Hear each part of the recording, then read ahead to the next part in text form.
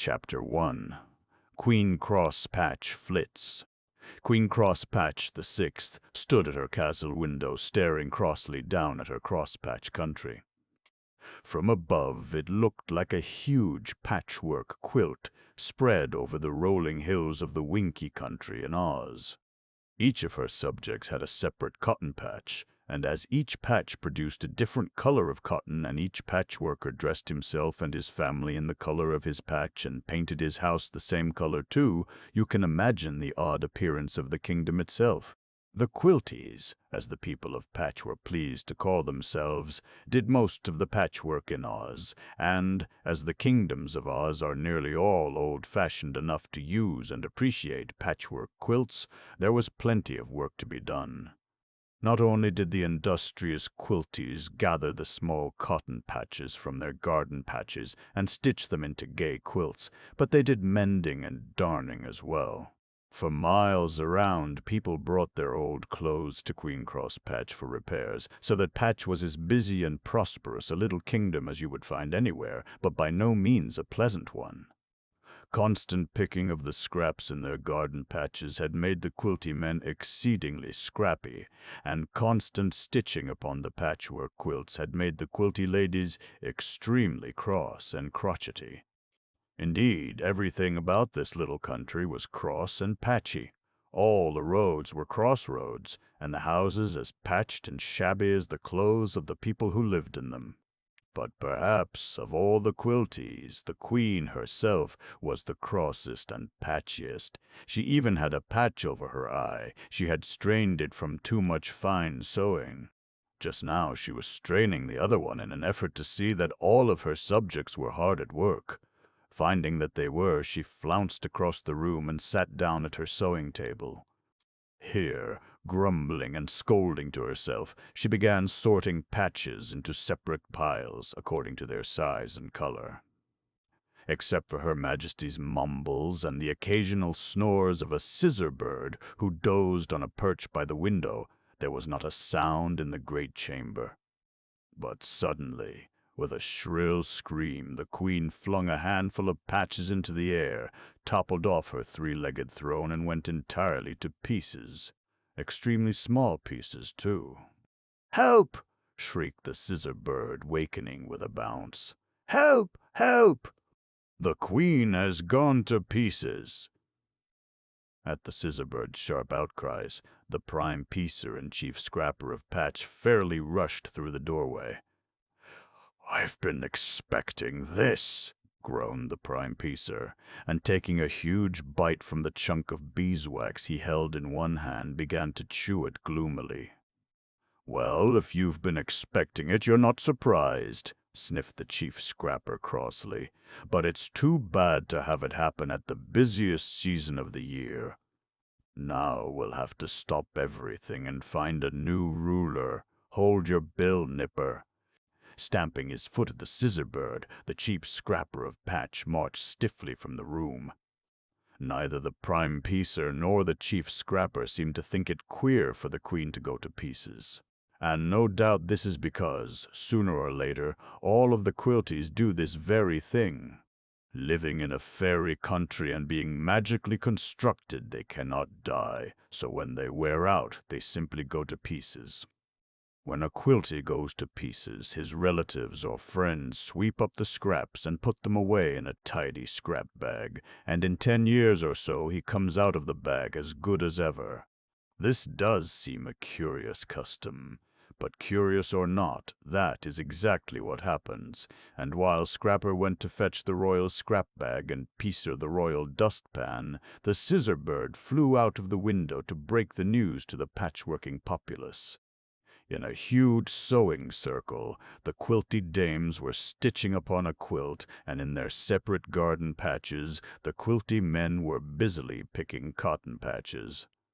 But as the scissor bird flew screaming overhead and they realized that Queen Crosspatch had gone to pieces at last, they all stopped working and looked fearfully at one another.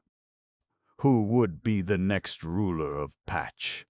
Whenever a ruler went to pieces, another was immediately chosen by the method laid down in the imperial scrapbook, and always one of the Quilties had been chosen.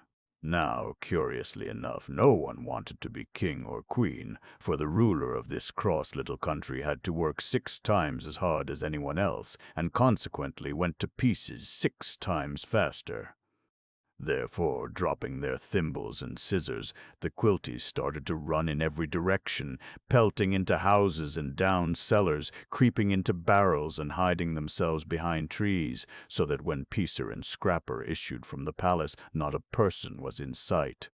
They had carefully swept up Queen Crosspatch and hung her in a closet, and now, grumbling a little, for choosing a new sovereign was always a troublesome matter, they stepped sternly toward the cottonwood to the left of the palace.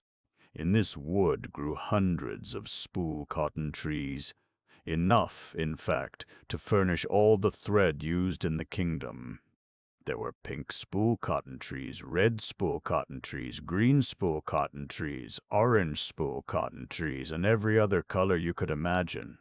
In the center of the little cottonwood grew a somewhat taller tree, bearing always one golden spool. It was to this tree that the prime ministers of Patch hurried, for this golden spool was the royal spool of succession, and when cut from the tree led directly to the next ruler of the kingdom. Peacer had a large rag bag over his shoulder, for it was usually necessary to capture a ruler by force. Scrapper had a pair of gold shears, and now, standing on tiptoe, he snipped the golden spool from the golden branch and held it expectantly in his hand. There was a regular speech written out in the royal scrapbook, and as Scrapper had already chosen 3 rulers, he knew it by heart. "Unwind, O royal spool of succession," commanded the little quilty importantly. "Unwind and lead us to the imperial potentate of Patch." As he came to the word Patch, Scrapper set the spool on the ground and, keeping hold of the golden thread, waited solemnly for something to happen. For a moment the spool lay quietly where he had placed it. Then, with a little bounce, it began to unwind. Letting the gold thread slip through his fingers, Scrapper skipped nimbly after the spool, Peacer following earnestly behind him. Up one crossroad and down another rolled the royal spool of succession, past the patched palace, past a dozen patched cottages, on and on and on. As it passed each cottage, the quilties within would give a roar of relief, for they knew that for the present the danger of being king or queen had passed the members of their household. Sometimes the golden spool would roll right into the front door of a cottage, and Scrapper and Peacer, thinking their search over, would prepare to seize a sovereign, but just as they did, the spool would whirl out the back door and roll on merrily down the road. But never before in the history of Patch had it gone so far nor so fast, so that soon the fat quilty ministers, panting along after it, were completely out of breath and temper. Now the cotton patches grew thinner and thinner, the little cottages farther and farther apart, and before they half realized it, the golden spool was rolling briskly down a yellow brick highway, and the kingdom of Patch lay far behind them. "Stop," grunted Peacer, letting go Scrapper's coat-tails to which he up to this time had dutifully clung. "Stop. I can go no farther." "Don't leave me," wailed poor Scrapper, rolling his eyes backward in great distress. Neither of the quilties had been out of Patch before, and the prospect was truly terrifying. Now, whether the magic spool heard the two conversing is hard to tell, but, quite suddenly, it stopped, and sinking down by the roadway, Peacer and Scrapper began to mop their foreheads with their patched handkerchiefs and fan themselves with their hats. "Let's go back," quavered Peacer in a low voice. "But we cannot go back without a ruler," objected Scrapper, who was the bolder of the two. "If we do not find a ruler in 4 days, you very well know that Patch and all of the quilties will go to pieces. Do you want to go to pieces?" he asked severely. "No," said Peacer mournfully. "I don't, but we'll go to pieces anyway, running on at this rate. Something is wrong," puffed the prime Peacer dolefully. "The spool never took us out of the kingdom before. It's twisted, I tell you, and dear knows where it will take us." "It will take us to the next ruler," declared Scrapper, who had recovered some of his breath and most of his courage. "It is our duty to follow." "Come." "Oh, very well," sighed Peacer, rising to his feet with a great groan.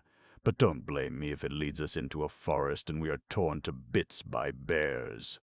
As Peacer finished this cheering speech, the thread in Scrapper's hand gave a little pull. The golden spool had started off again. This time, however, it rolled along more slowly, and, in spite of their uneasiness, the two quilties cast interested glances to the right and left. It was all so different from their own patched and shabby little kingdom. Pleasant yellow cottages and farms dotted the landscape, and the fields and meadows, full of buttercups and daisies, did not look a bit dangerous. On the hill a splendid tin castle shone and glittered in the sun, and though Scrapper and Peacer were quite unaware of it, this was the residence of the Tin Woodman who ruled over the land of the East. Nowhere in Oz is there a more cheerful land than the country of the Winkies. But just as the two travelers were beginning to enjoy themselves, the spool turned sharply off the highway and plunged down a steep hill. The first jerk flung Scrapper on his face, and as Peacer had hold of his coat-tails he lost his balance too, and over they rolled to the bottom. "Now for the next ruler," gasped Scrapper. Scrambling to his feet, and without pausing to brush off the dust, he bounded after the spool. It was fairly whistling ahead now, bouncing over rocks and tree stumps, so that the two patchy statesmen, in their endeavor to keep up with it, looked like a couple of boys playing leapfrog. When it did stop, Peacer was too giddy to see, but Scrapper gave a loud roar of anger. "I don't care what it says," shouted the little quilty angrily. "I refuse to take orders from a cow." "Is this our future sovereign?" he demanded indignantly. The spool had stopped indeed, and under the very horns of a cross-brown cow. "Moo!" bellowed the cow, lowering her head threateningly. "That's just what we will do," sniffed Scrapper. "Move on!" At Scrapper's words, the spool of succession, as if it had been waiting for a signal, zipped under the cow, dragging both ministers along, and from the way it behaved in the next half-hour, I am convinced that some mighty bad magic had gone into its making. It rushed furiously under fences, over which the breathless quilties were forced to climb, round and round trees, till they were almost too dizzy to stand, up hills and down hills, through stickery bushes and over sharp stones.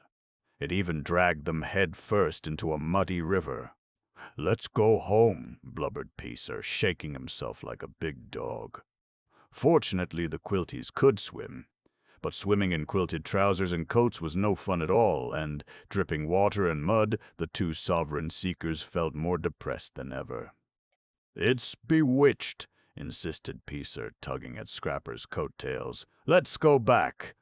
But Scrapper stubbornly shook his head and trudged stubbornly after the mischievous spool of succession. It was unwinding quite deliberately now, but leading them deep into a dangerous-looking forest. "I wish Crosspatch had never gone to pieces," moaned Peacer dismally. "I don't care who's imperial potentate. I wish someone else had my position. I wish—" "There's a sign," interrupted Scrapper. "Look, it says Emerald City, 35 miles. "Emerald City," panted Peacer, forgetting his weariness for a moment. "Why, that's the capital of Oz, patches and pincushions. Why, I never expected to see the Emerald City. Maybe our next queen's in the capital, old fellow." "Well, then she ought to make a capital queen," sighed Scrapper, leaning over to untwine a bramble from his left shin. "But who wants to walk 35 miles? As he straightened up, the gold spool whirled between two tall trees and came to a complete standstill on a short footpath. A rustic railing ran along the edge of the path, and, taking hold of the railing, Scrapper began looking anxiously around for the future ruler of Patch. "Do you see anything?" he queried, looking over his shoulder. "No, but I feel something," grunted Peacer, peering anxiously down at his feet. "Beeswax and basting threads." Next instant both quilties leapt into the air. Then, taking a firmer hold upon the railing and on each other, they clung desperately together, for the footpath, rising up on its 100 broad feet, was rushing like the wind through the gloomy forest. "Are we going to pieces?" shouted the prime piecer, not daring to open his eyes. Cautiously, Scrapper opened one eye, and the first thing that met his gaze was a neat notice tacked on the rustic railing. It was only a blur, so fast were they traveling, but opening the other eye, he managed to decipher it. "This footpath runs straight to the Emerald City. Hold tight. No stamping or kicking allowed." Private property of the Wizard of Oz. "Well, hurrah!" exclaimed Scrapper, thumping his companion on the chest. "We're not going to pieces, we're going to the Emerald City. Going. Why, here we are." And they were too, right at the gates of the loveliest city in Oz. The footpath, having accomplished its journey in less than a minute, now tilted its passengers rudely off and, coiling up like a serpent, went to sleep under a lime-drop tree. Too overcome to do anything but blink at the gleaming spires and turrets of the capital, the two simple quilties stood stunned and still. But a business-like tug from the gold thread brought them out of their trance. The spool of succession had slid off the path with them, and was now rolling gaily through the gates of the city. Holding fast to one another, and scarcely daring to breathe, the fat little ministers of Patch went tiptoeing after the golden spool. Chapter 2. The New Queen of the Quilties. The Emerald City, which Scrapper and Piecer were now entering, is the capital of Oz, and lies in the exact center of that merry and magical kingdom. Oz, as many of you know, is a funny and fascinating fairyland, oblong in shape and surrounded, for protection, by a deadly desert of sand. There are 4 large countries in Oz: the yellow Winky Land of the east, the purple Gillikin country of the north, the blue Munchkin country of the west, and the red lands of the Quadlings in the south. Each of these 4 countries is divided into many smaller countries, of which Patch is the 705th, but all are subject to one ruler and governed by laws laid down by the Queen of the realm. The rulers of Oz always lived in the capital, not only because it is so central and convenient, but because it is the most beautiful and enchanting city in the whole fairy world. Its cottages and castle fairly twinkle with emeralds, and these precious stones, studding the walls and even the marble walks, give the air a soft glow and shimmer, making gardens greener, fountains more sparkling, and everything more glittering and gay. Ozma, a little girl fairy, is the present ruler of Oz, and the wisest and gentlest sovereign the fairy country has ever known. With her in the Emerald City live 57,318 gay Ozites and nearly 100 celebrities, for Ozma has invited to her court the most interesting characters from her 4 fairy kingdoms. The Scarecrow, a lively fellow stuffed with straw, is perhaps the most famous. He has a palace of his own, but is a frequent visitor at the capital.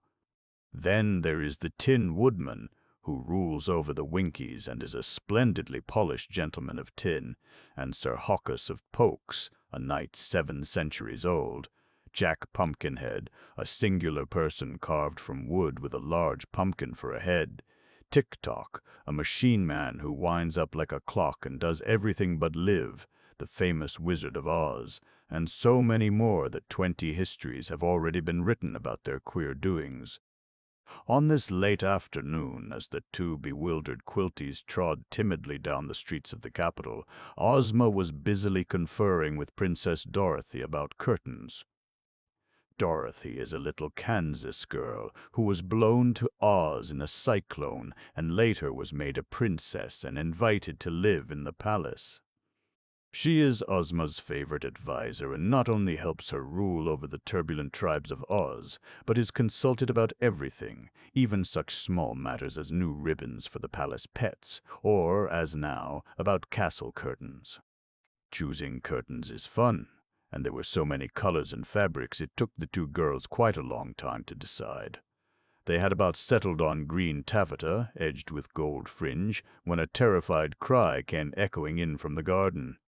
"What was that?" cried Dorothy, and dropping a roll of taffeta, she rushed to the window. Ozma followed quickly, and, in some alarm, the two stared down over the flowered slopes and green terraces. But not a soul was in sight, and after waiting for another scream, they concluded that the first was the shout of some mischievous boy, and gaily returned to their curtains. Had they looked 5 minutes sooner, they would have been surprised indeed. 5 minutes before Scrapper and Peacer, toiling breathlessly after the spool of succession, had run straight into the palace garden. Darting here and there, it had led them to a secluded grape arbor. On a green bench under the arbor sat a most amazing young lady, and as the two quilties stared at her in perfect astonishment and admiration, the golden spool stopped at her feet. It was the Patchwork Girl, one of the very jolliest of Ozma's subjects. She had been made originally by a wizard's wife out of an old crazy quilt and neatly stuffed with cotton. Her eyes were silver suspender buttons, her tongue a piece of red velvet, and her hair a bunch of yarn that refused to stay down. Margalotte, the wizard's wife, had intended Scraps for a servant, though when the wizard mixed up her brains, a double portion of fun and cleverness had got in by mistake. When he brought her to life, Scraps refused to work and ran off to the Emerald City, where she has lived ever since, making life lively for everyone and having more fun herself than a cage full of monkeys.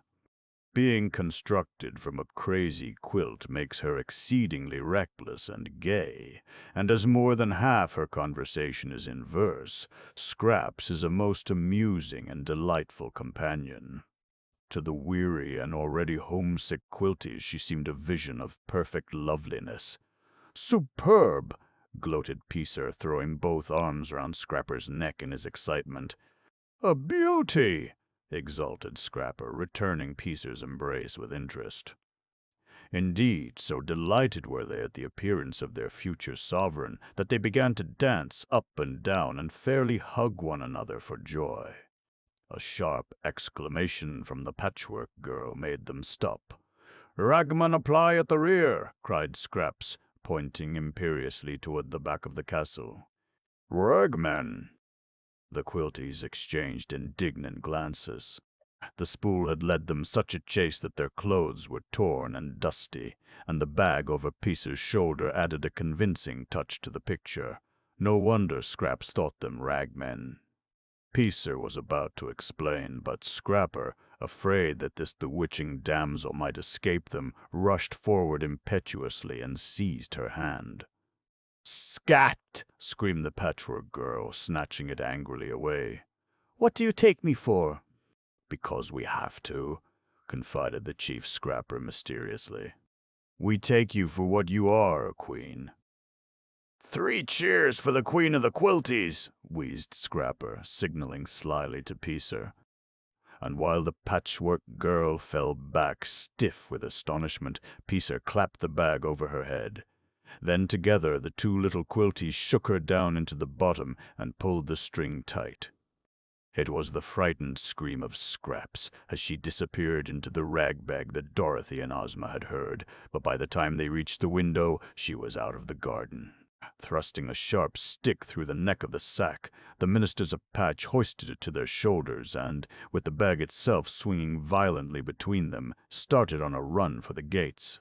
They would never have succeeded in kidnapping Scraps nor escaping unobserved had it not been for the footpath. After a short nap, it had grown curious about the two strangers it had brought to the city, and pattering into the royal garden began to search for them.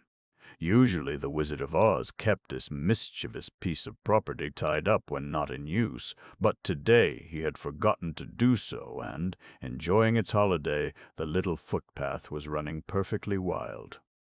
Coming upon Peacer and Scrapper as they dashed headlong over flower beds and borders, it scooped them neatly up, and by a short, little-known route carried them straight out of the Emerald City. For a time the quilties were too shocked to realize what had happened. Then Scrapper, shaken out of his stupor by a terrible jolt as the footpath jumped over a boulder, gasped weakly, "Why, it's the same flying path that brought us to the capital." "Yes, but where is it flying now?" wailed Peacer, tightening his hold upon the rag bag. Inside, Scraps was thrashing around in a frantic effort to escape, her screams and threats somewhat muffled by the collection of pieces already in the bag. "Can't we steer it?" panted the prime Peacer wildly, "or stop it or something?" Scrapper shook his head violently, then catching sight of a green card tacked on the rustic railing fairly pounced upon it. "Right directions here," advised the card. There was a pencil attached to the railing by a long cord, so Scrapper seized the pencil and wrote hastily, "Take us to the kingdom of Patch." The footpath jiggled so frightfully while he wrote, 'tis a wonder it could understand the directions at all, but as he let the pencil drop, it turned sharply in its tracks and started racing in the opposite direction, tripping and stumbling in its eagerness to get ahead. By the time they reached the Quilty Kingdom, the three travelers were so shaken up and down they tumbled off the path in a perfect heap of exhaustion. Even Scraps, in her imprisoning bag, had nothing at all to say.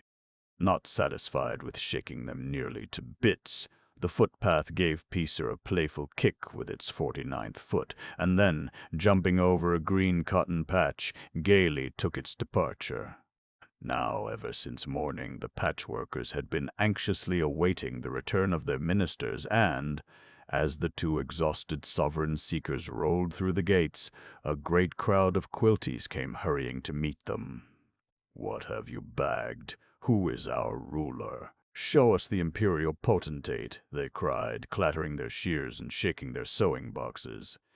Seeing that nothing would satisfy them but an immediate sight of the Queen, Scrapper scrambled wearily to his feet and began fumbling with the strings of the bag. "Will your Imperial Highness deign to step out?" suggested Scrapper, sticking his head cautiously into the bag. "Out!" shrilled Scraps, and bouncing up like a Jill in the box gave Scrapper a resounding smack on the ear. "You villain ragman, take me back! How dare you hurl me in a sack?" she cried furiously, and, whirling upon Peacer, boxed his ears as soundly as she had boxed Scrapper's. At this the delight of the quilties knew no bounds. They began to cheer and stamp with approval. "What a fine temper! What a marvelous beauty! She's the queen for us!" And raising their shears, they shouted all together, "Hurrah for the Queen of the Quilties! Try to act like a queen, can't you?" puffed Scrapper, seizing the agitated patchwork girl by the arm. "You're making a great hit," whispered Peacer persuasively. "Give me your name, maiden, so I can announce it to your subjects." By this time Scraps had recovered enough to look around, and what she saw interested her greatly. The gaudy Quilty Kingdom, with its gay cotton patches, the quilties themselves in their oddly patched clothes, seemed as beautiful to Scraps as she seemed to them. "What do you mean? Am I a queen?" she demanded, rolling her suspender-button eyes from side to side. The prime ministers of Patch nodded, and, as they did, two quilties, with a huge patchwork armchair on wheels, pushed their way through the crowd. "Quick, now, your name," begged Peacer. When Scraps, in an excited whisper, imparted the information, he cried in a loud voice, "Hats off to her Patchisty! 3 cheers for Queen Scraps of Patch!" The cheers were given with a will, and, as Peacer grandly handed the patchwork girl into the royal rolling chair, the excited quilties fairly pelted her with patches, tomato pin cushions, and hard spools of cotton. Luckily, Scraps is a stuffed person with no feeling at all, otherwise she might have been hurt by these flying missiles. As it was, she sat back grandly, bowing now to the left, now to the right, and feeling more important than she had ever felt in her whole cotton career. When they reached the patched palace, 2 quilty boys were waiting on the steps, one with the coronet and the other with the crown jewels, and, amid the further cheers of the populace, Scraps was crowned queen of the kingdom and led triumphantly into her castle. The crown was a round sewing basket, the crown jewels a string of old spools, but scarcely noticing the odd character of her royal regalia, Scraps strutted proudly up and down the shabby hall of the palace, rehearsing grand speeches and queenly gestures. As for Scrapper and Peacer, too weary to bother about supper or bed, they immediately locked all the windows and doors and fell into a heavy slumber on a hall bench. Chapter 3. Duties of the Quilty Queen. Hungry from their long fast, for they had eaten nothing the day before, and wearied by their long quest, the two Quilty statesmen arose early next morning. "Hard time to instruct Her Highness in the duties of her office," yawned Scrapper, ruffling up his hair. "I hope she has breakfast ready," muttered Peacer, groaning a little as he straightened his knees and stretched out his arms. "And I hope this queen lasts a long time, Scrapper, for another day like yesterday would be the end of me. Come on, let's see what she's doing." Not requiring any sleep, Scraps had spent the first half of the night wondering how she had come to be queen. Then, giving it up, she spent the other half dancing and singing and composing long speeches to deliver to her subjects. As Peacer and Scrapper stepped into the main hall of the palace, she was arranging her yarn hair before a long mirror. Catching sight of them in the glass, she spun gaily round and, clapping her crown on sideways, cried haughtily, "Vassals, fetch my rolling chair, your queen desires to take the air." "Stuff and nonsense," sputtered Scrapper, amazed at the Patchwork Girl's audacious verse. "Don't you know the coronation is over and it's time to get to work?" "Work?" shrilled Scraps, catching hold of a patched portiere to steady herself. "Queens are not supposed to work." "Where are the servants?" "There are no servants," answered Scrapper calmly. "The Queen does all the work here. Just read off the list of Her Majesty's duties, Peacer, old fellow." Putting on his specs, Peacer drew a long sheet of paper from his patched pocket and began. "The Queen of Patch, on arising, shall prepare the breakfast of her two chief advisers, meaning us," explained Peacer, looking severely at the Patchwork Girl over his spectacles. "She shall make the beds," he continued complacently, his voice growing higher with each item. "Sweep the floors, dust the furniture, scrub the steps, wash the windows, sort the patches, count the cotton spools, separate the old clothes for mending, feed the scissor bird, help pick tomato pin cushions, scold the patchworkers, and—" "But I'm not nearly finished," objected Peacer, rattling the paper impatiently. "Well, I am." The Patchwork Girl's suspended buttons glittered angrily behind the steel spectacles. "Get someone else to be your sovereign," she cried. "You don't want a queen, you want a cook, a housekeeper, and a grandma." Snatching the work-basket from her head, she dashed it to the floor and, jumping on it with both feet, shouted defiantly, "E-G-Wee-G, squeegee squab!" "I will not sweep, I will not scrub, I will not scrub, I will not dust, so let those dust and scrub who must." "Better save your strength for your work," advised Peacer, stepping back a few paces. "Your chief Scrapper," he whispered hurriedly to his companion. "You settle her while I fetch the scissor bird." As the door slammed upon Peacer, the chief Scrapper faced the Patchwork Girl. "Go on, get as mad as you please," he urged cheerfully. "The madder you are, the better we like you. The crosser you grow, the better queen you'll make for Patch. Our queens must be good scolders," he chuckled, rubbing his hands gleefully together. "I'm not your queen," screamed Scraps, stamping one foot and then the other. "Take me back to the Emerald City, you miserable ragamuffin. I am a free subject of Ozma of Oz." "Oh, no." "You're Queen of Patch now," corrected Scrapper, picking up the wastebasket and jamming it down upon her cotton forehead. "You were chosen by the royal spool of succession to be our ruler." While Scraps listened in amazement, he explained how the former queen had gone to pieces, and how the golden spool had led them to the Emerald City. "And you think, just because your silly spool tagged me, that I'm going to stay and do all your work?" exclaimed Scraps, snapping her cotton fingers under Scrapper's nose. Kazuk, you make me sick! Rushing to the door, she jerked it open, bumped against Peacer on his way in, and sat down with a thud. What a pretty creature, chirped the scissor-bird, who had flown over Peacer's head. Is this the new queen? Scrapper nodded. She knows almost as many crosswords as the last one, he chuckled admiringly. But she refuses to work. Oh, I think she'll work now, smiled Peacer. With a significant wink at his companion, he thrust a broom into Scraps's hands and, turning to the scissor-bird, said quietly, If Her Majesty refuses to clean the castle, just cut off her head.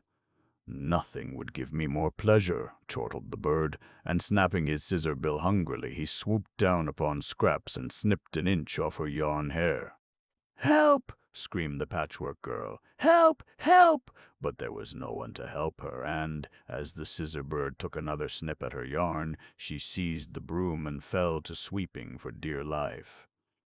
When you've finished sweeping, you may wash the windows, said the Chief Scrapper, and, taking the arm of the Prime Peacer, passed pompously out into the garden.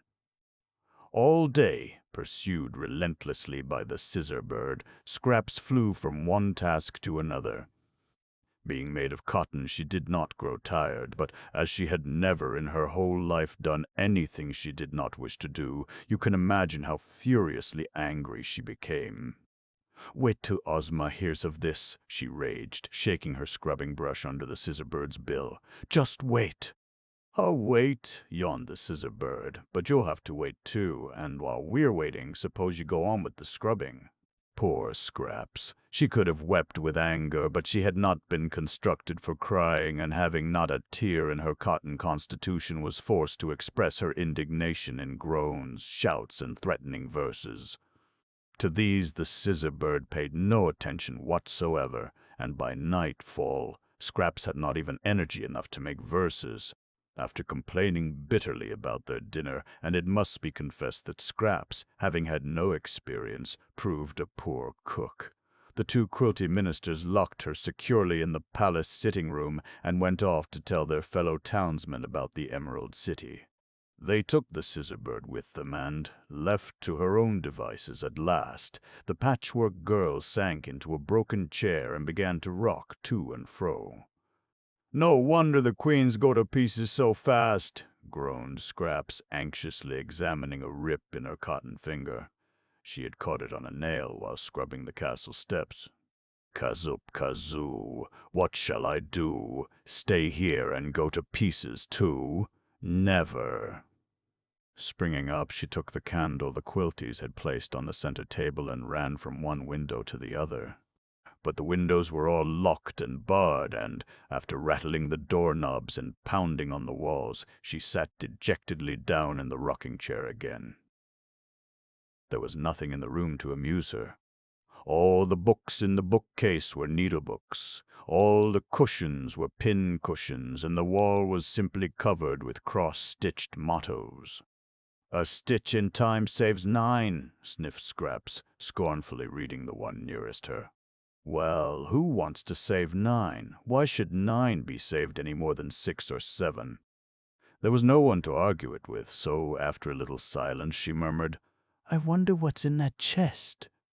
Except for a few rickety chairs and the sewing table, the chest was the only other piece of furniture in the room.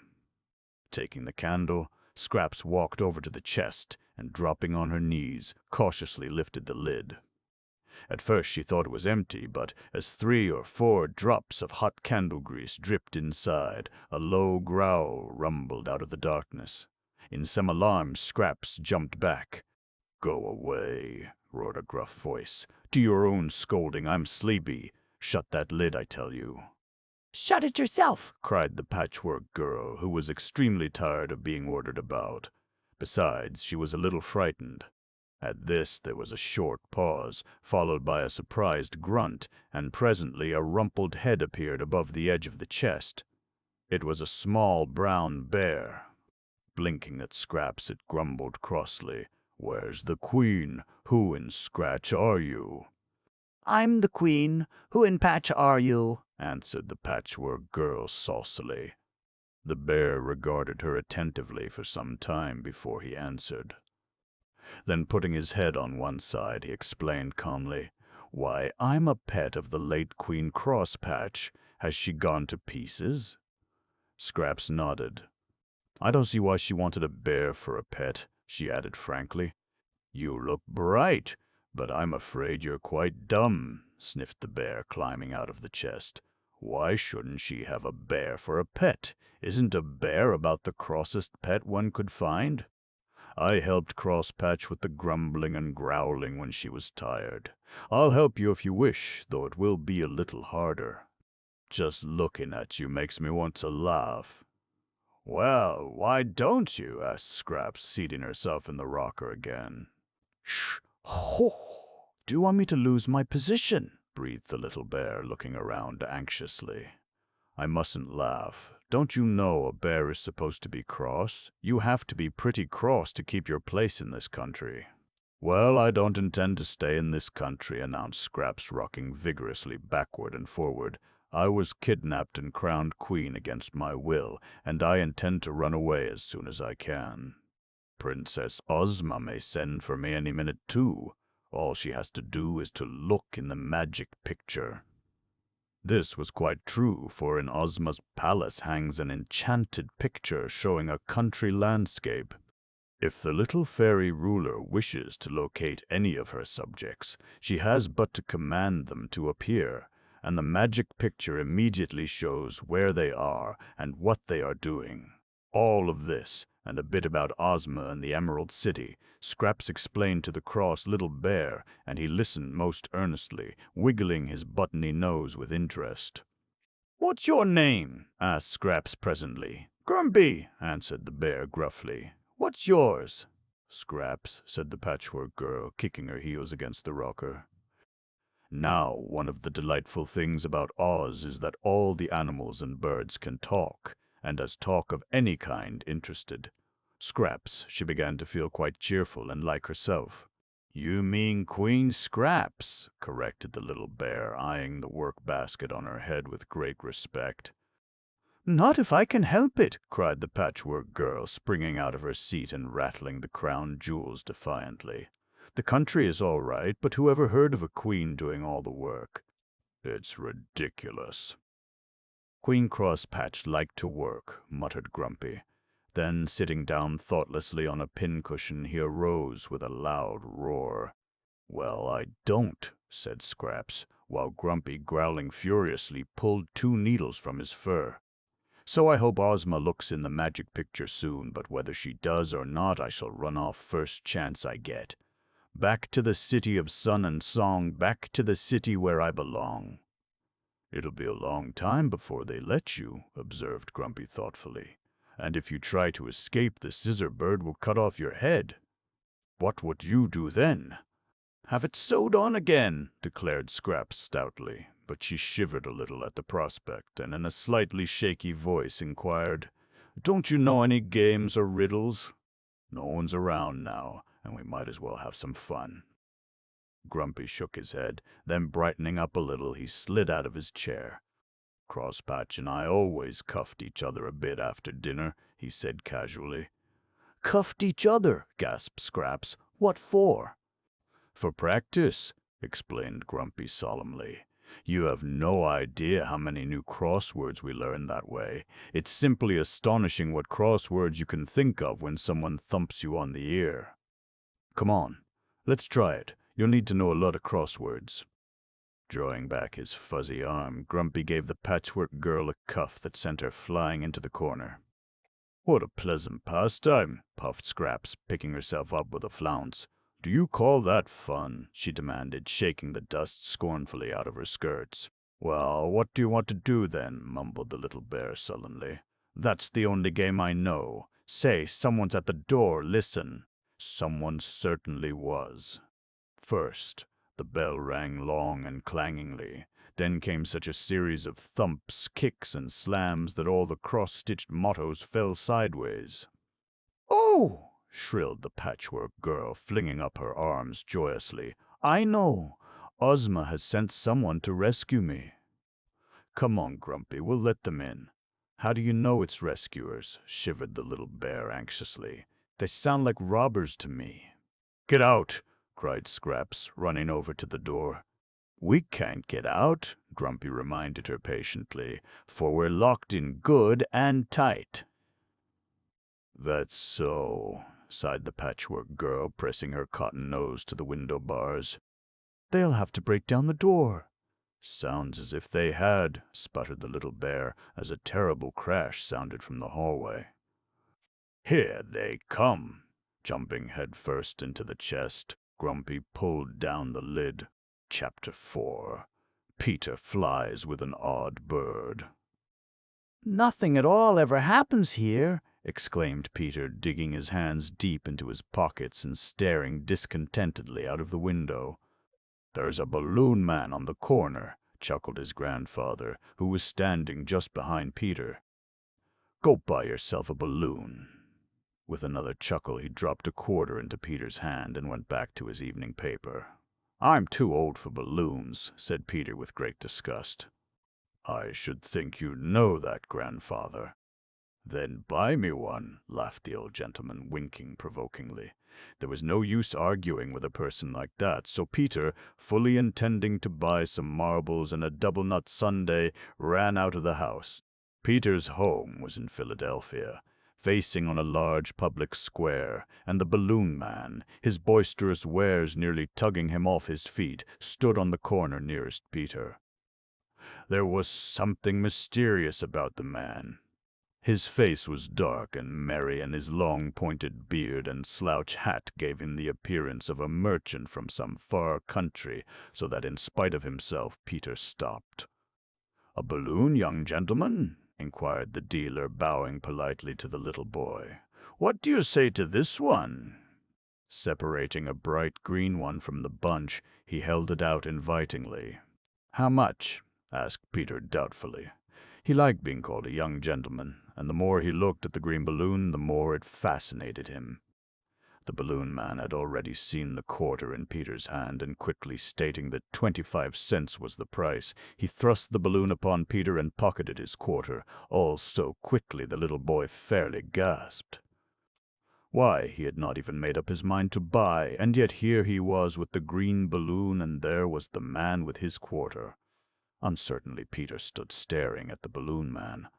"It's a bird," whispered the merchant, leaning forward to touch the balloon lovingly with the tips of his fingers. "Ah!" as the balloon man said. "Ah!" A crowd of Peter's friends turned the corner, and not wishing them to catch him with anything so babyish as a balloon, Peter started to run across the square. And never had Peter run so easily.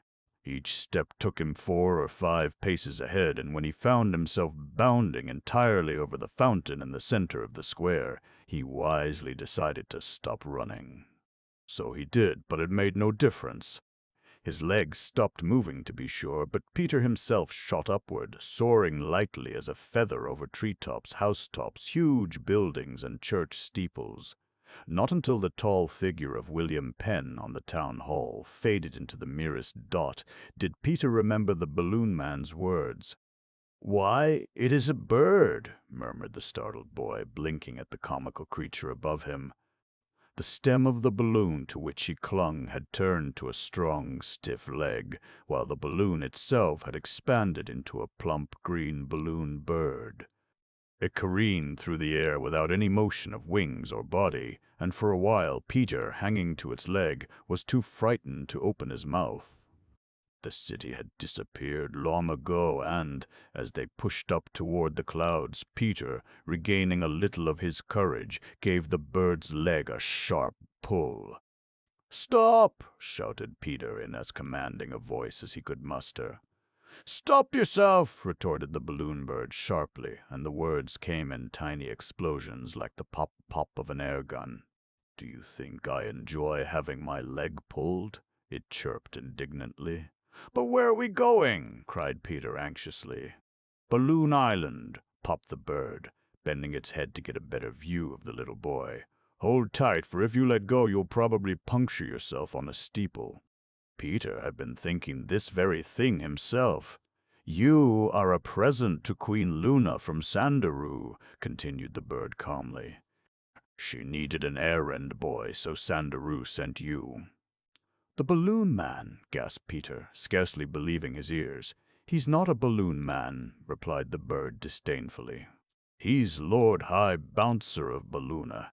You were picked for errand boy," he continued placidly, "because you look strong and stout, and because the balloon boys on the island are always puncturing themselves or exploding." "Did you ever explode?" asked the bird severely. "People don't explode," answered the little boy scornfully. "And I'm not going to be an errand boy for a lot of ballonatics either," he shouted angrily. "You'd better let me go or I'll tell my grandfather on you."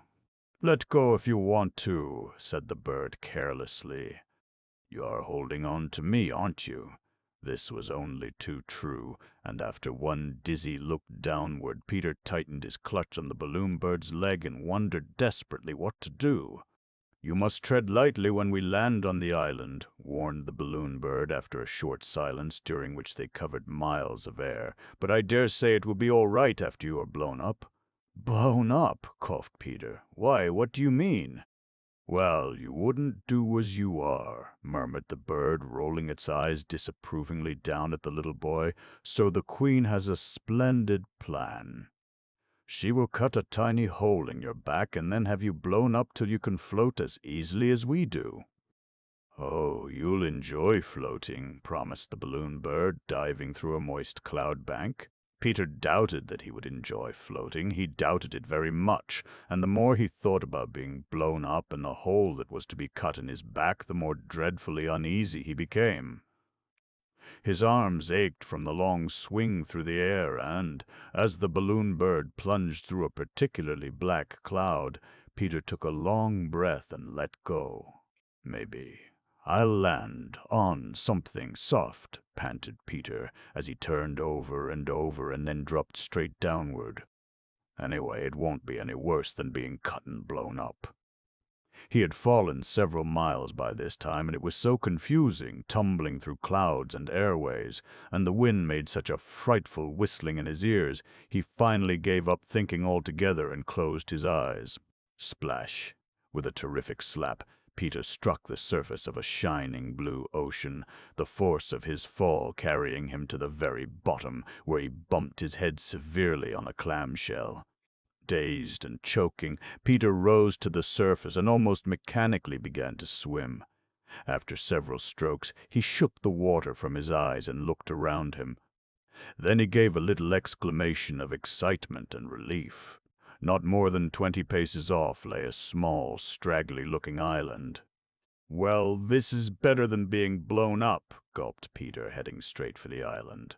"Maybe some fishermen live here and maybe some boats pass. Gee willikins, won't Grandfather be surprised when he hears about this, though?" Immensely cheered, Peter cut swiftly through the choppy blue waves, and the water was soon shallow enough for him to wade ashore. The island was not much larger than the public square at home. A few seagulls circled aimlessly overhead, but so far as Peter could see, there were no people or houses. First he walked completely round the island, then, feeling rather depressed, started across. The soil was poor and rocky, and there were only about a dozen trees altogether. When he had come to the top of a small hill, Peter sank down on a heap of rocks and began to wring the water from his coat. How long he sat there wondering what he should eat, how he should endure the loneliness, or ever find his way back to Philadelphia, Peter never knew. But he suddenly became aware of a rattle and rumble below, and out from the opposite side of the rock heap sprang a perfectly furious little man. He was gray as the rocks himself, and his long, wispy white hair and beard blew and snapped in the wind. "Get off my chimney, idiot!" screamed the old gentleman, dancing wrathfully up and down. "Can't you see you're filling my cave with smoke?" Stopping right in the middle of his dance, he glared long and searchingly at the little boy. Then, bursting into loud sobs, he began to hop round and round on one leg, wiping his tears on his whiskers and fairly sizzling with indignation. "To think," he shouted, raising his arms to the heavens, "to think that after 5 years of loneliness a miserable mortal should fall on this island. Why couldn't it have been a gnome or a witch or somebody real and interesting? "I hate children!" shrieked the angry little fellow, stamping his curly foot at Peter. Peter had been so startled by the sudden appearance of the old gentleman, and then so surprised at his curious actions, that he had said nothing at all. But now he jumped angrily off the rock heap. "He's no bigger than I am," thought Peter courageously, "and he needn't think he can talk to me like that." "Is this your island?" he asked stiffly.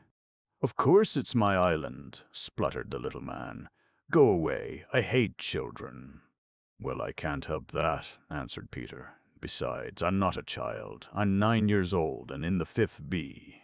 "I don't care what you're in," shrilled the little islander. "You're in my way now, and if I had my magic belt, I'd turn you to a potato and mash you for supper." "Don't you know I'm a king?" he squealed, thumping himself 3 times upon the chest. "Well, you don't act like one," answered Peter in disgust. "If you are the king of this island, I wish you'd give me some supper and a place to sleep." "King of this island!" screamed the angry little man. "I'm Ruggedo the Rough, the one and only metal monarch and ruler over 500,000 gnomes besides." "Gnomes," murmured Peter, pushing back his cap. He had read about these underground elves who mine all the precious stones in and out of the world, but he had never really believed in them.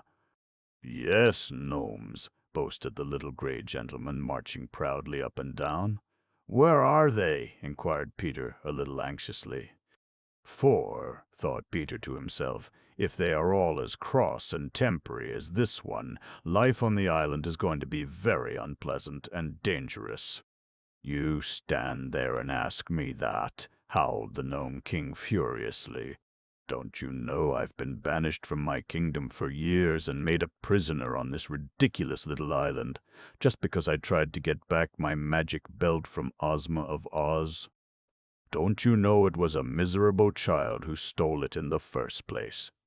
"I hate children," repeated the Gnome King, clutching his hair with both hands and snapping his wicked little eyes at Peter. "If you've been here all that time by yourself, I should think you'd be glad to have someone to talk to," ventured the little boy, seating himself carefully on a rock. "I read a book about Oz once," he went on in an interested voice, "but I didn't know it was really true. Is Ozma still queen, and does Dorothy still live in the Emerald City?" "Dorothy's the girl who stole my belt," sputtered Ruggedo, for it was the Gnome King. "If you have read about Dorothy, you must know about me. You weren't in the book one read," explained Peter patiently. "But if you know Dorothy and Ozma, they must be real, and if we are near Oz, maybe you can tell me how to get there." "If I knew, do you suppose I'd be here?" yelled Ruggedo. Picking up a rock, he flung it at Peter's head and rushed violently into his cavern. Peter dodged the rock and, almost wishing he had stuck with the balloon bird, stared dejectedly out to sea. The sun was sinking in the west, and the prospect of a long stay on the barren island with the dreadful little Gnome King was not at all cheering. "I'll probably starve to death," sighed Peter, kicking gloomily at a stone. Then, remembering some string in his pocket, he pulled it out and, fastening a small piece of wire on the string, started toward the beach with the intention of catching a few fish for his dinner. Halfway there, he came to a small sluggish stream and, casting his line into its muddy water, sat down to wait for a bite. He had no matches, but thought maybe if he caught a few fish and offered Ruggedo one, he might allow him to cook over his fire. Now Ruggedo had fully intended to stay in his cave and not speak another word to Peter, but finally his curiosity got the best of him. "After you have been all alone for 5 years, even a creature you despise is better than no one at all, so presently he came stalking out again. Peter had, in the meantime, decided to be as polite as possible to the old gnome, for no one could help him. Therefore, as Ruggedo approached, puffing away at a short clay pipe, he waved to him quite cheerfully. "Don't wave at me," wheezed Ruggedo, taking his pipe out of his mouth and frowning darkly. I'm a king, I am." "Oh, what difference does that make?" said Peter impatiently. "We're both stranded, aren't we? Let's stop quarreling and try to find a way off the island. Don't boats ever stop here, and how far away is this land of Oz, anyway?" "Boats?" scoffed the Gnome King. "I've been here 5 years, and not one boat has passed. As for Oz, you are in the very middle of the Nonestic Ocean, and about as far from Oz as you could possibly be." "You mean to say you've been here 5 years?" gasped Peter incredulously. "And nothing has happened in all that time?" "Nothing but you," answered the Gnome King. "Well, you needn't think I'm going to stay that long," blustered Peter, jerking at his fish line in great agitation. "I'll build a boat or a raft or something." Taking his pipe from his mouth, the old gnome looked at Peter almost respectfully.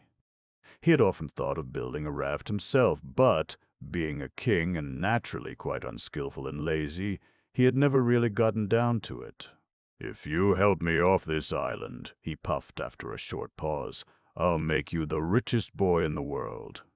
"Humph," grunted Peter, not much impressed by the old gnome's promises. Just then his line gave a tug, and he was pulling it up quite joyfully when Ruggedo seized his arm.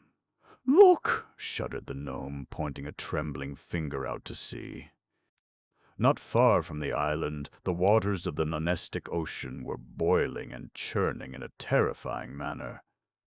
As Peter jumped to his feet, the waves arose in a mighty green wall and, with a deafening roar, came crashing downward. Chapter 5. Sea tips upside down in quake. Flung flat upon their faces by the terrific shock, it was some time before either Ruggedo or Peter had the courage to look up. Then Peter, rubbing the sand and dust from his eyes, raised his head and stared fearfully out to sea. What he saw made him blink with astonishment.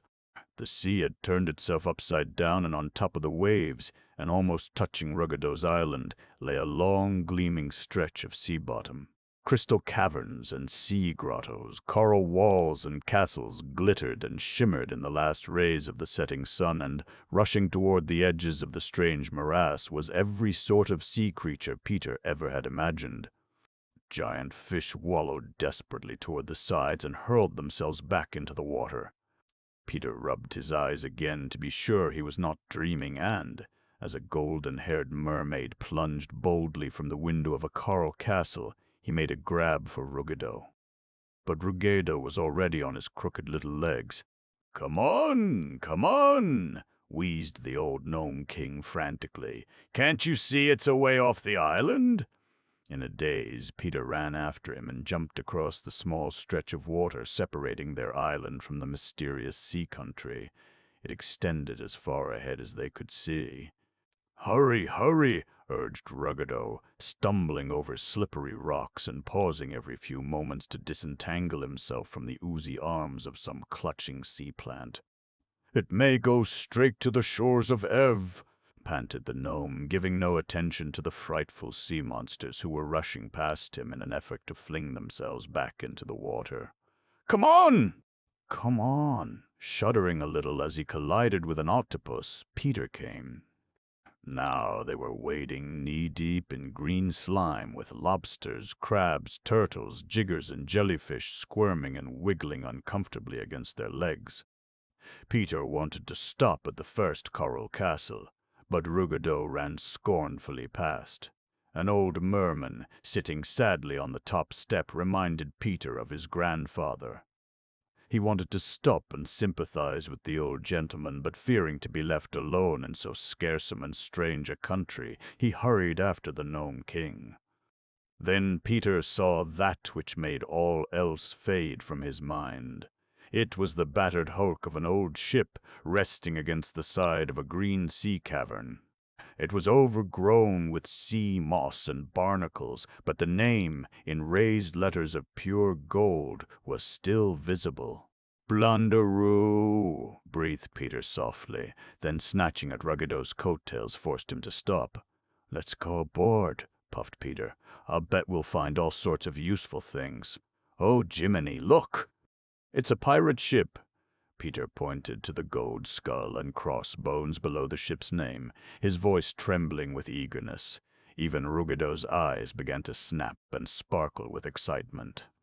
"That would mean treasure chests," muttered the old gnome greedily.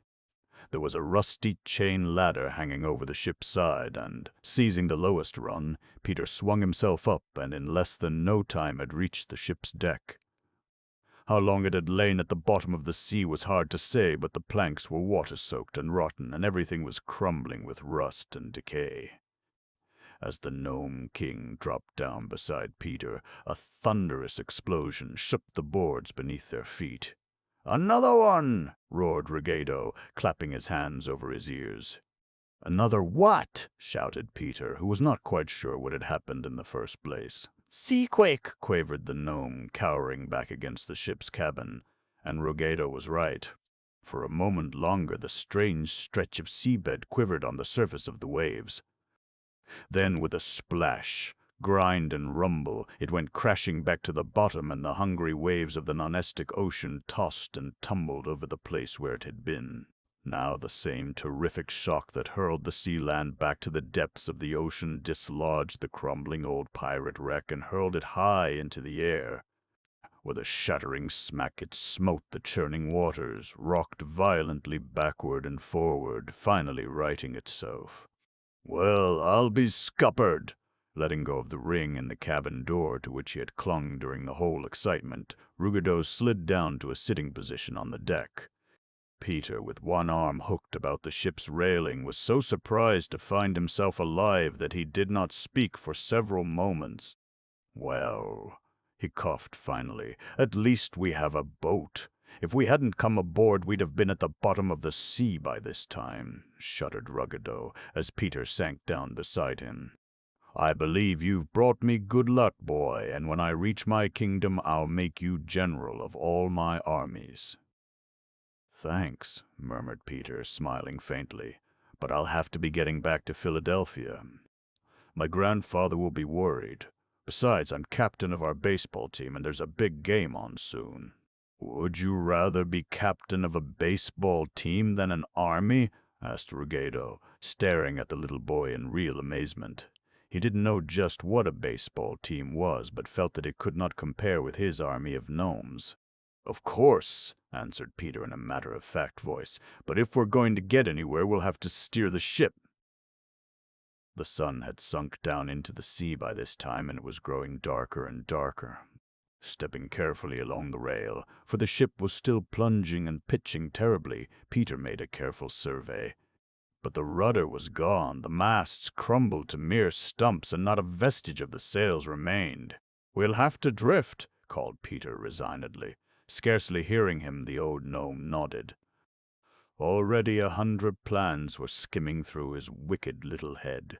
Plans to reinstate himself as Metal Monarch, revenge himself upon Ozma and Dorothy, and destroy once and for all the Emerald City of Oz. The tides of the Nonestic Ocean were very strong, and he felt that sooner or later they would be carried to the shores of Ev, under the surface of which lay his own vast dominions. Directly across the deadly desert from Ev lay Oz, and when he reached his own kingdom, some means of crossing the desert would have to be devised. While Ruggedo was planning all this, Peter was busily exploring the ship. He would have liked to descend into the hold of the pirate vessel, but it was already too dark to venture down, and as he was very hungry, he began to look around for something to eat. Fortunately, the decks were still full of wiggling sea creatures that had failed to get back in the water after the seaquake. Peter threw most of them overboard, keeping only 3 tiny fish for his dinner. These he killed, cleaned, and scaled with his pocket-knife, and, borrowing Ruggedo's pipe, which quite miraculously had stayed lit, kindled a small fire in an iron pot and broiled them most satisfactorily. Ruggedo refused to share Peter's dinner, crunching up instead a handful of pebbles he had in his pocket. As the moon rose, the sea grew calmer, and, riding up and down the silvered waves, the strange shipmates sat conversing together. Delighted to be off the lonely island, impressed by Peter's enterprise and spirit, Ruggedo had grown almost friendly. He listened quite pleasantly while Peter told how the balloon bird had carried him off, and then in his turn related a bit of his own history. He first explained to the little boy how Dorothy had captured his magic belt, which seemed to be his most treasured possession, and how she had given it to Ozma.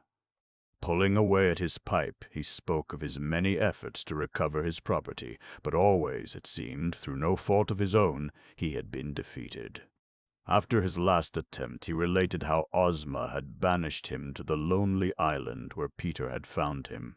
"Well, why bother with the belt?" asked Peter a little sleepily, as the gnome paused to knock the ashes from his pipe. "If you have all the riches you say you have, and are ruler over 500,000 gnomes, why do you need this belt?" "Because it is my most magic possession," explained Ruggedo impatiently. "With the magic belt, one can change people into any shape or form whatsoever, and transport them where one desires. And don't you see that so long as Ozma has this belt, I am in her power?" "I suppose so," yawned Peter, but he couldn't help reflecting, from what he had read of Ozma and what he already knew of Ruggedo, that the magic belt was far safer with the little fairy ruler of Oz. "Why did Dorothy take it from you in the first place?" he inquired drowsily. "Just because I wanted to transform her and a few of those useless Oz people into ornaments for my palace," complained Ruggedo in a grieved voice. "Oh!" murmured Peter, and, chuckling a little to himself, curled into a more comfortable position. The deck was hard and wet, but Peter, thinking over the strange events of the day, did not even notice. Up to now he had believed in the usual things of life, like grandfathers, school, baseball, circuses, vacations in summer, plenty of friends and fun. To suddenly be confronted by balloon birds, gnomes, fairy kingdoms, and sea quakes was terribly confusing. Peter tried his best to figure it all out, but, lulled by the motion of the ship and the monotonous drone of Ruggedo's voice, he finally fell into a deep slumber. Chapter 6. Ruggedo Discovers Pirate's Treasure. When Peter awakened, the sun was already high in the heavens, and the sea, a glittering, dancing expanse of blue. Stretching his arms joyously, Peter bounded to his feet, not even minding the little stiffness he felt from his long sleep on deck. The ship was rolling along comfortably with the current, and Ruggedo was nowhere in sight. Tiptoeing over to the cabin, Peter peered in the window, but he was not there. "He's gone below, I guess," decided Peter, and started down the broken ladder that led into the ship's hold. The portholes, still overgrown with moss and seaweed, let in only a dim green light. But, even so, Peter could see that the walls were hung with rusty swords and muskets, while all about the sides stood old iron sea chests and boxes and rotting sacks, spilling out their gleaming contents of gold and silver coins. Before the largest sea chest crouched the old Gnome King. He was crooning happily to himself and running his fingers through the sparkling jewels that filled the chest to the very top.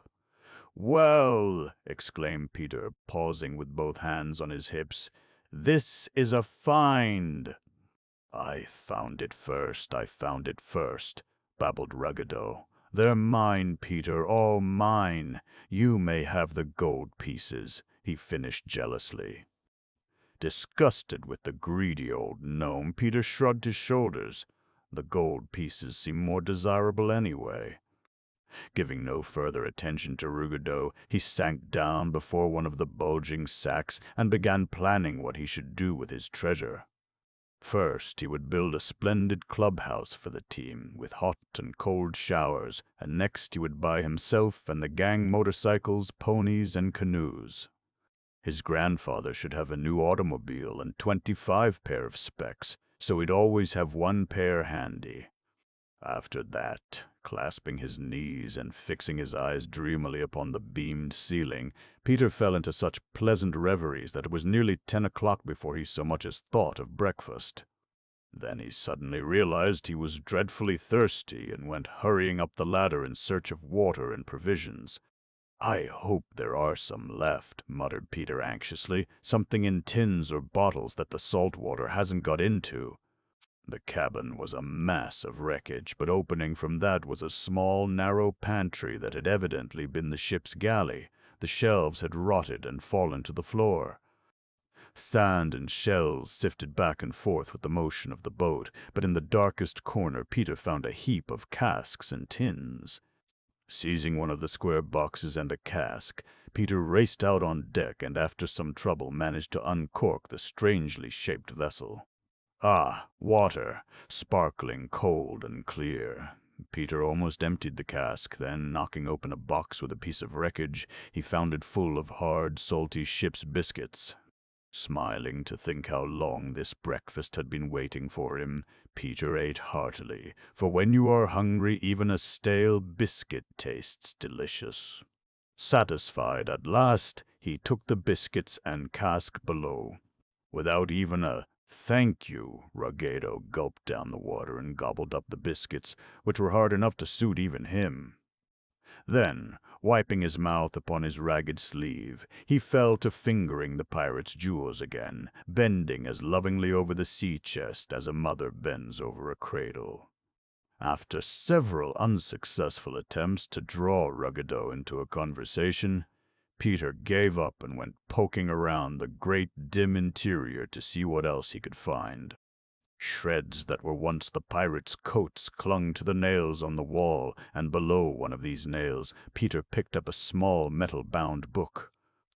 Water had blurred all the first pages, but, carrying it up to the light, Peter found the last page quite legible. It was the pirate chief's diary, and, thrilled to his last bone, Peter pored over the pirate's final entry. "I, Pollocky the plunderer," said the thin, angular writing, "did this day capture the island of Ashangabad, taking from the islanders 10 chests of gold, 3 bags of silver, the crown and jewels of state, together with the magic casket of Sub, the sorcerer. The treasure will I divide, but the magic appliances hold for myself in case of mutiny or capture." As he read, Peter could almost see the swaggering old pirate chief and his men swarming over the strangely named and defenseless little island. There were some further remarks about the winds and tides, but what interested Peter was the magic casket. I do wonder what he did with it, mused the little boy. Maybe there might be some magic in it that would take me back to Philadelphia. Deciding to say nothing of his discovery to Ruggedo, Peter went below and began a systematic search, poking behind the great chests and bags and tapping on the dank walls for secret cupboards or hollow boards. He had completely circled the treasure room without any success and was standing on the spot where he picked up the diary before he made any progress at all. Then, looking down, he noticed that the plank beneath his feet was raised up higher than the others. It might easily have been swollen out of place by the action of the water, but, bending down, Peter began to pry at the board. At the second tug it came up altogether, revealing a square, box-like enclosure. In the enclosure lay a small carved casket of jade, a ruby key on top. Forgetting the necessity for caution, Peter gave a shriek of excitement and, falling upon his knees before the opening, reached eagerly down for the magic box. To fit the key in the lock and open the casket was the work of but a moment. He was a bit disappointed to find what looked like a package of gray gauze, a small uncut emerald, and an ivory box with a few directions on the lid. Placing the smaller objects on the floor beside him, Peter unrolled the gray package. It proved to be a long, misty cape, and on the collar was a tiny tag stitched in green. "The flying cloak of invisibility," announced the tag. "Renders wearer invisible and takes him wheresoever he desires to go." With a sharp exclamation of delight, Peter arose and was about to fling the magic cloak around him when it was snatched roughly from behind. It was the old Gnome King, of course. For several minutes he had been peering over Peter's shoulder and had also read the legend on the green tag. "Take me to the Emerald City!" shouted Ruggedo, wrapping himself in the misty folds of the gray garment. Too startled to even try to recover his property, Peter stood blinking at the old gnome. But he neither disappeared nor whirled off in a cloud of silver dust, as Peter had expected him to do. In fact, nothing happened to him at all. "What kind of a miserable, mumpish magician made this?" stormed Ruggedo, dragging off the cloak and holding it up to the light. "Well, you had no business to take it in the first place," burst out Peter angrily. "I found the magic casket, and the cloak is mine." "What good would it have done anyway if it had carried you to the Emerald City?" he continued more calmly. "You would have left all this treasure behind and had no one to help you capture your belt." "That's so," admitted Ruggedo, sitting down with the cloak in his lap. "If I had gone, you would have taken all the jewels for yourself." "You bet I would." Folding his arms, Peter stared sternly down at the mean little gnome. "Why can't you play fair?" he demanded indignantly. "Well, weren't you going to fly back to Philadelphia and leave me?" asked Ruggedo triumphantly. "Ha! Ha! You're no better than I am. That's why I like you," he finished maliciously. Peter blushed a little at the Gnome King's shrewd guess. He had been going to wish himself back to Philadelphia, but pretending not to care, he swept up the other treasures from the magic box and put them into his pocket. "If you keep the cloak, I shall keep these," he announced firmly. "And I know why the cloak won't work, too." "Why?" In spite of himself, Ruggedo's voice trembled with eagerness. "Oh, because—" Smiling provokingly and whistling a careless tune, Peter climbed up the ladder. Ruggedo was after him in a flash. "Tell me," begged the gnome in his most coaxing voice, "don't you realize that with the magic cloak I can fly into Ozma's palace and recover my belt without being detected? And when I do," he promised earnestly, "I'll transport you immediately back to Philadelphia, you and all the gold pieces. Promise?" Ruggedo nodded so vigorously his hair blew backward and forward 7 times. "All right, then," agreed Peter, leaning against the rail of the blunderoo. "It won't fly because it's torn." Holding the cloak up, Ruggedo saw that Peter was right. There was a large hole in the back and a rent reaching from the collar to the hem. "Ha! My gnomes can soon mend that," boasted Ruggedo in relief, "and then let Miss Ozma of Oz look to her crown. I'll fly to the Emerald City, steal my belt, and I'll turn her to a canary and clap her into a gold cage."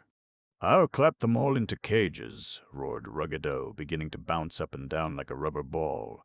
"There won't be one emerald left upon the other when I get through with them.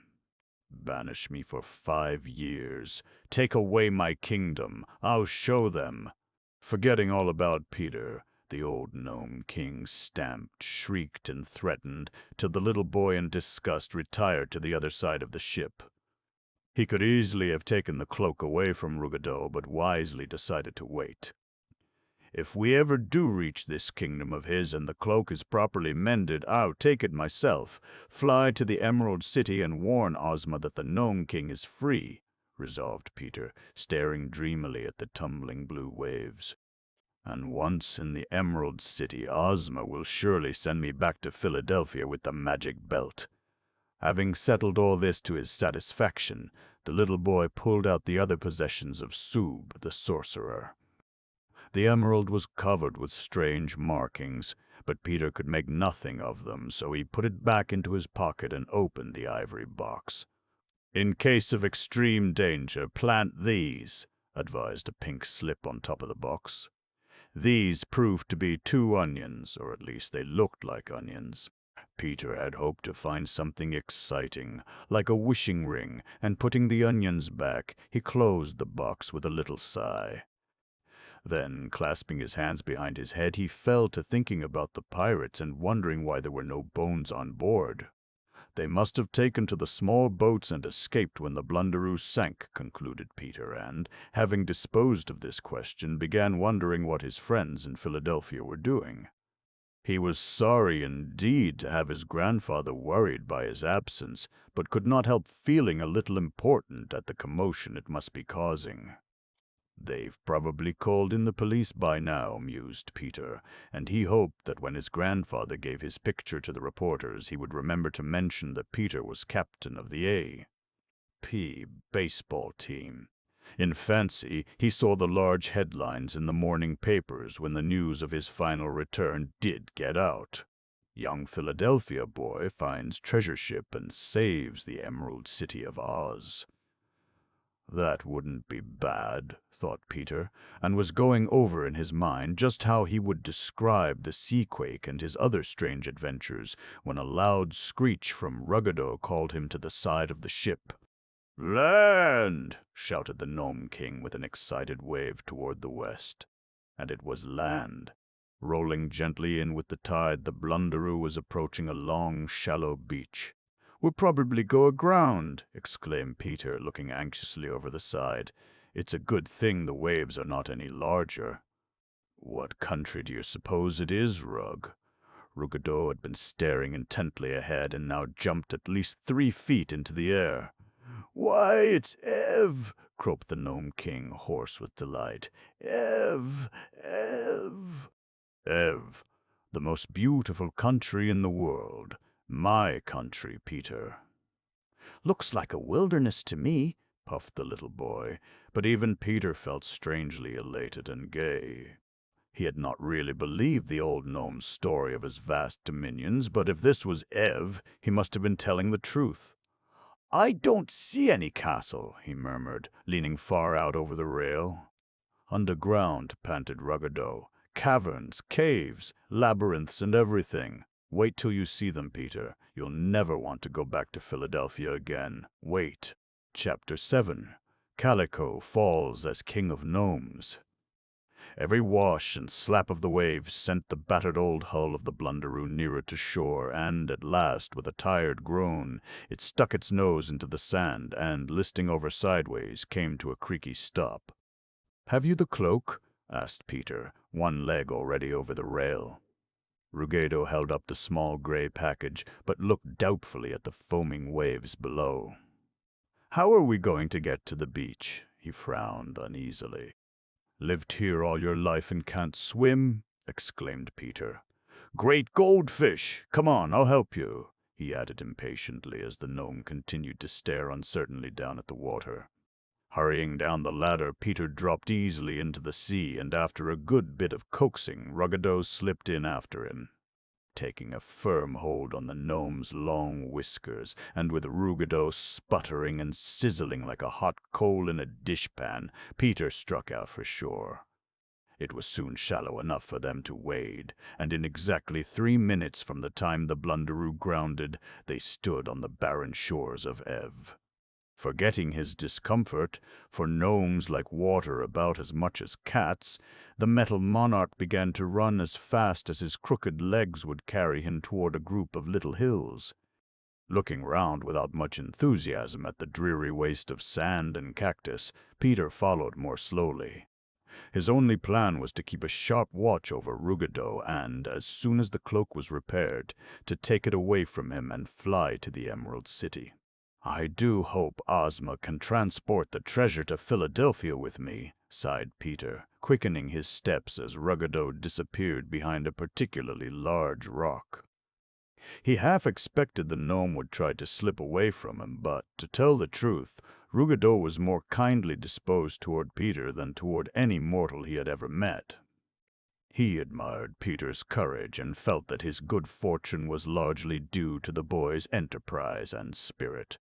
Besides, Ruggedo wished to show off his immense dominions and treasure caves, so, as Peter rounded the rock, he took his hand and pressed a hidden spring in the crevice. Instantly a huge door swung inward, and they found themselves in a long, dim tunnel. "I wonder if Calico still thinks he is king," wheezed Ruggedo, pattering along ahead of Peter. Kaliko had been appointed to rule in Ruggedo's place, and had been promoted from royal chamberlain to king of the gnomes. Ha, ha! Laughed Ruggedo maliciously. He'll be as pleased as a gundersnatch when he sees me back. Peter answered nothing to this, for he was too interested in the underground world in which he found himself to pay much attention to the old gnome's remarks. As they proceeded, a perfect network of passageways opened from the main tunnel, the sides, walls, and ceilings gleaming with sparkling jewels. Thousands of gnomes with pickaxes were busily at work digging out the gems, and they did not even look up as Peter and Ruggedo passed them. Blazing rubies and emeralds set in tall stands lighted up the strange caverns, and Peter's heart began to pound with excitement as the passageway broadened out into a richly carpeted hallway. Presently they found themselves before a grilled golden door with a diamond knob. Without pausing, Ruggedo turned the knob, opened the door, and simply rushed into his former throne room. On a huge round ruby hollowed out to form a seat, a thin, nervous gnome sat reading a silver sheet about as thick as our morning papers. It was the gnome man's daily, and as Peter and Ruggedo burst noisily into the royal chamber, he dropped the silver sheet and looked up with an exclamation of alarm. You! Gasped Kaliko, as if he could not believe his own senses. Who else? Snickered Ruggedo, winking at Peter. I'll thank you for my crown, you robber. Take it right off your Kalikoko. Quick now. Hand it over. Ozma will never consent to this, stammered Kaliko, holding to the crown with both hands. Ozma has nothing to do with me now, announced Ruggedo calmly. I have magic stronger than Ozma's, and if you don't hop off that throne, I'll turn you to a ball and bounce you off. Peter listened in amazement to Ruggedo's boasts, but Kaliko seemed to believe every word. With quaking knees, he descended the steps of the throne and held out the crown to his former master. Ha, ha! Roared Ruggedo, snatching the crown and clapping it jauntily on the back of his head. You're enough to make an alligator laugh, Kaliko. So brave, so kingly. But don't stand there gibbering like a dunce. If you are no longer king, you are still royal chamberlain, and this is Peter, future general of my armies. Tripping merrily up the steps of the throne, Ruggedo waved toward the little boy. We will shortly make a journey to the Emerald City, he announced grandly, but right now we desire refreshment. Lunch for two, he commanded, putting his fingertips together and leaning back comfortably. And, by the way, he added as an afterthought, there is a pirate ship on the beach. Have it unloaded and the treasure stored in the Silver Grotto. Then order me a dozen new suits and send in the royal wizard. At each command, Kaliko bowed meekly, and as Ruggedo picked up the ruby scepter lying on the arm of the throne, he ducked and ran out the door, for Ruggedo, as a mere matter of habit, had flung the scepter after him. A blockhead, sniffed Ruggedo contemptuously. But didn't I manage him well? He's not very brave, admitted Peter, sitting on the edge of the crystal rocking chair. But how are you going to get along without any magic? Suppose the gnomes don't want you back again. One thing at a time, beamed Ruggedo, in such a fine humor at his unexpected turn of luck, he felt almost pleasant. Let's not worry till we have to, General. Peter couldn't help smiling at his new title and, surveying himself in the long mirror, wondered how he would look in a gnome uniform. But at this juncture they were interrupted by the entrance of the royal wizard. He looked frightened and anxious, and Peter could see from his manner that the old Gnome King was no great favorite with his former subjects. Well, Potaroo, grinned Ruggedo, taking up the pipe Kaliko had been smoking, what have you been inventing in my absence? Flying dishes, croaked the magician, looking curiously at Peter. They do away with extra servants, fly backward and forward with the food and wash and dry themselves as well. Very good, puffed Ruggedo complacently. Well, here's another little job for you. Drawing out the cloak, he handed it down to the wizened old gnome. "Just mend this," ordered Ruggedo carelessly, "and have it back by 3 o'clock." Spreading the cloak across his knees, Potoroo examined it carefully all over. Then, backing away from the throne, he shook his head.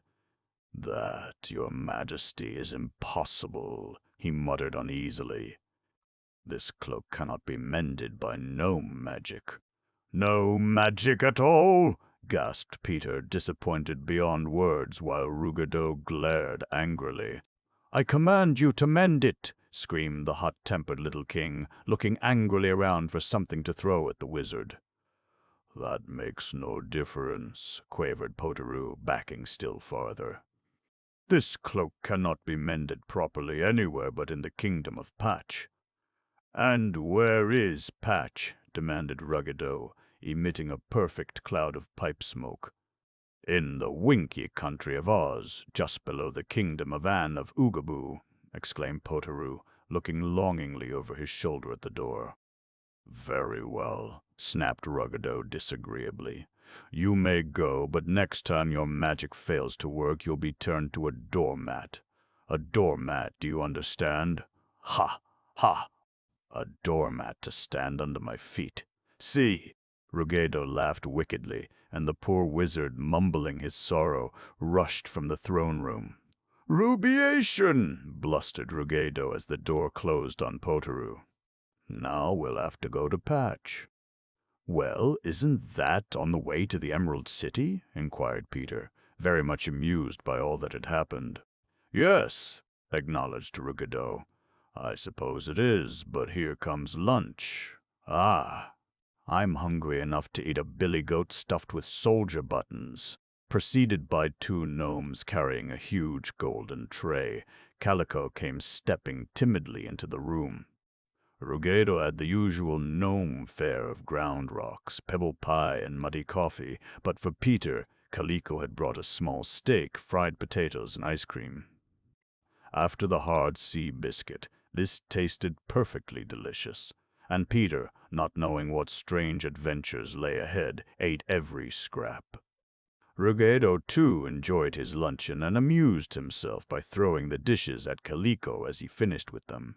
Peter wondered why the flying dishes were not in use, but feeling sorry for the old wizard, decided not to ask. "You may now pack us up a lunch," announced Ruggedo as he swallowed the last of his coffee. "We're starting for the Emerald City almost at once." "How are you going to cross the desert?" inquired Calico. Angry as he was at the old Gnome King, he could not help feeling curious about his plans. "Magic! Old cauliflower! Magic! How do you suppose I got off the island?" wheezed Ruggedo haughtily. "Don't stand there stuttering. Fetch me a new suit and hurry along with the lunch."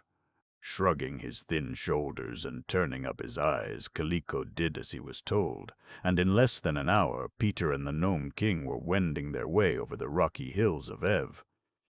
Ruggedo had the magic cloak tucked carefully under his arm, and Peter carried a small basket of provisions. "How are we going to cross this desert?" asked Peter, looking with interest down toward the beach where the gnomes were busily at work unloading the treasure from the blunderoo. "I don't know," confessed Ruggedo quite frankly, "but if Calico had discovered I had not magic enough to cross the desert, he would have roused the gnomes and kicked us out of the kingdom." "Is there no other way to Oz?" sighed Peter. He was growing a little anxious about ever reaching Philadelphia in time for the baseball game. "Nope," puffed the Gnome King, trudging along sturdily. "The deadly desert surrounds the whole country. It's supposed to keep people out of Oz," he finished with a malicious wink. "But it has been crossed before and can be crossed again, though I'm sure I don't know how." The entrance of the Gnome King's caverns was quite near the edge of the deadly desert, so it was not long before they reached this dangerous expanse of burning sand and sat down on a boulder to try and devise some means of crossing over. "Can't you think of anything?" snapped Ruggedo, as Peter sat kicking his heels against the boulder. "If this silly old cloak weren't torn, I'd skim across in no time." "A scudge on those pesky pirates anyway, sa, aye?" Opening his eyes very wide, Ruggedo thrust his face close to Peter's. "What else was in that casket?" "Only a couple of onions and an emerald," answered Peter listlessly. "Let's see 'em." Bounding off the boulder, the Gnome King held out his hand. Peter produced the strangely marked stone first.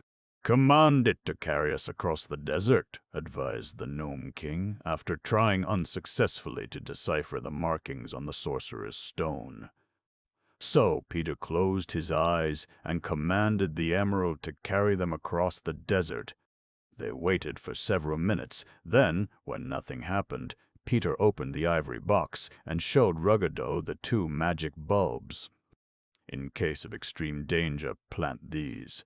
Ruggedo read these directions with a puzzled frown, then snapping his fingers began to skip with excitement.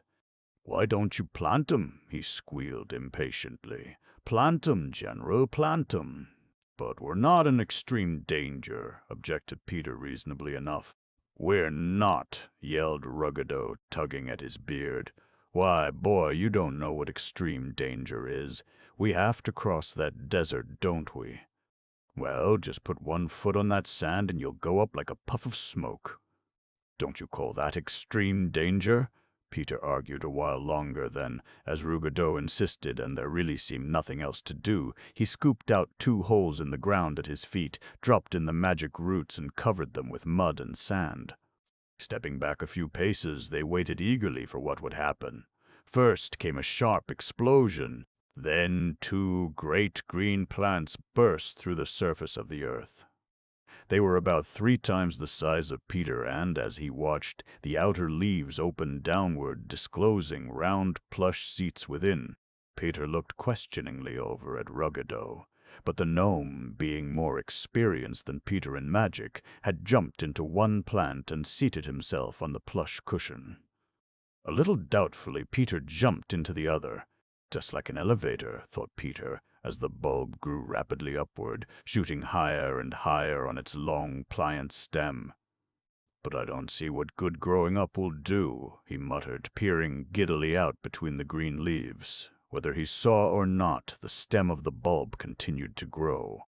Clouds flew by with dazzling swiftness. Peter was all prepared to bump his head on the ceiling of the sky when the long stem began to arch downward. Suppose it broke and dropped him on the burning sands of the deadly desert? With a violent shudder, Peter closed his eyes, and as he did, the stem with a final spurt turned the strange elevator in which Peter was riding completely upside down, and out fell the little boy, heels over eyebrows.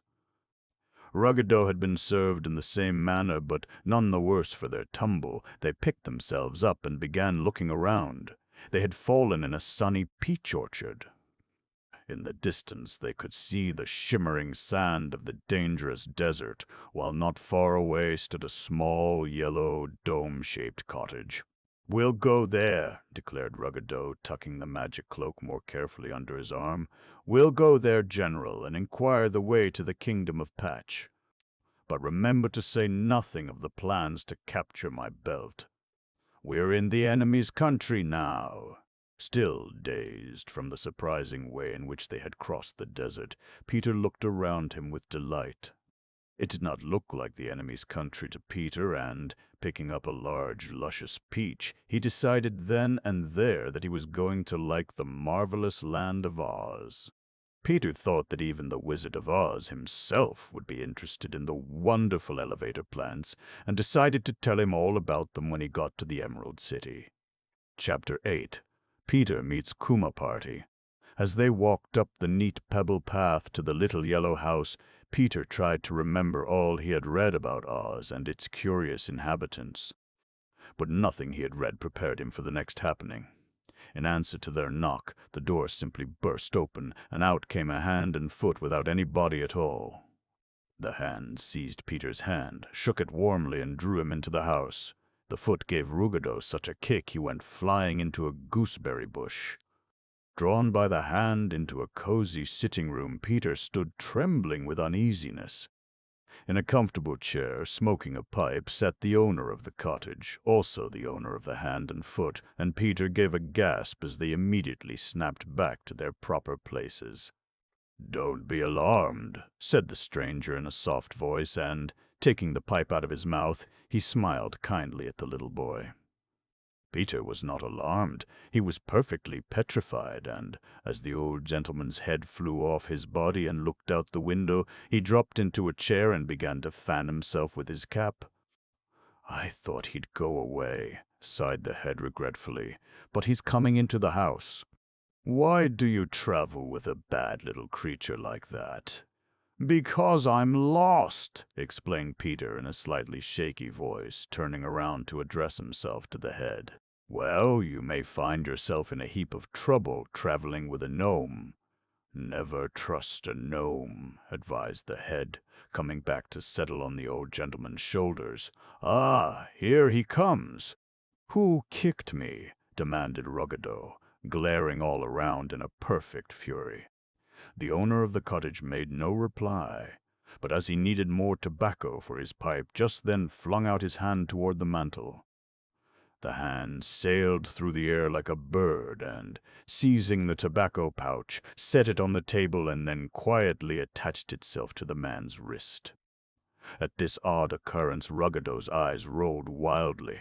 Cringing against the wall, he began to move stealthily toward the door. "Don't go," begged the owner of the cottage blandly.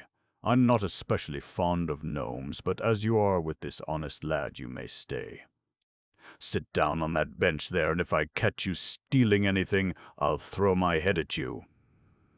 Pale with terror, Ruggedo did as he was told, while the man's hand, flying off again, closed and locked the door. "There," he sighed, leaning back contentedly. "Now we can talk without being disturbed, and let us start at once with names." "My name," he confided proudly, "is Kuma Party, and I have had the curious gift which seems so to astonish you since early childhood. My father was a wizard practicing magic in the Zamaguchi country before the practice of magic was forbidden in Oz, and it is to my father that I attribute my strange Kuma-partishness." He paused and waited politely for Peter to make some remark, but Peter by this time was simply speechless, so Kuma, with an indulgent smile, went quietly on with his story. "Being constructed as I am is extremely convenient," he explained earnestly. "I am never tired or rushed about as ordinary Oz folk are. If I wish to pick the peaches in my orchard, I send my hands to attend to the matter, and while they are busily at work, I rest myself comfortably at home. If my body is tired and I desire to be amused, I send my head to the nearest village for news, and I can often help my less fortunate neighbors by lending them a hand or foot when they are in trouble." "Perhaps I can help you," he suggested, leaning amiably toward Peter. "May I lend you a hand?" he finished graciously. Now Kuma, in spite of his Kuma-partishness, seemed so pleasant and jolly that Peter wanted to tell him the whole history of his adventures. But Ruggedo frowned and shook his head, so for the present Peter decided to fall in with the gnome's plans and merely told Kuma his name and asked him the way to Patch. "Patch?" mused the Winkie thoughtfully. "Why, that's not far from here. It is just below the kingdom of Queen Anne of Oogaboo, but why not wait till morning?" "It's growing dark now, and besides it's raining." Looking out in surprise, Peter saw that it was raining. He had been so interested in Kuma's story that he had not even heard the patter of raindrops on the roof. "Better stay," urged Kuma hospitably. "While my hands are preparing the supper, you can tell me some more about your own self and why you are going to Patch." All during Kuma's conversation, Ruggedo had been wiggling with impatience, and now, bouncing to his feet, he motioned for Peter to come along. "I guess we will have to go," sighed Peter. "Which direction do we take from here, Mr. Party?" The old Winkie looked disapprovingly at the little gnome, then shaking his head and evidently concluding that it was no affair of his, threw out his right arm. It immediately whizzed upstairs, but was back in a moment, a large umbrella hanging in the crook of the elbow and a lantern grasped in the hand. "Since you must go," said Kuma, rising slowly to his feet, At least let me point out the way for you and loan you an umbrella." "It's very kind of you," faltered Peter, ducking in spite of himself as the arm passed over his head on its way to open the door. "Are you sure you can spare it?" "Oh, yes," Kuma nodded cheerfully. "I still have one left, you know, and as I'm only going to play checkers this evening, one will be plenty. Goodbye." He smiled, patting Peter kindly on the shoulder. "Remember what I told you about gnomes?" He stared sternly down at Ruggedo, and Ruggedo, not daring to meet his eye, scuttled nervously into the garden. "Maybe I'll see you again," said Peter, and shaking Kuma's remaining hand, stepped reluctantly after the Gnome King. "I hope so," called Kuma, and with a farewell wave and nod he went in and shut the door. Peter had to run to catch up with Ruggedo. He was already out of the gate and halfway down the road. As he reached the gnome's side, Kuma's arm, holding the umbrella carefully, took its position over their heads. "Why didn't you stay?" grumbled Peter crossly. "There were lots of things I wanted to ask that man." Really, he felt quite provoked with the old gnome. "Well, you don't suppose he can hear through his fingers, do you?" teased Peter. And then, because everything did seem so comical and ridiculous, he burst into a loud laugh. "I wish Grandfather could see this," gasped the captain of the AP baseball team, reaching in his pocket for his handkerchief. "Jiminy, wouldn't it be fine to have an extra arm in a scrap with the fellows?" Ruggedo was too busy with his own thoughts to pay any attention to Peter's, so for quite a while they walked along in silence. It was pouring steadily, but Kuma's umbrella was so large and his hand held it so carefully, not a drop fell upon the travelers. It was too gloomy to see much of the country, but from the tidy farms and orchards they did glimpse through the curtain of rain. Peter concluded that the Winkie country must be a very prosperous and delightful place to live in. They had to walk briskly to keep pace with the umbrella, but after an hour or so the rain stopped. The arm stopped also, and after standing about uncertainly and wondering what to do, Peter reached up and closed the umbrella. Then, taking a match, which he noticed in the rim of the lantern that swung from Kuma's wrist, he lifted the chimney and lit the wick within.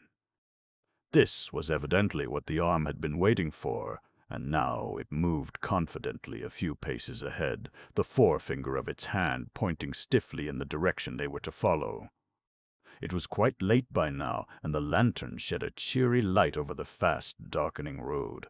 Nibbling at the supper Kaliko had packed up for them, Peter and Ruggedo hastened after Kuma's guiding hand.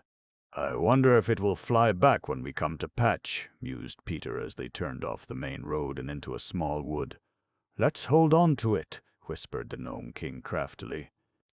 "We can tie it up somehow, and then when I get my magic belt I'll make it work for me." "That's a nice way to repay a man for helping us," said Peter angrily. "You ought to be ashamed of yourself." "Well, I'm not," grunted the Gnome King, pausing to light his pipe. "And if you are going to be general of my armies, you'd better get over these nice ideas and notions. Didn't I hear you say a while ago that you'd like to have an extra arm yourself?" "I said I'd like to have one, but I never said I'd steal one," answered Peter indignantly. "Take anything you need," advised Ruggedo, puffing away at his pipe. "That's my motto." Realizing it was useless to argue with so bad a little gnome, Peter kept his own counsel and, fixing his eyes on the bobbing lantern ahead, wondered when they would reach Patch, and what it would be like when they did reach it. He hoped there would be no wild animals or bandits upon the road, and peered anxiously from side to side as they made their way through the tangled woodland. But without any worse mishap than a tumble over a fallen tree trunk, they came to the end of the wood and struck out across a broad field. "Tomatoes," muttered Peter, treading carefully between the plants. Leaning down, he picked an especially tempting one and sank his teeth deep into the side. "Ugh!" choked Peter, shuddering with distaste. "It's cotton. What kind of a silly country is this, anyway?" "A cotton country, I suppose," grinned Ruggedo, greatly amused at Peter's wry face. "Cotton? Why, maybe it's Patch itself. By the light of Kuma's lantern, they could now see some cottages ahead and the dim outline of a castle. "Rocks and rookies!"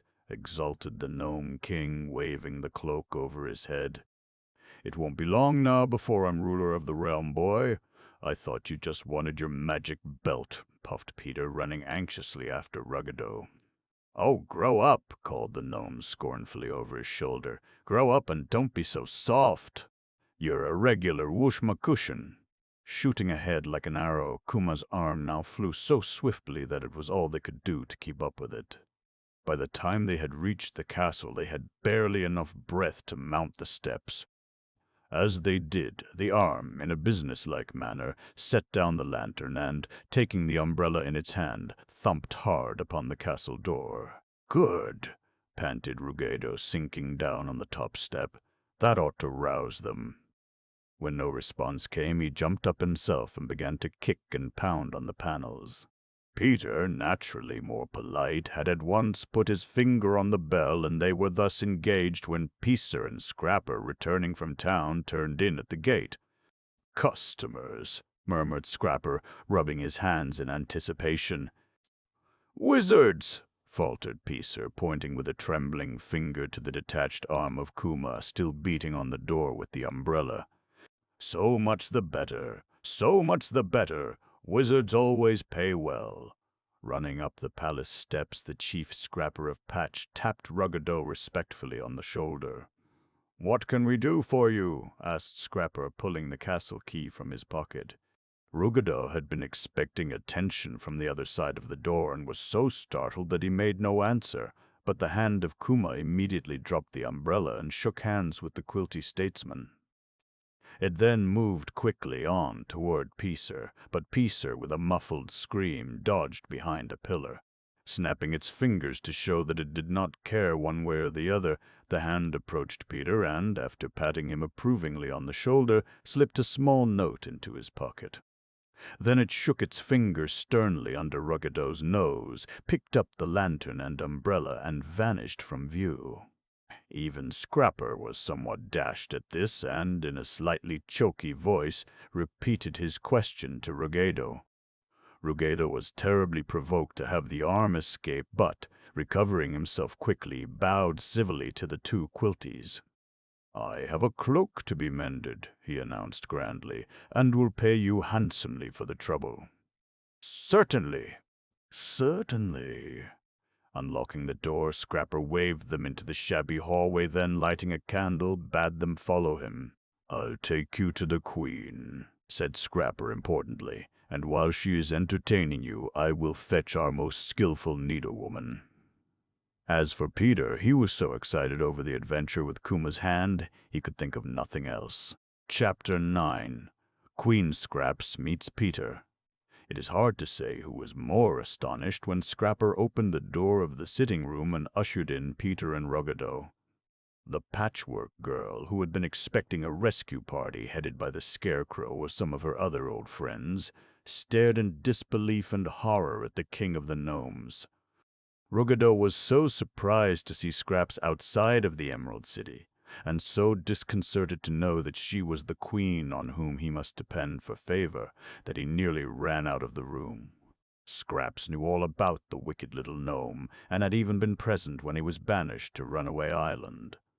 Peter thought of all the curious people he had met so far, and this queen was the most curious and comical. But as they all kept their thoughts to themselves, Scrapper noticed nothing amiss. "Kindly entertain this customer until I return," ordered Scrapper, and, with a curt nod at the Queen, went out and locked the door behind him. For a second longer, Scraps and the Gnome King stared fixedly at one another. Then the Patchwork Girl, snatching off her steel-rimmed spectacles, groaned.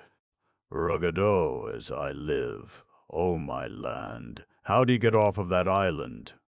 "That's my affair," answered the Gnome King in a surly voice. "How do you happen to be Queen of Patch, I should like to know?" "That's my affair," sniffed Scraps haughtily, "but I know you are up to some mischief." "Boy," she demanded, turning severely to Peter, Where did you meet this robber, and what is he planning to do?" Peter shuffled his feet uncomfortably, hardly knowing what to say. He was anxious for the magic cloak to be mended, for how else was he to reach the Emerald City and warn Ozma of her danger? If he told the whole truth, they might both be thrown into prison, or so thought Peter then. Ruggedo was waiting nervously for his reply, and as the little boy mumbled out a few words about being lost and trying to find his way back home, the Gnome King sighed with relief. "Why get so excited?" wheezed Ruggedo in a conciliatory voice. "I merely want to have my cloak mended, and was told it could be done here better than anywhere else. What's wrong about that?" "It's wrong for you to be off the island," insisted Scraps. "You know perfectly well you were banished forever." "Oh, for an egg." "For a dozen eggs." At the mention of eggs, Ruggedo turned quite pale under his wrinkled gray skin, and, as Peter looked at the two in perplexity, Scrapper returned bringing an old quilty grandame with him. She was angry to be summoned at so late an hour, and, grumbling crossly, snatched the cloak from Ruggedo's hand. Seating herself in a low chair by the candle, she opened her sewing box and began to stitch so rapidly that her needle fairly flashed through the air. "Now then," murmured Scrapper, smiling in satisfaction, "as to the price?" "I command you to arrest this creature," interrupted the Patchwork Girl, rushing up to the Chief Scrapper. "Don't you realize that he is the former king of the gnomes, and that he has tried to capture Oz at least a dozen times?" "A king!" exclaimed Scrapper, clasping his hands rapturously. "Why, how we are honored! Have a chair, your Majesty, have a cushion, have—" "Oh, have some sense!" screamed Scraps, while Ruggedo sidled closer to the old woman who was mending his cloak. "If you let him go, he'll try to capture the Emerald City. He always does. He's mean, he's cruel, he's dangerous, he'll ruin Oz and all of us." "Nonsense," sniffed Scrapper, giving the Patchwork Girl a push. "He is our honored customer, and you may be the queen here, but remember, I'm the boss. Keep quiet or I'll send for the scissor bird." "Wouldn't this make your ear ache?" Peter jumped at the new voice and, peering around in the direction it had come from, saw a little bear peeking out of a chest. It was Grumpy, of course, and, as Peter continued to stare at him, he retired into the chest and closed the lid. But the Gnome King, encouraged by Scrapper's treatment of the Patchwork Girl, puffed out his cheeks quite cheerfully. "You are a man of judgment," he observed in a flattering tone. "Be assured that I will remember this kindness, but what can I do to repay you for mending the cloak?" Scrapper looked thoughtful for a moment while the Patchwork Girl continued to mutter and scold under her breath. "Is this your slave?" he inquired at last, turning inquisitively to Peter. Ruggedo seemed a little surprised, but to Peter's disgust and astonishment immediately nodded briskly. "Well then," said Scrapper, "suppose you give us the boy in payment for mending the cloak. Our queen is not quick enough to do all the work here, and he looks strong and willing." "I'm not his slave," burst out Peter wrathfully. "I'll not stay here, you old simpleton." But the more he shouted, the more Ruggedo nodded and smiled at Scrapper. "Never mind," whispered the Patchwork Girl as Peter, on his way to the door, bumped into her. "Never mind, I'll help you." And with this assurance he was forced to be satisfied. Realizing that Ruggedo meant to keep none of his promises, Peter tried to plan a way to get hold of the cloak first. But the Gnome King, pressing close to the old quilty seamstress, waved him jealously away, and Scrapper, jerking him roughly by the arm, whirled him off into a corner. And now the cloak was mended. Shaking the threads from its folds, the old grandame held it out to Ruggedo. As she did so, Peter rushed forward impetuously, but the gnome was too quick for him. Flinging on the magic garment, Ruggedo vanished from view, only the blue patch on the back of the cloak showing he was still in the room. Scrapper and the others screamed out in alarm, but Peter, throwing up his arm, cried out loudly, "Take him to Zamaguchi!" In a flash, the Gnome King was gone, at least the blue patch was gone, and Peter, stamping his foot angrily, turned to the foolish old Quilty. "Now you've done it," Panted the little boy. "I told you not to help him," cried Scraps, coming over to stand beside Peter. "You'll be sorry for this." "Oh, keep quiet," mumbled Scrapper, mopping his forehead with his patched hanky. To tell the truth, the sudden disappearance of the Gnome King had upset him terribly. "I don't see what you're fussing about," he finished fretfully. "Here you have a nice new slave to work for you. Out of my way there." Taking the old Quilty woman by the arm, he brushed rudely past Peter, unlocked the door, and went out. As the key clicked in the lock, Peter sank down on the floor, the picture of discouragement. "Why did you say that about Zamaguchi?" asked Scraps, dropping down beside the little boy and regarding him curiously. "Because it was the first place that came into my head," explained Peter. "Jiminy, but I hope it's a long way from the Emerald City, and I hope something happens to keep him there." "Will the cloak take him anywhere he wants to go?" demanded Scraps. Peter nodded gloomily. "Then goodbye to the Emerald City and Ozma," moaned Scraps. "Goodbye to all of us. Yes, but what's to be done with the slave?" Grumpy had lifted the lid of the chest again and was regarding Peter with great interest. "He's not a slave!" exclaimed Scraps scornfully. "I can tell by his looks he's a mortal child like Dorothy and Betsy." "How did you find your way to Oz, boy?" Peter was anxious to escape from the castle, but when Scraps assured him that there was no present hope of such a thing, he told her all that had happened since the balloon bird carried him off from Philadelphia. As the story progressed, Grumpy climbed out of the chest and sat as close to Peter as he could possibly squeeze. "Tell him about us," urged the little bear, as Peter wound up his story with a description of Kuma Party in his guiding hand. Scraps shook her head impatiently, but when Peter added his voice to Grumpy's, she introduced the pet of the former queen and gave a brief description of herself and her happy life at the capital. When Peter heard how she had been kidnapped and forced to do all the castle work, he shook his head sympathetically. "We'll both run away," declared Peter resolutely. "And as you know more about Oz than I do, perhaps we'll reach the Emerald City ahead of Ruggedo." "But first you must escape from the castle," the little bear reminded them sagely. "How will you do that?" "I wish there had been a little more magic in that casket," sighed Scraps. "All you have left is the emerald." "Let me see the emerald, Peter." Peter pulled out the sorcerer's stone and handed it over to Scraps, and, as he did, felt the note that Kuma's hand had thrust into his pocket. Opening it eagerly, Peter followed the patchwork girl to the light. But as they reached the center table, the candle, which had been burning lower and lower, gave a final sputter and went out, leaving them in total darkness. "Botheration!" cried Peter in exasperation. "Now what shall we do?" "Go to sleep," yawned the little bear. "Whenever you don't know what to do, go to sleep. That's my advice. Here, lean on me." "Why don't you?" suggested Scraps, feeling her way carefully back to the rocker. "Mortal folk need rest, but as I do not, I'll sit and plan our escape." Grumpy's advice did seem sensible, and, as Peter was very tired, he curled down beside the little bear and soon did go to sleep, his head resting comfortably on Grumpy's soft shoulder. In his hand he grasped Kuma's note, and in his dreams imagined himself already in the Emerald City, fighting to defend the little Queen of all Oz. Chapter 10. Escape from Patch at last. When Peter awakened next morning, he thought for a few moments he was still aboard ship. But he soon realized that the up and down motion he was experiencing was merely the deep breathing of the little bear.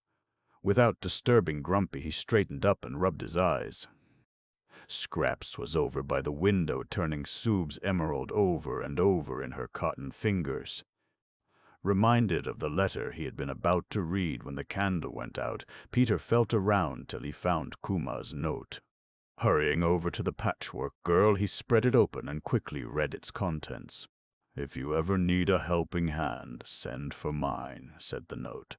Write directions on this paper and toss into the air." "Well, hurrah!" exclaimed Peter, showing the note to Scraps. "Kuma will lend us a hand any time we need it. 3 cheers, 4 laughs, 5 grins, a bow. Send for it quick, I need it now," cried the Patchwork Girl. "In a minute I'll have to cook, sweep, dust, scrub, and make beds. Why, an extra hand will be wonderful. Send for it, Peter. Send for it right way. You're a slave too, remember?" "I was thinking it might unlock the doors and help us escape," mused the little boy, wrinkling up his brows. "Could you read the markings on the emerald?" "No," admitted Scraps, handing back the stone, "but keep it safely, Peter. You never know when or where magic will work in this country, and we need all the magic we can find to get to the Emerald City before Ruggedo." "I wonder where he is now," worried Peter. "Zamaguchi was the country Kuma's father came from, but I wonder where it is and whether Rug is still there or whether he has reached the Emerald City and turned Ozma to a canary." "Stop, stop," begged Scraps. "Let's stop worrying and try to think. If we send for Kuma's hand now when all the quilties are working in the fields, we will soon be captured, even if we escape from the castle." "We'll have to wait till night," sighed the Patchwork Girl, "though how I'm going to stand another day here I don't see." "Never mind," said Peter sympathetically. "I'll help." "I'll help too," volunteered Grumpy, rolling over on his side and yawning tremendously. "It won't be as bad as growling all the time, and that's how I helped Crosspatch." "Shh," warned Scraps. "Here they come. Look out for the Scissorbird, Peter. He's dreadfully careless with his bill." Thrusting Kuma's note into his pocket and assuming as defiant an attitude as he well could, Peter waited for the door to open, which it presently did. In came Scrapper, the Scissorbird on his shoulder, and Peacer staggering under a great pile of coats and other garments that had been sent in to be mended. "Good morning, slave." Scrapper bowed stiffly to Peter and then to Scraps. "Kindly prepare breakfast at once." "Oh, Scrapple," scolded the Patchwork Girl. "Not scrapple eggs," said Peacer, setting down his pile of garments. "And when you have finished with breakfast, please sort these." "Why don't you sort them yourself?" suggested Peter boldly, but as the Scissorbird made a dash in his direction, he hastily sprang behind Scraps. "It's an outrage to expect a queen to do all the work," began Scraps, settling her spectacles severely. "Ozma never does a stroke of work. Ozma—" "Ozma!" shrilled the Scissorbird. "Well, every time you think you're Ozma, look in the glass." "Come along, you lazy creature." Circling over the Patchwork Girl's head and making playful snips at her yarn, the Scissorbird drove her ahead of him toward the castle kitchen. Peter and Grumpy followed cautiously, conversing in indignant whispers. Peter had often been camping and, seeing how terribly unhandy Scraps was with the cooking utensils, he prepared the breakfast himself. Then he set the table and carried the eggs, nicely fried, to the 2 quilties who sat at ease in the shabby dining room. The Scissorbird ate a saucer of calico scraps and Grumpy a loaf of bread and an apple. After being assured that the Patchwork Girl herself would eat nothing, Peter fried himself an egg and sat down at the kitchen table to enjoy himself. The Scissorbird was too busy eating to bother them for a moment, and, availing himself of this opportunity, Peter began to talk in a low voice to Scraps. "Why did you wish for a dozen eggs when you first saw Ruggedo?" he asked curiously. "Because eggs are poison to gnomes," whispered Scraps. "They are more afraid of eggs than of bombshells, and they cannot even stay in the same room with one." Mused Peter thoughtfully. "I'll remember that." "How is it," he asked presently, "that Grumpy can talk?" "All the animals in Oz talk," explained Scraps in a matter-of-fact voice. "Just wait till you hear the Cowardly Lion and the Hungry Tiger." "Do they live in the Emerald City?" Peter's eyes grew round with interest. Scraps nodded enthusiastically, then noticing that the Scissorbird had finished, she sprang up and began to clear away the dishes. but Grumpy kindly offered to wash them, so hurrying back into the sitting room, Scraps and Peter fell to sorting old clothes. In one pile they put coats, in another dresses, in a third trousers, and in a fourth all the shirts needing new cuffs or collars. Conversation was impossible, for the scissor bird was never quiet for a moment, and soon Peter's head began to ache from its continuous screeching. Once, when he dropped an old cloak, it snipped a lock of his hair, and when he struck out at it angrily, it nearly nipped a piece off his ear. To Scrapper and Peacer, sitting in the doorway, this proved highly amusing, and, glaring at the old quilties, Peter resolved to send for Kuma's hand at the first opportunity. Grumpy had finished the dishes and, with a gingham apron tied round his waist, was energetically sweeping the floor. "Don't you care?" he whispered comfortingly as he passed Peter. "Today won't last forever." It seemed like forever to Peter and Scraps, but as they came to the bottom of the pile, the Patchwork Girl made a startling discovery. Between a faded vest and a quilted dressing gown lay an old gray sack. As Scraps held it up, she saw a note sticking out of the pocket. The scissor bird happened at that moment to be swinging on the chandelier, so, snatching out the note, Scraps read it quickly herself and then passed it on to Peter. "The Sandman's knapsack will put wearer to sleep at once," read Peter. Then, as Scraps put her finger warningly to her lips, he tucked the knapsack beneath his coat. "We'll put 'em all to sleep," whispered Peter out of the corner of his mouth. "We'll send for Kuma's hand and get away from here." They soon had a chance to try the knapsack, for Peacer and Scrapper, having some work to attend to in the garden, went out and locked the door in their usual manner. Immediately Scraps threw down a pile of coats and stood up defiantly. "I refuse to work any longer," she shouted, stamping her foot emphatically. "Ha!" snapped the scissor bird, falling off the chandelier and stopping directly in front of Scraps's nose. "Every time you open your mouth you say something." "Yes," answered Scraps saucily, "and every time you say something you open your mouth." As the furious creature rushed at the Patchwork Girl, Peter threw the knapsack over his head. No sooner had he done so than its shrill voice grew lower and lower until, with a tired flop, it fell to the floor and lay snoring like a zazagooch, which is the loudest snoring animal in Oz. "We won't wait till night. We'll send the note now, Scraps," cried Peter triumphantly. "What's up? What's up? Don't leave me," begged the little bear, crowding close to Peter. "I'm tired of being cross. I want to go someplace where I can be pleasant without losing my position." All right," promised Peter. "But you'll have to help us, Grumpy. Now keep quiet while I write to Kuma." Pulling out the crumpled letter, Peter found a pencil and scribbled on the bottom of the page, "We are prisoners in the Palace of Patch. Please send us your hand to unlock the doors and help us to escape." Signing his name hurriedly, Peter tossed the note into the air. It disappeared almost at once, and in high excitement the three sat down to await developments. "I believe we could take that knapsack off and use it again," observed Peter after a little silence. "He might wake up," objected Scraps, "but we can easily put him to sleep again." Tiptoeing over to the scissor bird, he took off the knapsack. As he did, there was a crash outside, and, hurrying to the window, they saw Kuma's right arm and hand smashing its way through the glass in the castle door. "Hurry, hurry!" cried Scraps. Tearing the work-basket from her head, she threw it into a corner and flung the crown jewels of Patch after it. "I abdicate," chuckled the Patchwork Girl, turning expectantly toward the door. "Now then," breathed Peter, "let's all stand together and run like 60.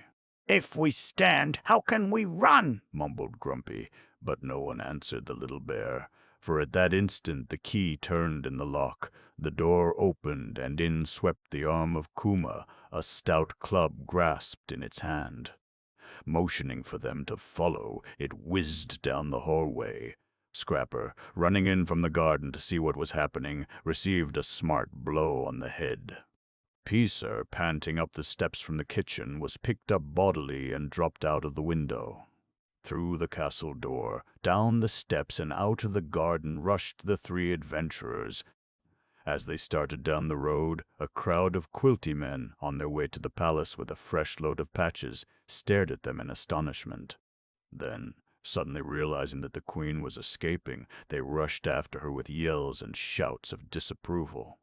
But the arm of Kuma laid about with the club, seeming to be everywhere at once, and with groans and screams the quilties fell back. Only 3 of the bolder ones continued the chase. Over the most persistent of their pursuers, Peter flung the knapsack, and, as he fell snoring by the roadside, Grumpy sent the second flying into a ditch. Kuma's club soon disposed of the third, and without further interruption they pelted down the crossroads of Patch. Always Kuma's hand flashed on ahead, making the way easy, taking down fence bars, opening gates, thrusting aside the branches of trees. Many of the quilties saw them from the cottage windows, but before they could get down to their doors, the strange procession had passed by. Scraps, being magically made and stuffed with cotton, did not tire, but Grumpy and Peter were soon panting with exhaustion. There was a remedy for even this, however. Throwing down the club, Kuma's arm jerked first one and then the other into the air, carrying them by turns to the very edge of the little kingdom. In a small maple grove several miles from Patch, they stopped to rest.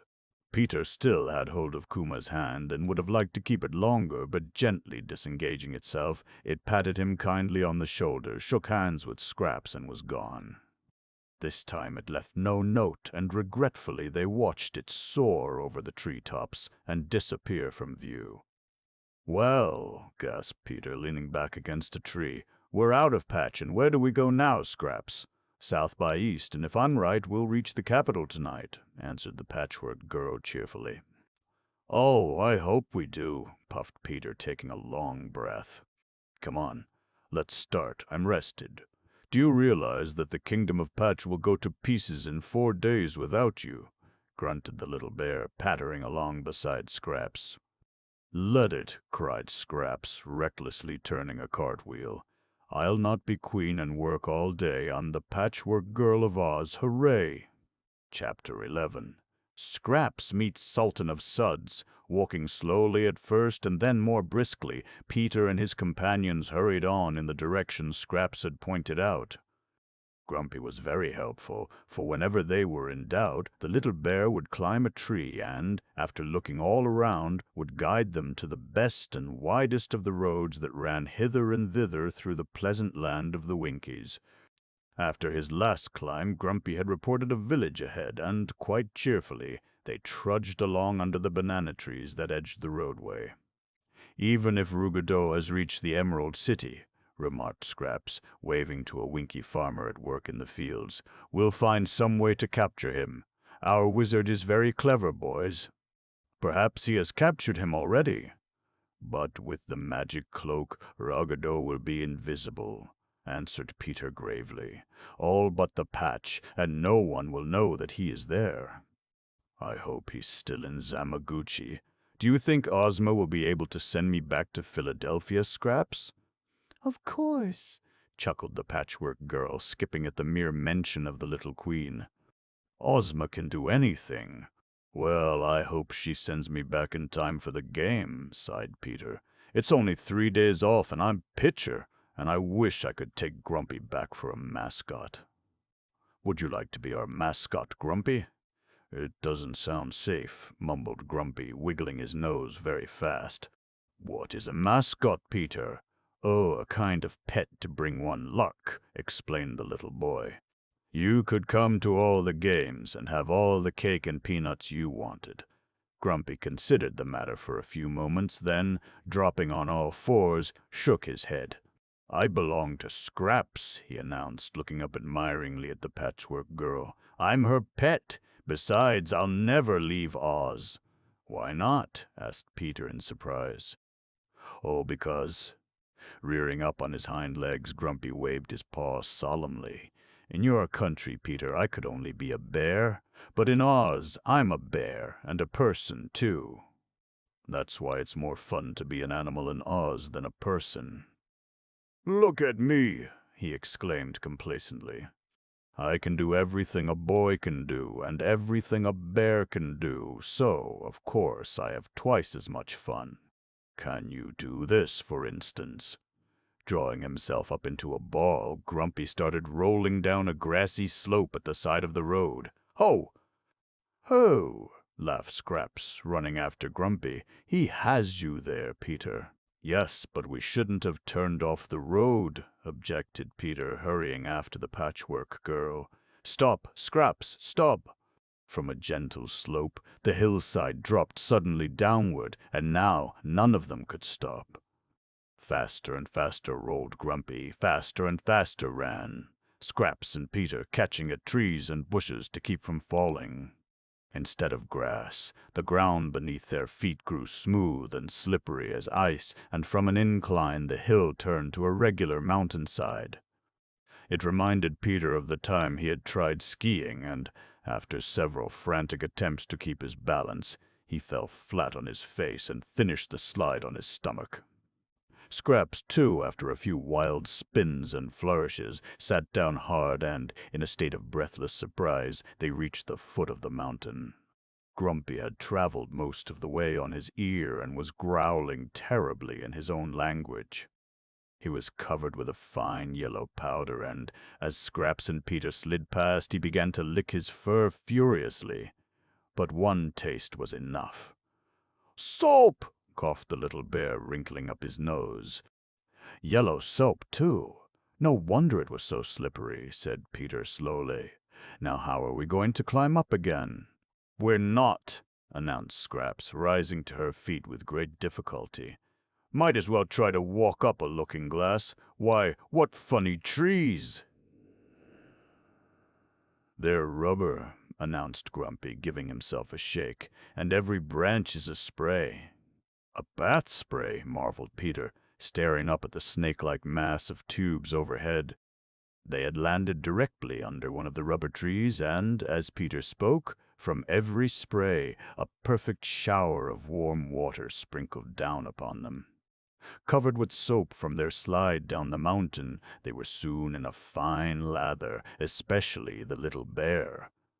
When they tried to dash out from under the rubber tree, they immediately slipped and fell, for the ground was green soap and even more slippery than Soap Mountain. Spluttering with surprise and shock, they finally crawled on their hands and knees out of the tree's range. "Water!" groaned Scraps dolefully.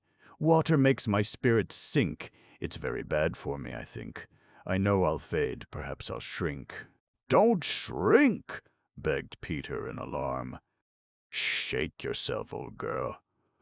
Balancing herself with difficulty, the Patchwork Girl began shaking herself vigorously and wringing out her skirts, while Peter, rubbing the soap from his own eyes, saw that they were in a strange and amazing village where everything was soap. The houses were built of small square cakes, and the walks laid out in large blocks of green soap. Turkish towel trees edged all the avenues, and, stepping cautiously to the nearest one, Peter picked a towel and wiped his dripping face. Grumpy soon followed his example. Then both went to help Scraps, who was feeling both damp and discouraged. They were fanning her briskly with dry towels when a procession of villagers came skating down the main street.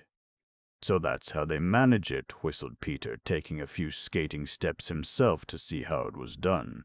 "More soap?" grumbled Grumpy. "Let's run." "No, let's wait and see what they have to say," whispered Peter. The villagers were quite close by this time, and Peter was amazed to see that they also were entirely made of soap. They wore turbans and robes of Turkish toweling and, with their arms tucked comfortably in their flowing sleeves, came skating toward the travelers. Some of them were pink, some green, some white, and others violet, and they were all about the size of 10-year-old children. "Hello," said Peter politely, as the first soapman came to an abrupt stop before him. "How do you do?" "As I please, mostly," retorted the soapman shortly, "but I'm afraid you won't do at all." "Who cut you out, anyway?" "Oh, fall down," advised Grumpy, picking up his towel and beginning to fan Scraps again. "Fall down, why don't you? "Who are you?" sniffed the patchwork girl, wringing her hands. They were still full of water. "We are Suds," answered the villager proudly, "but we will have to take you to the Sultan." "Are you hard or soft?" he asked, turning again to Peter. "Hard!" cried the little boy, stamping his foot defiantly. He regretted this action almost immediately, for his heels, slipping on the soap sidewalk, threw him down on the back of his head. At this, the Sud simply bubbled over with amusement and scorn. Then one Sud seized him by the left arm, another by the right, and started skating down the street.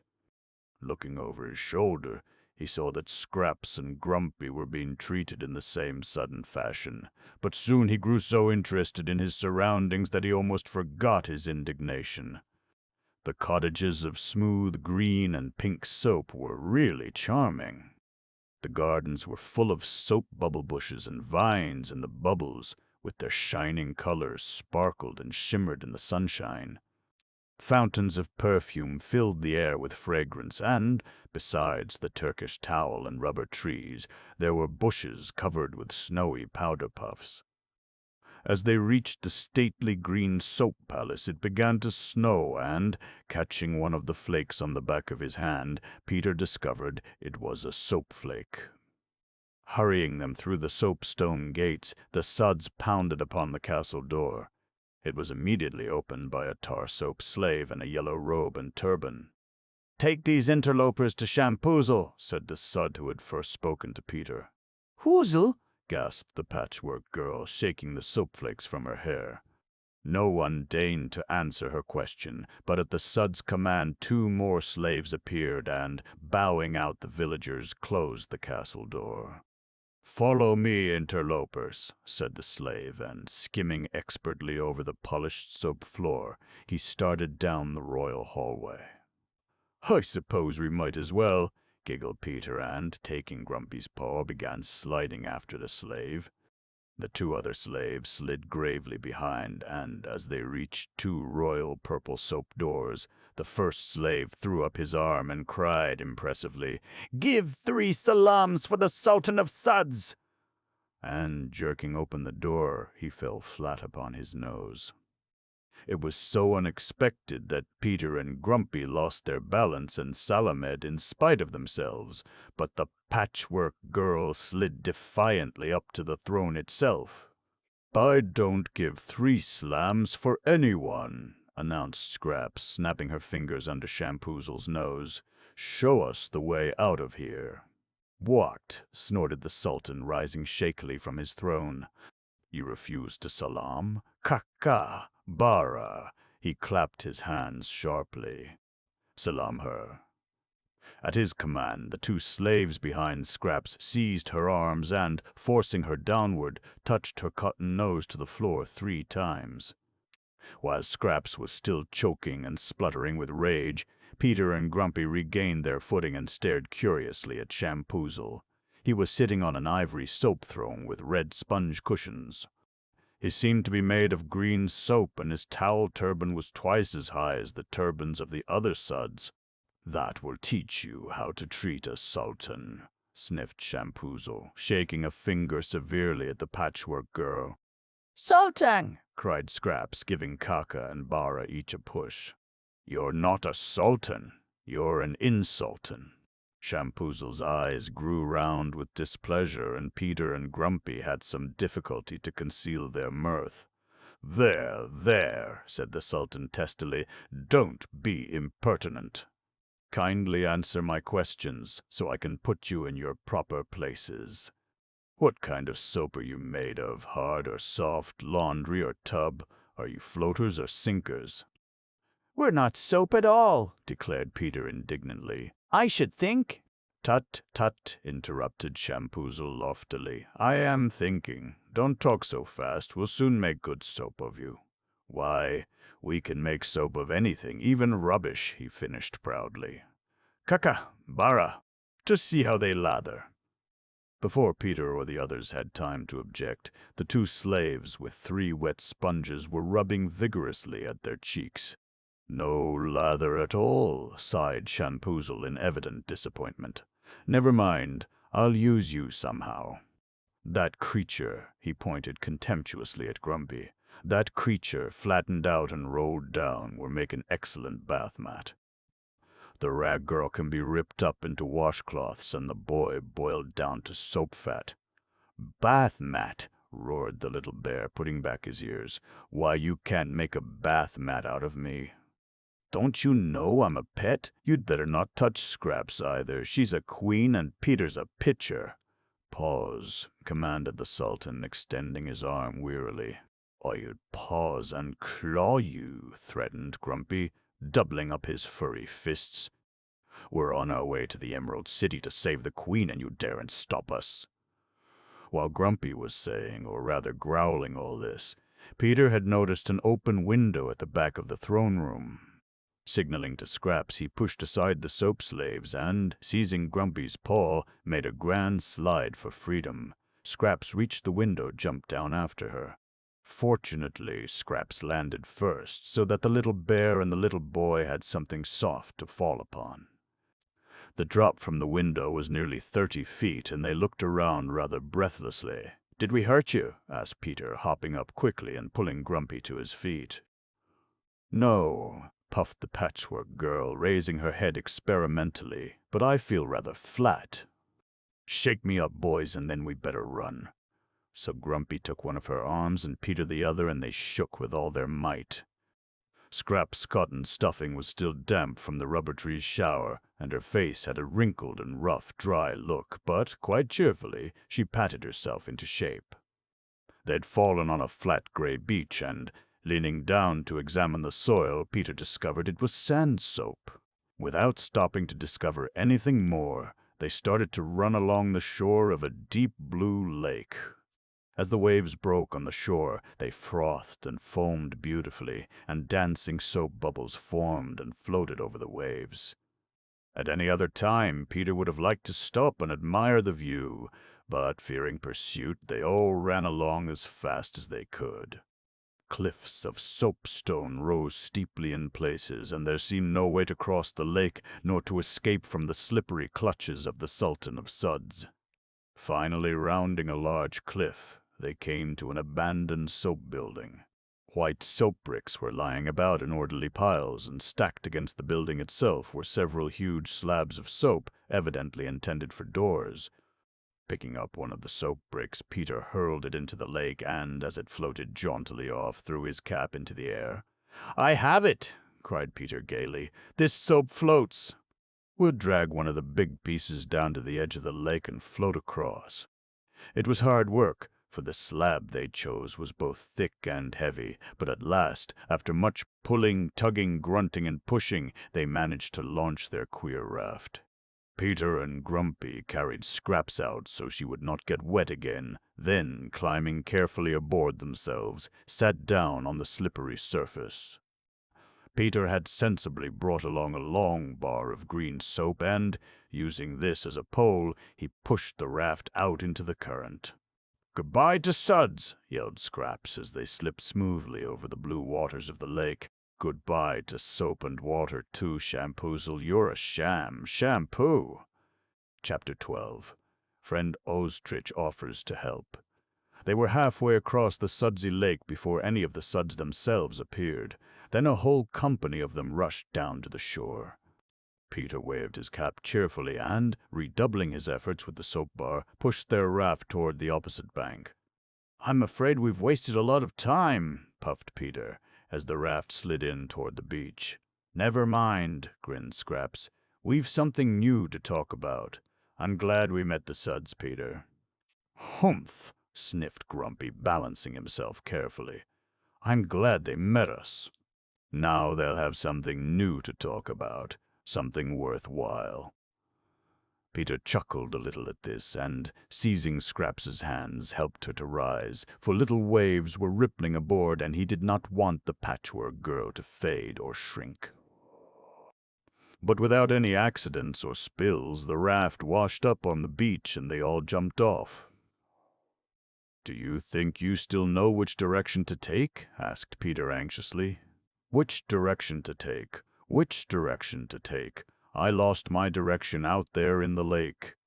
We'll have to start on and just trust to good luck. What kind of a desert is this we have struck?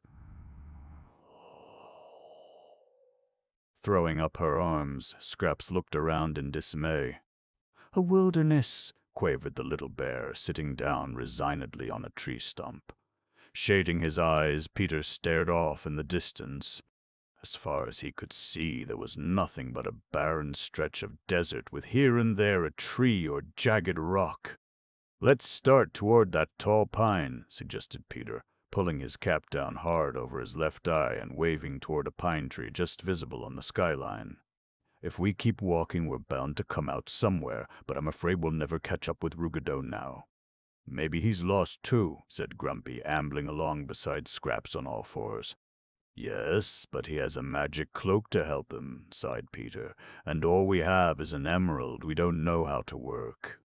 Which tree are we walking toward? Asked Scraps, blinking her suspender-button eyes rapidly. I don't see any pine tree now, Peter. Neither do I, growled Grumpy, rising up on his hind legs, and neither did Peter when he looked again. As he strained his eyes for a glimpse of the missing tree, all the stumps and stones around them began to change places as naturally as if it were quite the usual thing to do, while the sand beneath their feet began to slip and slide uncomfortably. Wouldn't this make your hair curl? Breathing hard, Grumpy edged close to Scraps. As he did, a whole cluster of bushes jumped up and, seizing branches, danced madly about the three travelers. Here we go round the mulberry bush. Mulberry bush, chanted Scraps, putting her hands up to her eyes. You mean here they go round us, mumbled Peter dizzily. Stop! Stop! Go away! I never saw anything so silly! The bushes, however, went gaily on with their dance, but when they had circled around the travelers at least 100 times, they seemed to tire of the sport, and all of them skipped off together. This makes me cross, growled Grumpy, scowling terribly. Well, it makes me cross-eyed, acknowledged Scraps, starting forward uncertainly. Look out for that tree, Peter. It's going to trip you if it can. I'll tell you, let's shut our eyes and run. Trying to walk straight ahead with trees, rocks, and bushes jumping about like colts was certainly a problem, and, closing their eyes, they did begin to run. But a young tree, dropping across their path, soon put a stop to that, and they all fell sprawling together. Rubbing his knees, Peter sat up. Wish we had Kuma's hand to guide us through this place, muttered the little boy, brushing his hand wearily across his forehead. What we need is blinkers, sniffed Grumpy. Hello, I see something that hasn't moved for a whole minute. Where? Peter and Scraps spoke in the same breath. Swallowing hard, Grumpy waved his paw toward a great feathery bush with 3 main branches. Without a word, they kept their eyes fixed upon it for several minutes. Then Peter, jumping up determinedly and giving no heed to the skipping stones and slipping sands, ran straight for the bush. As fast as they could, Grumpy and the Patchwork Girl followed him.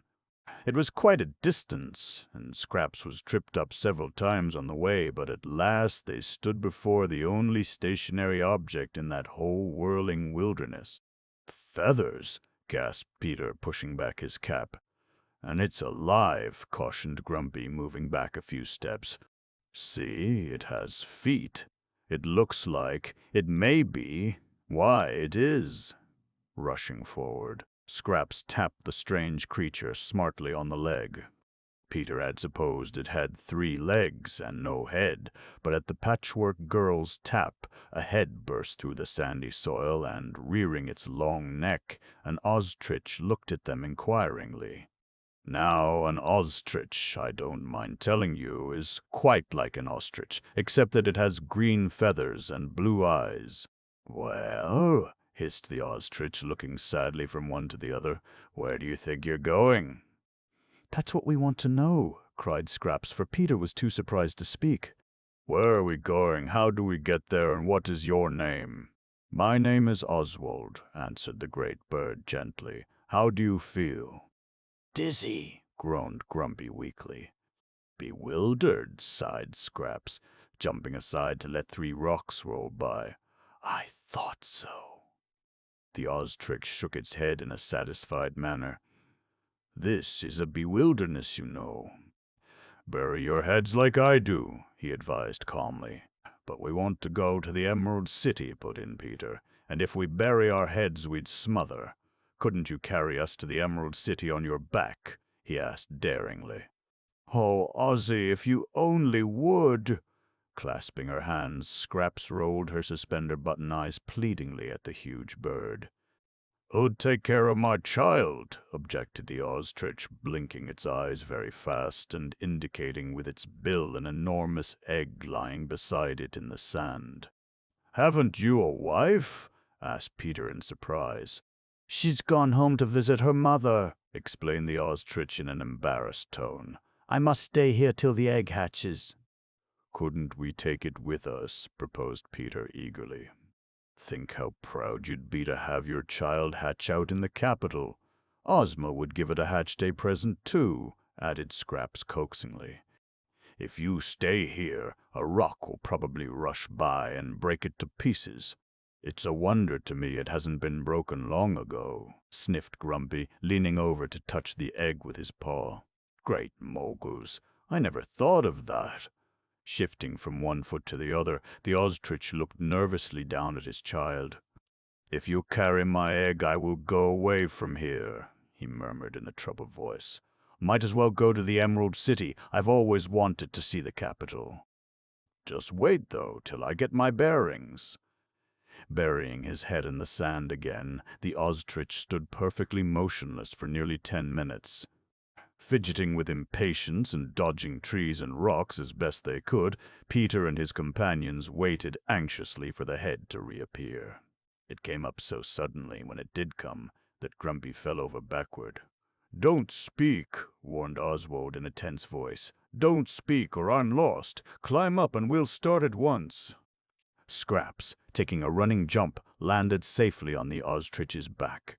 Then Peter carefully handed up the egg and, boosted by the little bear, took his place behind Scraps. Grumpy himself climbed aloft with no difficulty, and before they were fairly settled, the Ostrich began pounding across the bewilderness. It missed all the trees and rocks very cleverly, and, as it traveled nearly a mile a minute, conversation was out of the question. Scraps, for greater security, wound her long arms about its neck. Peter had his arms round Scraps' waist, the egg balanced carefully in his lap, and Grumpy, blinking and gasping, bounced up and down behind Peter. "I hope it knows where it's going," thought Peter, as the wind whistled through his hair and the desert sand stung his cheeks and eyelids. For almost a half hour the Ostrich rushed along like an express, then changing its gait began to travel more slowly. They had come to the end of the bewilderness by now, and Peter was relieved to see again the yellow farms and fields of the Winkies. "I've thought of something," exclaimed Peter, leaning forward to whisper in the Patchwork Girl's ear. "If Ruggedo is afraid of hen's eggs, wouldn't an Ostrich egg frighten him much more?" "Hurrah! Hooray, well, I should say." Squirming round, Scraps looked delightedly at the huge egg in Peter's lap. "As soon as you see Ruggedo, throw it at his head," advised Scraps in an excited whisper. "But I promised to keep it safe for the Ostrich," objected Peter uneasily. "And I can't break my promise, can I?" "You'd be breaking the egg, not your promise," said Scraps earnestly. "Besides, Ozma's more important than an Ostrich egg." "I'll threaten to throw it," decided Peter. "Anyway, we'll wait till we come to the Emerald City. Hello, what's this?" Looming up ahead was a high yellow wall. With a snort of displeasure, the Ostrich came to a halt. "Do you see any gate?" he wheezed, curling his long neck around at Peter. "I see something over there to the right," answered the little boy. "But are you sure this is a safe place to go through?" "No," admitted the Ostrich hoarsely. "But unless we go through, how are we to go on to the Emerald City?" "I'll open the gate," volunteered Scraps, slipping easily to the ground. Running over to the right, Scraps soon found the hollowed-out space Peter had noticed, but instead of a gate, an upright piano was wedged into the opening. Scraps tried to see over the top, but it was too tall. Then she tried to shove it aside, but it was too heavy. So, shrugging her shoulders and tossing back her yarn, Scraps sat down at the piano and started to play the Grand March of Oz, which she had been practicing faithfully on Dorothy's piano back at the palace.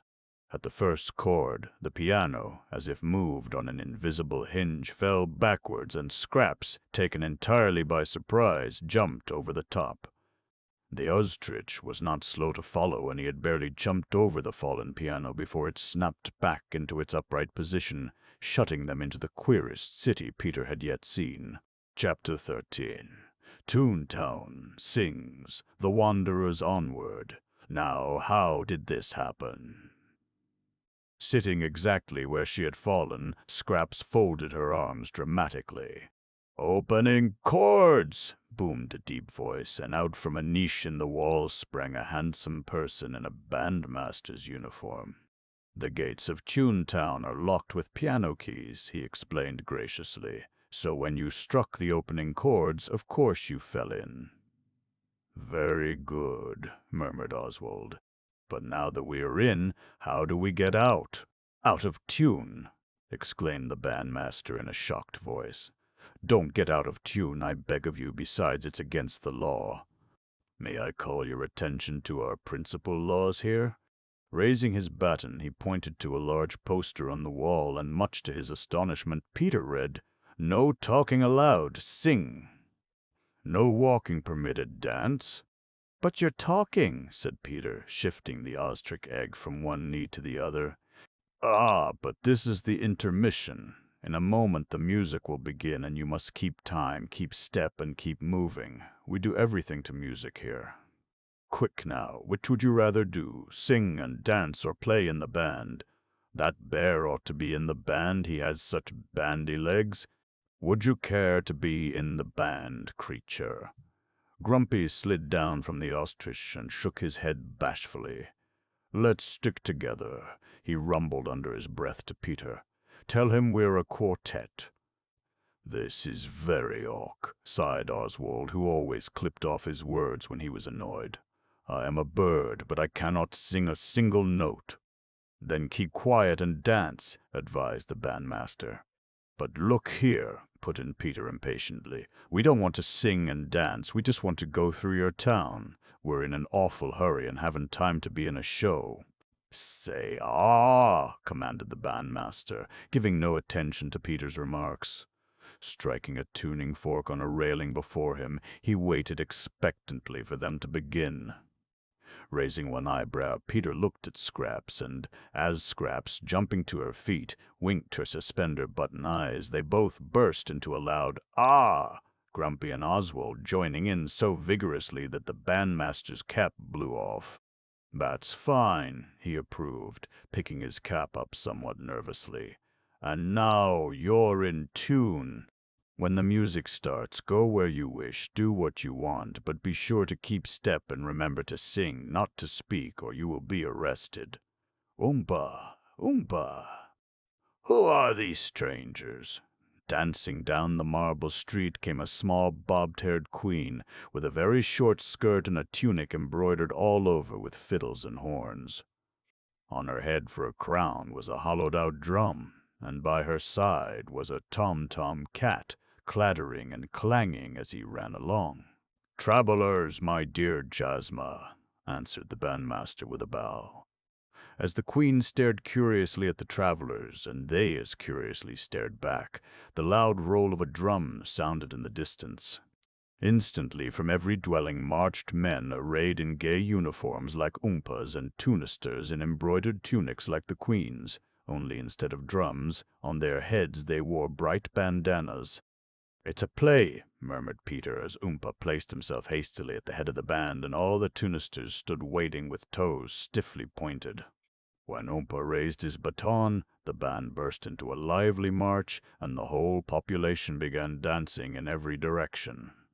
Some of the women and girls danced toward the markets, singing out their orders in rhyme. Others began sweeping the pavements, carrying on long conversations in song as they swept. Everybody was doing something, and doing it to music. It really was quite gay, and, fluttering his plumes importantly, the ostrich began strutting along in perfect time to the music. Grumpy, watching the queen, who was just ahead, slid and shuffled along skillfully. As for Scraps, she simply outdid herself. Peter, from his vantage point on the ostrich's back, watched the whole performance with great interest, feeling exactly as if he were in a circus parade.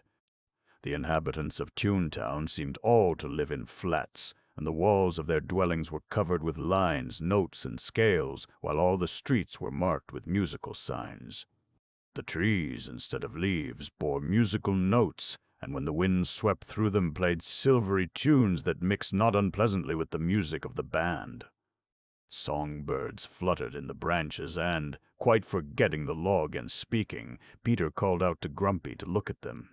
"If you have a word to say, sing it out in rhyme. Do you wish to spoil our play and throw us out of time?" warbled the queen, waving a drumstick at Peter. Peter grew very red, and while he was trying to think up a rhymed reply, the music started again, and Scraps, capering up to Jasma, chanted gaily, "You really are a funny nation. And must we sing our conversation?" The queen, taking 3 steps to the right and 4 to the left, nodded vigorously and, looking admiringly at the patchwork girl, sang, "Maiden, stay, you are so gay, I'd like to look at you all day. My maid-in-waiting you shall be, and live in ragtime harmony." Peter waited anxiously for Scraps to answer. Toontown was so jolly, he was almost afraid Scraps would forget their important mission.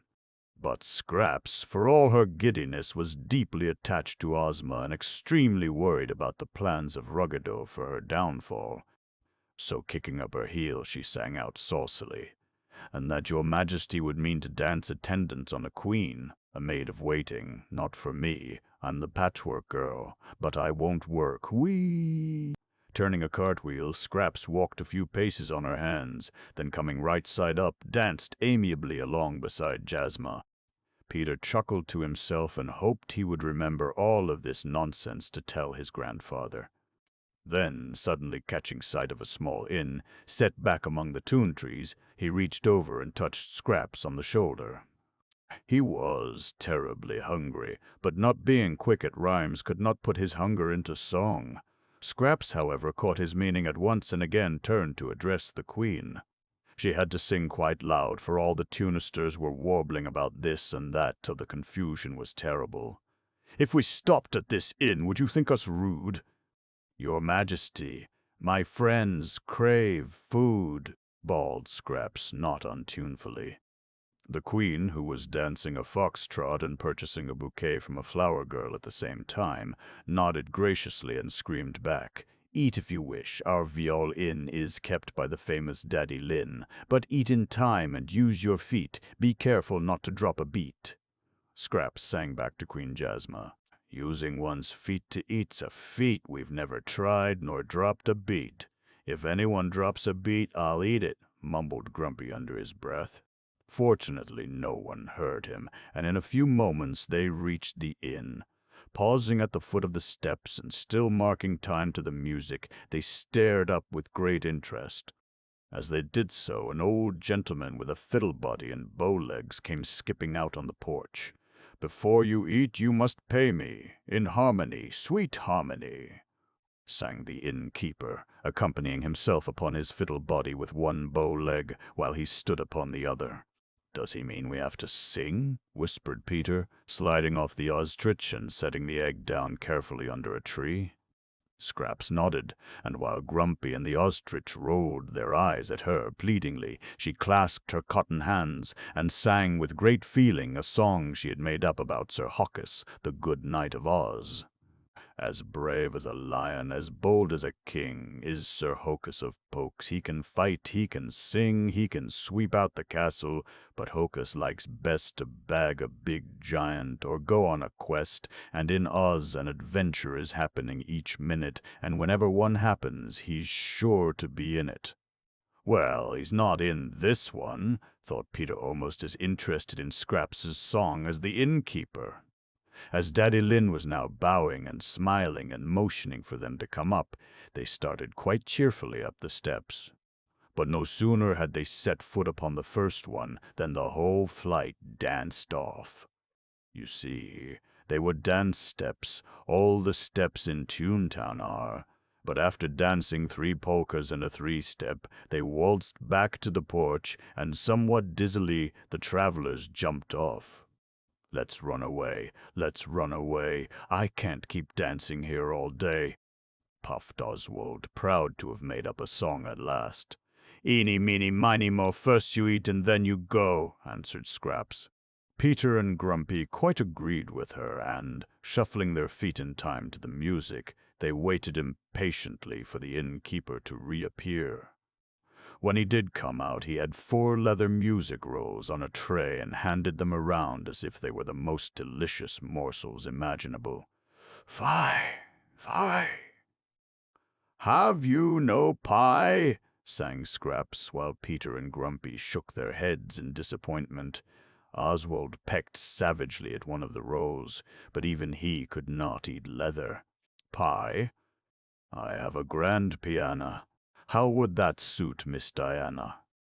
The innkeeper looked inquiringly at the patchwork girl and, when she shook her head, danced crossly into the inn and slammed the door. "No wonder they call this a viol-inn. No dinner at all, just a dreadful din," mumbled Scraps, who hated to have Peter disappointed. Peter, with a sigh, jumped over the flighty dance steps, picked up the ostrich egg and, with Grumpy shuffling disconsolately after, started back toward the main street. "Very awk when one can't talk," wheezed the ostrich, rolling its eyes sadly at Peter. "Never mind. A way I'll find, Tunister, will you be so kind?" Touching a Tunister on the sleeve, Scraps trilled earnestly, "Mister, will you show us how to leave this town?" "We're going now. To get out of tune, get out of tune. You'll find yourselves out pretty soon," chuckled the singer, waltzing away unconcernedly. "What do you suppose he means by that?" exclaimed Peter, forgetting that he was breaking the law again. No sooner had he spoken than the music and dancing stopped, and this time the whole band rushed toward him with instruments threateningly upraised. "Scream!" puffed the patchwork girl, struck by a sudden idea. "All together now, ah!" Not knowing what else to do, Peter, Grumpy, and the ostrich screamed "ah!" as loudly as they could, Scraps joining in with a will. As each one screamed in a different key, the result was a perfectly dreadful discord. Covering their ears and dropping their horns and drums, the members of the band, Jasma and her tunisters, fled in every direction. Before the last echoes of that "ah" had died away, the 4 offenders found themselves out of tune indeed, though how they had gotten over the wall not one of them could have told you. "Did we blow over?" asked Peter, looking down anxiously at the ostrich egg to see if it was broken. "No," giggled Scraps, throwing a kiss in the direction of the wall. "We sang out of tune, Peter, and here we are out of tune. Which road shall we take, boys?" There were 3 roads leading away from Toontown, and after quite a debate they chose the center one. "I hope we find something to eat soon," sighed Peter, as Oswald started briskly down the road. "I'm hungry as a bear." "Not as this bear," growled Grumpy, patting his middle sorrowfully. Chapter 14. Oswald and his friends rush on. "That was a fine place for you, Scraps," chuckled Peter as the ostrich thudded good-humoredly along the sunny road. "You'd rather sing than talk anyway. But singing and dancing all your life, whew, how would you play baseball to music, I wonder? Imagine singing out signals and trying to make a home run to a waltz." "The dinners were the saddest," sighed Grumpy, licking his chops hungrily. "Do you see any biscuit bushes or carrot trees around here?" "There's some kind of a tree in that field," answered Peter, "but the fruit is up so high we couldn't reach it anyway." "I could," grunted the little bear eagerly. "Let's stop and try." The ostrich had spied some especially appetizing rocks by the roadside and was quite willing to stop. So Peter placed his egg child beside him, and, while they ran off to investigate the fruit tree, Oswald lunched quite contentedly on a couple of cobblestones. The tree was about as tall as a coconut palm, and clustered at the top were large green fruits about the size of watermelons. Requiring no luncheon, Scraps danced off to amuse herself, and, as Peter and Grumpy blinked hungrily upward, two of the melons detached themselves from the branch of the tree and came sailing gracefully downward. "Why, they've umbrellas over them," gasped Peter. Of course, said the little bear calmly. Have you never seen an umbrella melon? Peter never had, and said so quite frankly. "Well," explained Grumpy, placing himself in a position to catch the larger of the two, "if they didn't have these umbrella attachments, they'd smash to pieces when they fell. As it is, when the fruit is ripe, the umbrella leaves open and float them safely down." Ah! Holding out both arms, Grumpy neatly caught his melon and, hugging it blissfully, sat down to enjoy his first meal since leaving Patch. Peter had to chase his luncheon all around the field, for the breeze was brisk and the umbrella attachment larger than the melon itself. But finally he did manage to overtake it, and bringing the melon back, settled down beside Grumpy. Cutting off the umbrella leaves with his penknife, Peter split the melon in two. It was something like a cantaloupe, only much larger and much sweeter, and to the tired, hungry, dusty little traveler it tasted perfectly delicious. But, hungry as he was, half the melon was all he could eat, and he looked in admiring astonishment as Grumpy burrowed his nose deeper and deeper into his.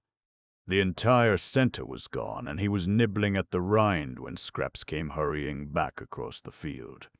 "Are you boys going to eat all day? Glad I don't waste my time that way. You don't know what you miss. Licking his nose, Grumpy grinned up at the Patchwork Girl, but Scraps, sticking out her tongue, merely turned a cartwheel, jumped over a fence, and landed neatly on the back of Oswald. Peter and Grumpy were not slow to follow, for they were all anxious to reach the capital before nightfall. "Is my child safe?" mumbled Oswald, as well as he could with the two cobblestones still sticking in his throat. "Whatever you do, don't drop my child. He is my wife's favorite egg. I do hope he doesn't hatch out before we reach the Emerald City." "So do I," breathed Peter, looking quite nervously at the huge egg in his lap. "Have you ever been in the Emerald City?" he asked politely. "No," answered the ostrich slowly. "Have you?" Peter shook his head, and as Oswald jogged along the lane, Scraps told him all about the capital of Oz and the delightful people who live there, ending up with the story of Ruggedo's escape and his wicked plan to steal all the Oz magic and make himself ruler of the realm. "Ruler of Oz!" screamed the ostrich, stopping in consternation. "Great-grandmothers, why didn't you tell me this before? Why, if that old gnome has a flying cloak, he's probably reached the Emerald City and captured everybody by this time. A gnome on the throne of Oz, how perfectly impose. Ruggedo, ruler of Oz, how simply riddick." At each word Oswald grew more indignant, and finally, with a screech like an engine whistle, he hurled himself forward, running along at such speed that trees, fences, farms, and hills whirled by in a blur of dust, and Peter and the others had all they could do to keep their places. Hugging the ostrich egg with one arm and Scraps with the other, Peter blinked and bounced and tried to catch a glimpse of the country they were passing or the country they were coming to. But between the speed and the dust he could see nothing. "If he's just going in the right direction," thought the little boy, closing his eyes and gritting his teeth to keep them from chattering, "we'll get there in no time, if he isn't." "Whoa, whoa!" roared Grumpy as long as he had breath enough to roar. Even Scraps tried to check the mad plunge of their excited steed. But finally, they all stopped shouting and devoted all their energies to hanging on. Peter rather expected they would run into something, and so was not greatly surprised to find himself sitting in the middle of the road. Scraps sprawled beside him, and Grumpy, rubbing his head, limped crossly out of a ditch. Oswald himself was leaning up against a tree with both eyes closed, while across the roadway lay an extremely upset and odd-looking traveler. "I told you to, whoa," growled Grumpy, shaking his paw angrily. "Now see what you've done." "Never say whoa to an ostrich," muttered the green bird, opening one eye. "Say whum, but we've run over somebody," exclaimed Peter. "Is my child broken?" asked the ostrich, opening the other eye and peering wildly in every direction. Fortunately, the egg had fallen on a heap of soft sand, and while Oswald hurried over to assure himself it was not cracked, Scraps and Peter ran to help the stranger. "Are you broken, stunned, or killed, wrecked, or sprained, or simply spilled?" quavered the Patchwork Girl, leaning over him. "It's all right," sighed the stranger, sitting up slowly. "I'm used to being slammed. Just so my back's not broken, I don't care." "Why, it's a book," burst out Peter, coming closer to make sure. "Not a book, a bookman," corrected the traveler, rising with Scrap's help to his feet. "Books are old-fashioned, but a bookman is right up to date. I don't wait to be advertised. I speak for myself. I don't lie around waiting to be read. I run after people and make them read me. I can carry myself and turn over a new leaf every day in the year." "I'm very interesting," finished the bookman with a wide smile at Peter. Peter smiled back, and how could he help it? Above his big book body, the fellow had a round, jolly face with floppy dog ears. His legs and arms were quite thin, and he was about as tall as Scraps. "Are you sure you're not hurt?" asked the little boy, as the bookman began to run briskly up and down, thumping the covers of his book body to knock out the dust. "What are you about?" asked Grumpy, looking curiously at the traveler and still rubbing his head with his paw. "Have you any animal tales or verse?" cried the Patchwork Girl eagerly. "Or baseball stories?" questioned Peter, coming closer and closer. In their interest, they had almost forgotten the ostrich. "I've all kinds of stories," boasted the bookman, and, unclasping his middle, spread wide the pages of his book. "Which will you have first?" "A bear story," said Grumpy, sitting down on his haunches and waving both paws. "Bear stories are the most exciting." "No, a verse," shrilled the Patchwork Girl quickly. Peter was about to call for a baseball story when he suddenly remembered his manners. "Ladies first," said Peter, looking reprovingly at the little bear. "Just show us one of your verses," he remarked carelessly. "Funny or sad?" asked the bookman, running his finger down his table of contents. "Funny, of course," chuckled Scraps, tossing her head impatiently.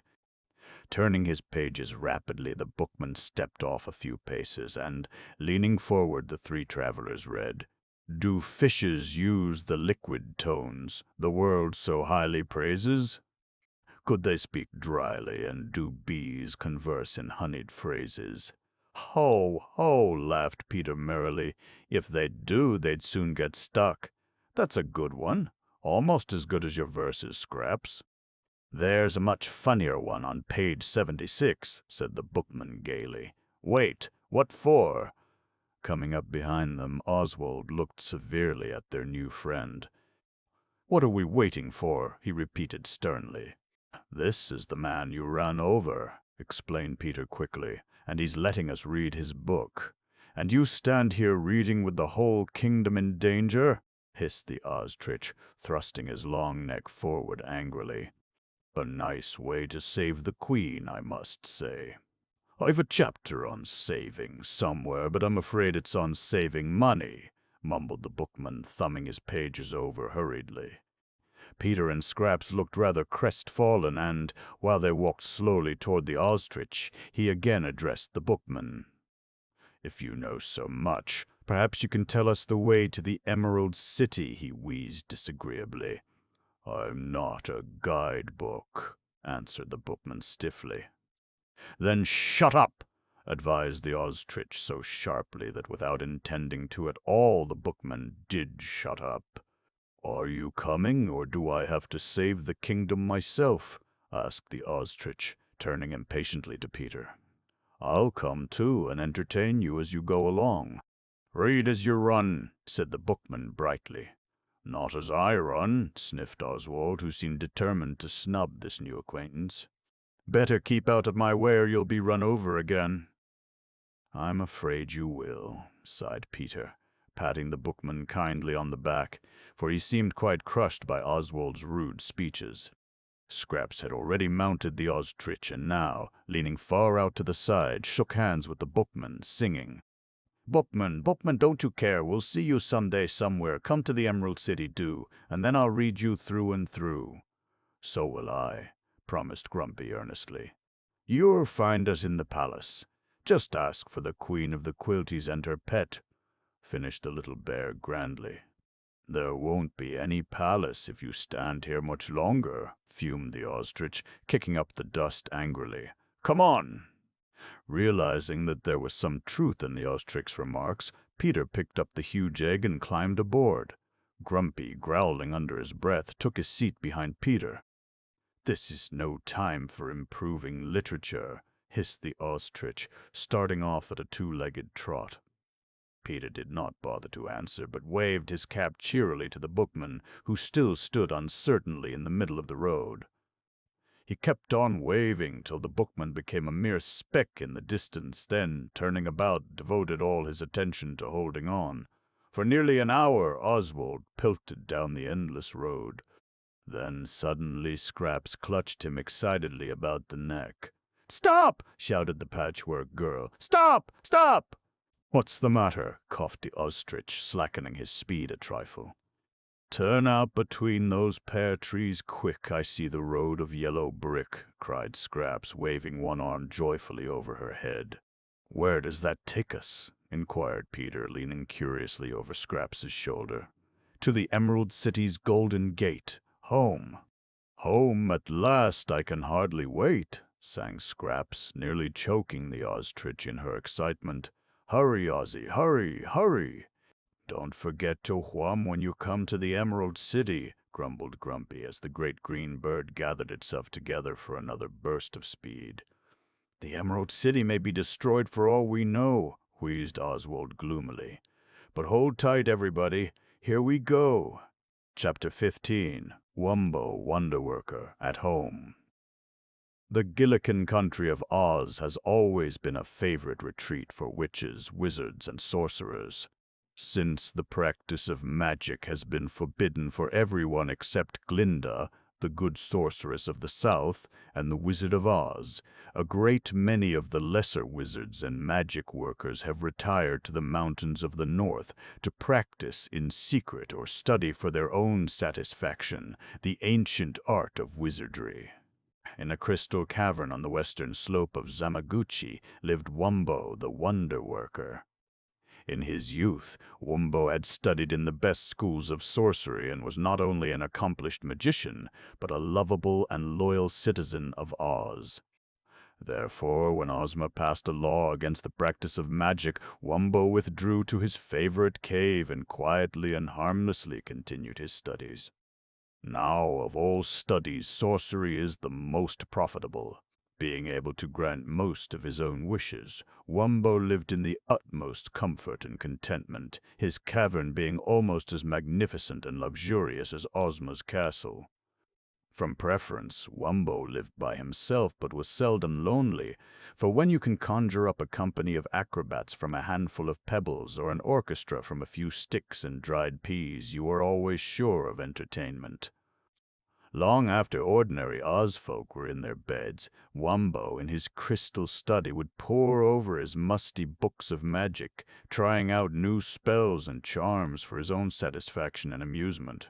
He was especially fond of his book of chants and enchantments, and, on the evening I am writing of, sat beside his great crystal lamp, turning over its leaves and humming cheerfully to himself. "I think," mused Wumbo at last, "I shall use the speech-giving chant tonight. It's been a long time since I've talked with my furniture, and no doubt it has a lot to tell me." Rubbing his hands gleefully, Wumbo turned to page 97 and, after reading the chant several times to himself, walked over to his footstool and, touching it gently, droned. Oni, moony, no oney nil, tell me footstool what you will. I need recovering, creaked the footstool promptly, and next time you trip over me I trust you will crack both shins. Ho! Ho! Roared the wizard, bending backward and forward with mirth. That's nice of you. Anything else? As the footstool made no further remark, he walked to the mantel and touched the clock. Hony moony noony nil, tell me, old clock, what you will. Your wig's on crooked, tick the clock critically, and there's a smudge on the end of your nose. Looking in the glass, Wumbo saw that the clock, as usual, was telling the truth. Straightening his wig, he went next to his favorite chair. Woony moony no oney nil, tell me, armchair, what you will, chanted Wumbo, putting both hands in his pockets. Somebody's sitting on me, complained the chair in a stuffy voice. Somebody's sitting on you, gasped Wumbo in astonishment. Why, I don't see anybody. Then feel 'em, whispered the chair hoarsely. Putting out his hand cautiously, Wumbo touched a long, wispy beard and immediately jumped back with a cry of alarm. Fold your arms, spluttered the wonder-worker, rushing back to the Book of Enchantments. The chair lost no time in obeying this order. Instead of ordinary arms, Wumbo's chair had real ones, and it clasped them about the invisible sitter so that he could neither move, scream, nor scarcely breathe. Meanwhile, with trembling fingers, Wumbo fluttered over the pages of the chant book till he found the exact one he was searching for, the chant to render visible the invisible. Omni, hominy, domini dear, I command you, invisible one, to appear, mumbled Wumbo, straightening his specs excitedly, for he had had no visitors for 7 years. Instantly the figure of a gray gnome appeared in the armchair, kicking, struggling, and sputtering with fright and fury. As Wumbo continued to stare at him, the chair lowered one of its arms, and Ruggedo, for, of course, it was the old Gnome King, jerked up his head and roared loudly, "Take me to the Emerald City!" "Take me to the Emerald City." "Are you addressing me?" asked Wumbo, dropping into a chair opposite the gnome and regarding him attentively. "If you are, you may as well save your breath. I have never practiced long-distance magic and could not send you to the Emerald City even if I wanted to." "Who wants your old magic?" sneered Ruggedo. "I've magic of my own." "Take me to the Emerald City! Take me to the Emerald City!" he screeched, trying in vain to squirm out of the clutching arms of Wumbo's chair. "You are evidently unfamiliar with one of the first and simplest of magic laws," observed the wizard reprovingly. "I see now that you are wearing an invisible cloak, but 2 magic charms cannot work at the same time, and as I spoke first, you will have to wait till my chant wears off. Who are you? Where am I?" "How dare you keep me here?" panted Ruggedo furiously. "You are in the Zamaguchi country, in the humble cave of Wumbo the Wonder-Worker," answered the old gentleman quite amiably. "And as you came here yourself, why blame me for trying to entertain you as I see best?" I knew it, raged the Gnome King. "This is Peter's doing. When I catch that boy, I'll turn him to a peach basket and jump on him.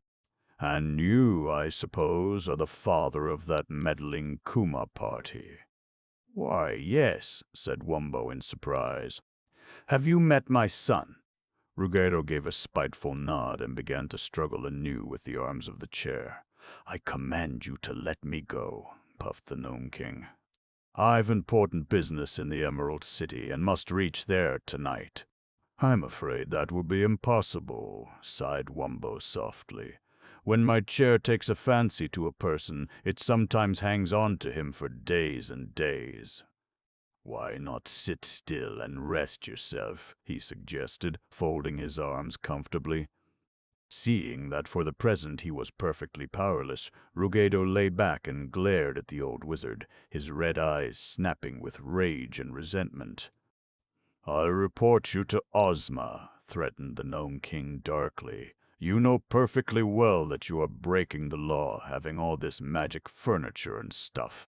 Take your feet off my rounds, ordered the chair sharply, giving Ruggedo a good squeeze. How about your magic cloak? Said Wumbo, smiling a little as Ruggedo hastened to take his heels off the rungs of the chair. And how about turning a boy to a peach basket? That sounds like pretty bad magic to me. Who is this boy? And why are you wearing a cloak of invisibility? That's my business, muttered the gnome, looking uneasily around. Are you going to let me go or not? That depends on where you are going and what you are going to do, answered Wumbo, clapping his hands 3 times. A box of chocolates instantly appeared and tilted invitingly toward the wizard. Helping himself, Wumbo offered a chocolate to Ruggedo, but the gnome shook his head impatiently, so Wumbo clapped his hands again and the chocolates disappeared. I am going to the Emerald City to report the discovery of a treasure ship, explained the Gnome King after a short silence. I am going to have Ozma transport the jewels and gold pieces to her own castle. I'm making her a present of them, finished Ruggedo virtuously. Wumbo said nothing but, rising slowly, went over and stared into a great crystal ball on his desk. That, of course, is not true, said Wumbo, coming back to sit in his chair.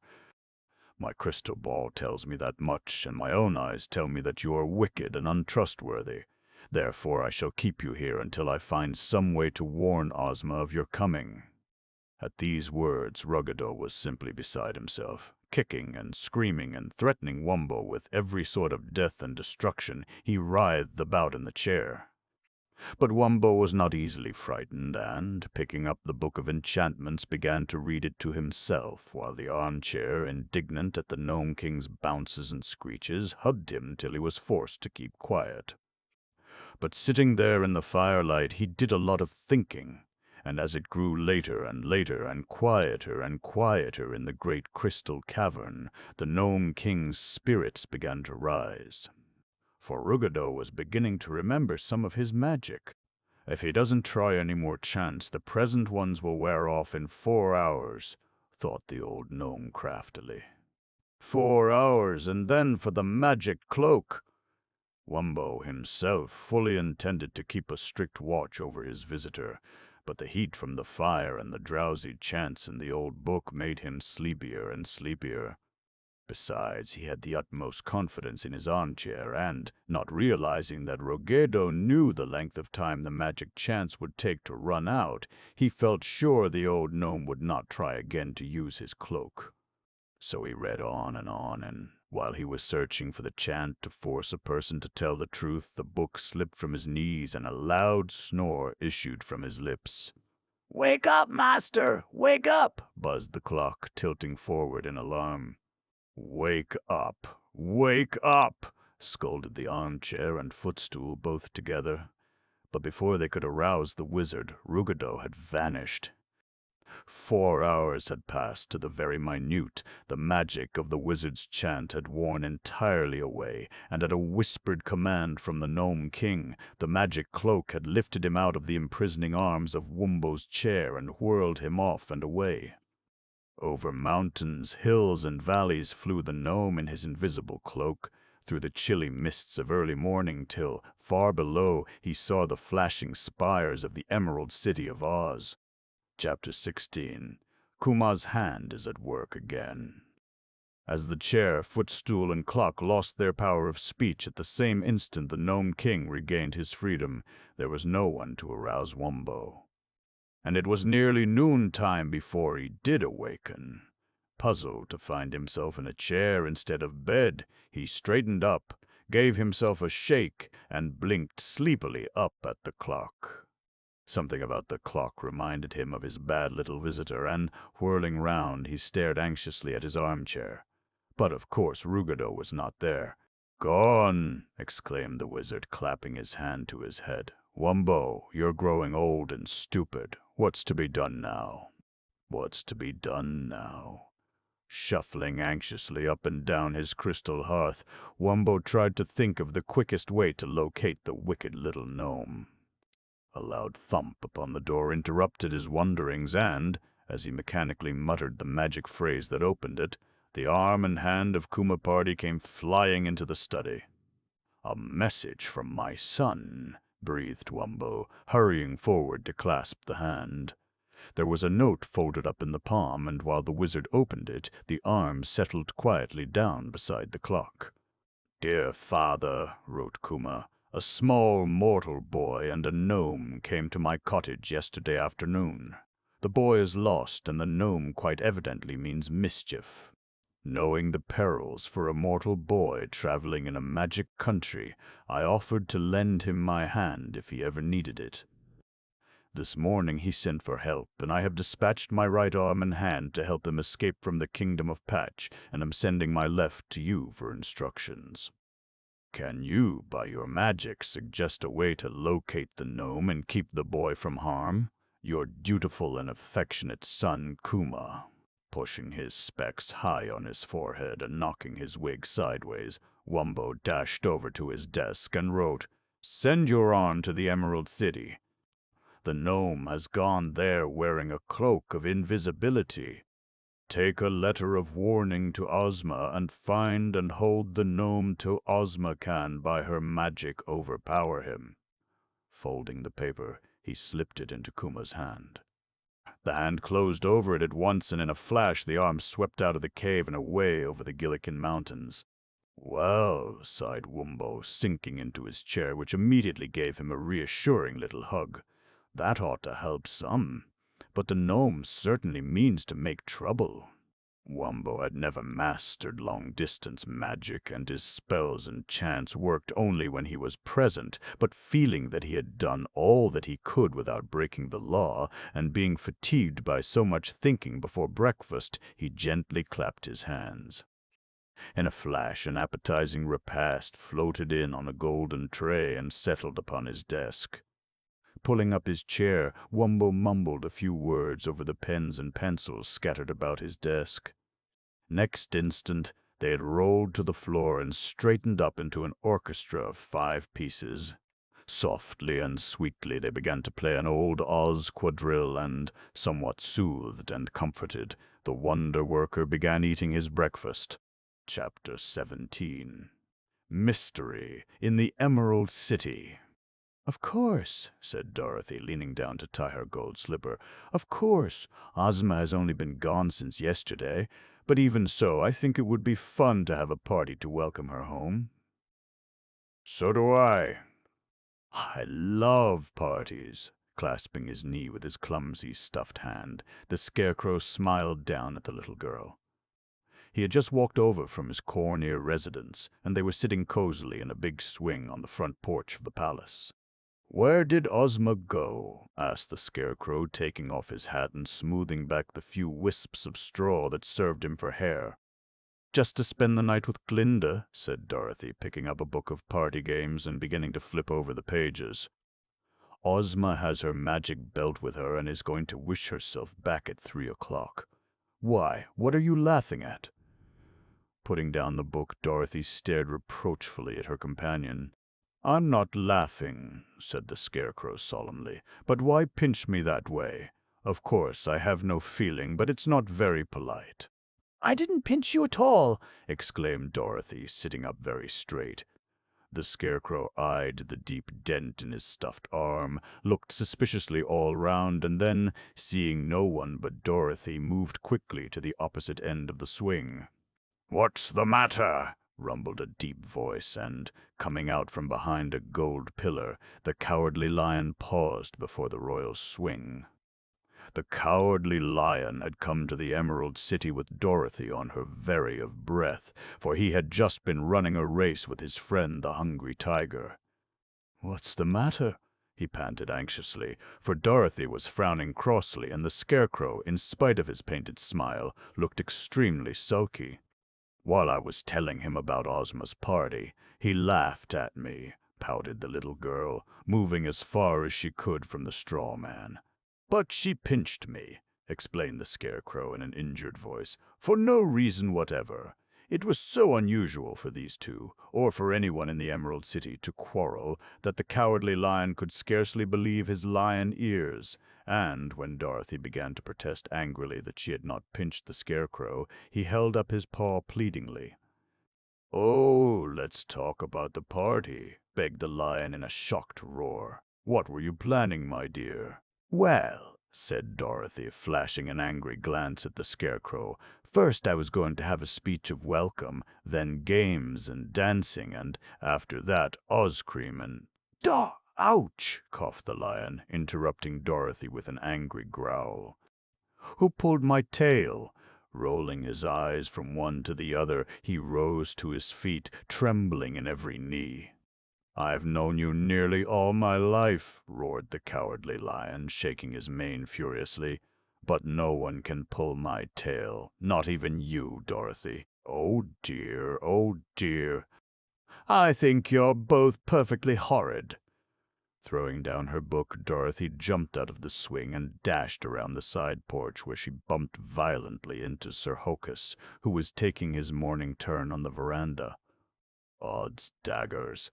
ejaculated the knight, straightening his shield and buckler. "What's wrong, maiden?" "Everything," wailed Dorothy, throwing her arms round his neck. "Just because I'm trying to plan a party, everybody is fighting with me." "Fighting!" puffed Sir Hokus, brightening up at the mere sound of the word, for he did dearly love a battle. "Well, I'm on your side." "Who dares to fight with Princess Dot?" thundered the knight in his deep voice, and, seizing her hand, stepped quickly around the corner of the porch. But when he saw the Cowardly Lion and the Scarecrow simply glaring at one another, he paused in dismay. They were his oldest friends, and never, since his arrival in the Emerald City, had he had a disagreement with either of them. Feeling that there must be some mistake, he strode hastily between the two celebrities and held up his hand. As he did, he received a staggering blow on the head that pushed his helmet well down over his ears. "Odds, dragons, and flagons!" blustered the knight, sputtering like a red-hot coal. "Have it, you villains, varlets, rascals, and rogues!" Drawing his sword, he began slashing in every direction, but as his helmet was over his eyes, he fortunately did no harm. Crouching behind the swing, Ruggedo, in his invisible cloak, rocked to and fro with silent merriment, holding his sides and shaking all over with malicious glee. Arriving at the palace early that morning, the Gnome King had immediately ordered the cloak to carry him to the royal apartment. But Ozma, to his great disgust and disappointment, was not there. Neither was his belt, nor any of the little queen's magic appliances, for she had taken them all with her to Glinda's castle. Until he had the belt, Ruggedo was perfectly powerless and, after his return, seized the belt as soon as she appeared and at once destroyed the Emerald City and all of its inhabitants. While he waited, Ruggedo had run here and there about the palace, amusing himself in his own spiteful fashion. Now that he had learned from Dorothy the exact time of Ozma's return, he fluttered off to the kitchen to steal some breakfast and plague the cook.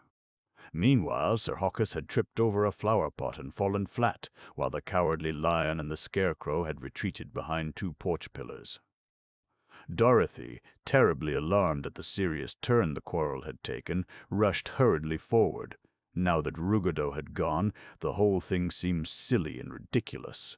"Let's make up," begged Dorothy, helping Sir Hokus to his feet. "I'm sure it's all a mistake." "Well, it was a great mistake to pull my tail," rumbled the Cowardly Lion, coming out very slowly and majestically. "But I'll overlook it this once." He blinked suspiciously at the Scarecrow, but the Scarecrow was helping Sir Hokus with his helmet and did not even notice. "Who thumpsed me again?" panted the knight, pointing his forefinger furiously downward. "Who thumpsed me again? Dies." "But nobody will," Dorothy hastened to assure him. She looked pleadingly at the Scarecrow, who she felt must be responsible. "Let's forget all about it and think about the party," she proposed brightly. "Now, who'll make the speech of welcome?" "Let Scraps do it," muttered the Cowardly Lion, licking his paws sulkily. She's clever at speeches and makes short ones, too. I'll go find her," he offered in a little more cheerful voice. "Haven't seen her since yesterday, but I suppose she's around somewhere." "All right," smiled Dorothy as the Cowardly Lion thudded across the porch. "Now, who'll help me decorate the banquet hall?" Sir Hokus had taken off his helmet and was rubbing his head wrathfully. At Dorothy's words, he glanced across at the Scarecrow, but the straw man's painted eyes met his so frankly and innocently that he impulsively put out his hand. Certainly the Scarecrow's flimsy arm could never have dealt him such a blow. "We'll help you," said the knight, taking the Scarecrow's arm. "'Twas that villain lion who thumped me," he whispered as they started for the banquet hall. "Here come Betsy and Trot," cried Dorothy, forgetting all about the quarrel. "Maybe they will pick some flowers for the table." Betsy and Trot, as many of you already know, are two little mortals like Dorothy, who have been invited by Ozma to live in the royal palace.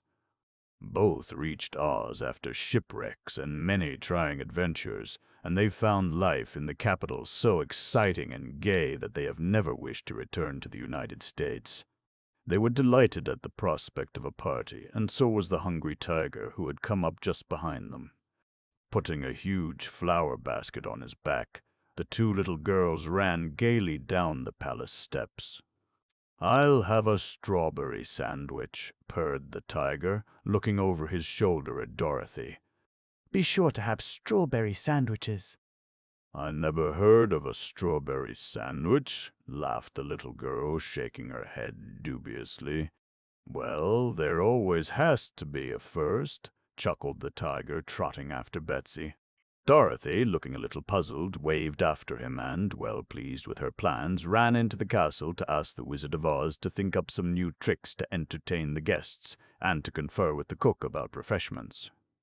Soon the palace began to hum with activity. The banquet hall, under the skillful hands of the Scarecrow and Sir Hokus, took on a truly festive air. Messengers and pages ran hither and thither with invitations, while the royal band, tuning up on the castle lawn, added its strains to the general gaiety. Indeed, from the preparations for her return, one would have thought Ozma had been gone a year instead of a day, and Ruggedo, fluttering here and there in his invisible robe, chuckled with amusement and malice. "Work away," muttered the Gnome King darkly. "At 3 o'clock I shall send you all to the bottom of the Nonestic Ocean, transport my gnomes here, and enjoy this party my own self." At first Ruggedo had continued his pinching and punching and hair-pullings, but at last, fearing detection, he had stopped his mischievous teasing and seated himself calmly in Ozma's chair at the head of the banquet table. In this position, it would be a simple matter to unclasp his magic belt as soon as the little fairy made ready to take her place. The patch, which was the only visible thing about Ruggedo, was now on the seat of the chair, so did not show, and, quite unconscious of their dreadful peril, Dorothy and her friends went on with their preparations for the party, while Ruggedo, fidgeting with impatience, kept his eyes fastened upon the emerald clock. 20 minutes of 3. 20 minutes, and then— "Whew!" The little gnome fairly hugged himself with wicked anticipation. 10 minutes of 3, and now everything was in readiness. Dorothy and Betsy, giggling together, were putting the finishing touches to the table. The Scarecrow and Sir Hokus between them were composing a speech of welcome, for, of course, the Cowardly Lion had not been able to find the Patchwork Girl. Ranged about the walls in pleasant anticipation stood the courtiers and dear old celebrities of Oz. Nick Chopper, the Tin Woodman, summoned from his palace by the wizard's magic, stood conversing in a low tone with Pastoria, Ozma's royal father, about his crop of tin cans, which were larger this year than ever before. The little Wizard of Oz himself was whispering to Tick-Tock, the Machine Man, some of the tricks he was planning for the company's amusement, and the Metal Man was chuckling with mechanical mirth. Hank, Betsy's mule Toto, Dorothy's little dog, the Sawhorse, Ozma's royal steed, and all of the other palace pets were sitting expectantly at their own special table. "Now then," exclaimed the Scarecrow, having finished the speech of welcome to his own and the knight's satisfaction. "As soon as I have finished this address, I shall extend a hand of welcome to our little ruler, lead her triumphantly to the head of the table, and—" "Look!" rasped the Tin Woodman, who stood nearest the door. "Look! Look up!" "Look out!" Following the direction of Nick Chopper's tin finger, everyone did look, and, next minute, in fright and bewilderment, huddled together for protection, for over their heads flashed the hand of Kuma Party. "The welcoming hand!" gasped the Scarecrow, clutching Sir Hokus. "But whose?" "Everybody count his hands," mumbled the Scarecrow, looking anxiously at his own. "The hand that smote me," roared the knight, making a lunge at the hand with his sword. Everyone else ducked, dodged, and shuddered as the arm sailed hither and thither over their heads. "It's a trick of the wizard's," faltered Dorothy, looking hopefully at the little man. But the wizard, peering palely from behind a huge green chair, shook his head positively. "I had no hand in this," muttered the wizard, mopping his bald head with his best hanky. Now, Kuma's hand could unfortunately carry out only the instructions given it by its owner. The note of warning for Ozma was tightly clasped in its fingers, but as Ozma was not present, it presumed she was to be found in another part of the palace, and immediately flashed up the golden stairway in search of her and the invisible gnome. But Ruggedo was now more invisible than ever, having crawled under the table at the first sight of the flying arm. As the arm disappeared, everyone heaved a sigh of relief. "Come, come," wheezed the wizard, stepping out nervously from behind the green chair. "We must not let a little thing like this spoil the party. Why, it's 3 o'clock now." "And here's Ozma," cried Dorothy. And there indeed was Ozma, standing with a quiet smile in the doorway. At once the Scarecrow burst into his speech. "Welcome, Ozma, beauteous queen sovereign of this city green, illustrious ruler." Thump, ban, gee, crash. With hand still upraised, the Scarecrow swung to the long French windows. So did everyone, for that matter. "A menagerie!" shrilled Nick Chopper, falling back against the wall. "Why, it's Scraps!" burst out the Scarecrow, as the ostrich with his 3 dusty riders plunged giddily into the room. "Beware!" roared the ostrich in a terrible voice, and when an ostrich roars it is 4 times louder than a lion. "Beware!"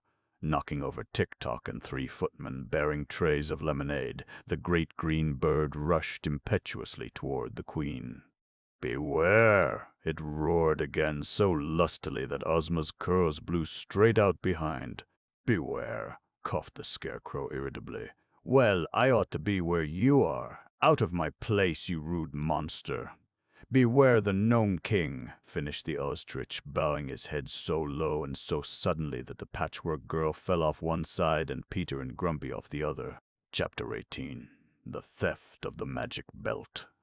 Ozma, surprised enough at the party, was so startled and dismayed by the ostrich's roars that she caught at a little gold stand to keep from falling. As she steadied herself, 2 arms clasped themselves round her waist.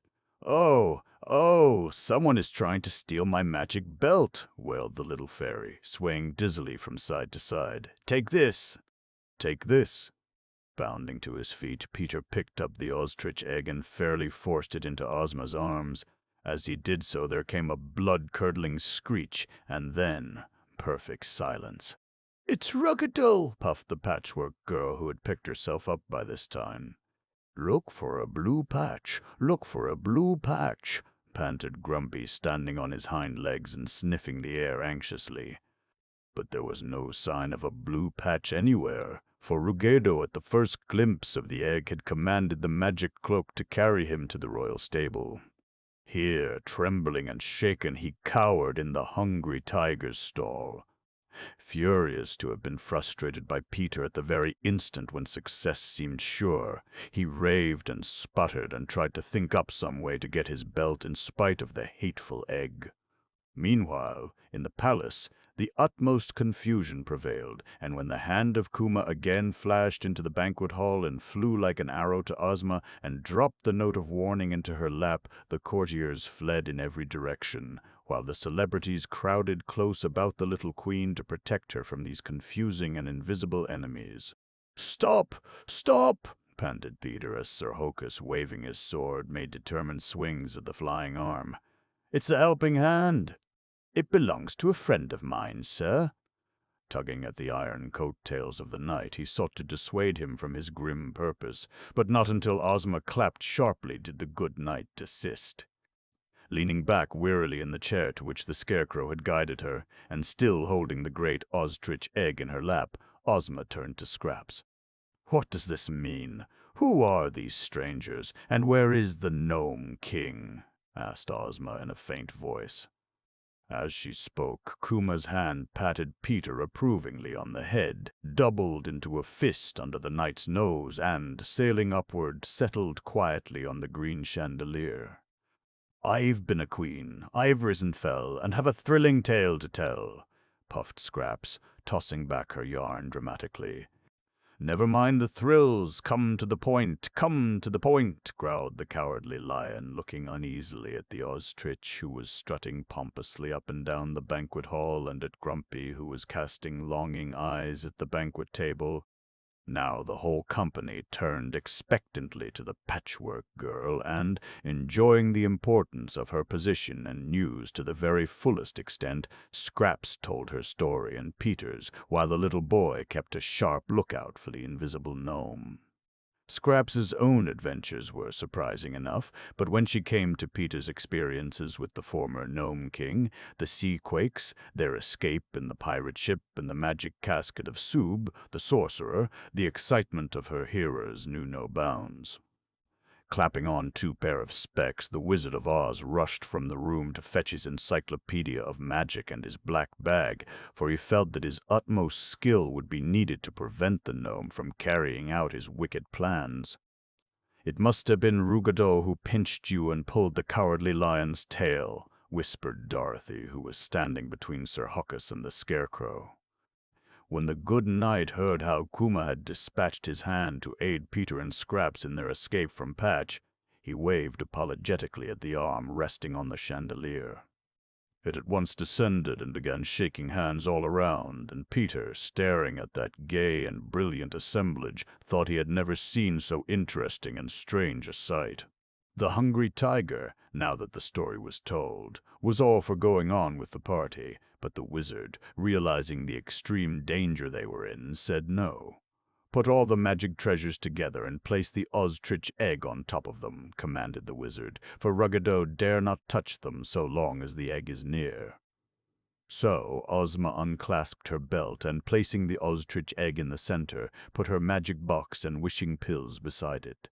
"I cannot believe Ruggedo would be so wicked," sighed Ozma, turning sadly to the Scarecrow. "Now that he sees it is impossible to steal the belt, perhaps he will go away." "Not he," answered the Scarecrow positively. "He's around here somewhere, depend on that, and until we find him, watch out." "Why not eat while we watch?" purred the Hungry Tiger. "These travelers look tired and hungry and deserve refreshment after their long journey." Grumpy rolled his eyes approvingly at the Hungry Tiger, and Ozma, in spite of herself, had to smile.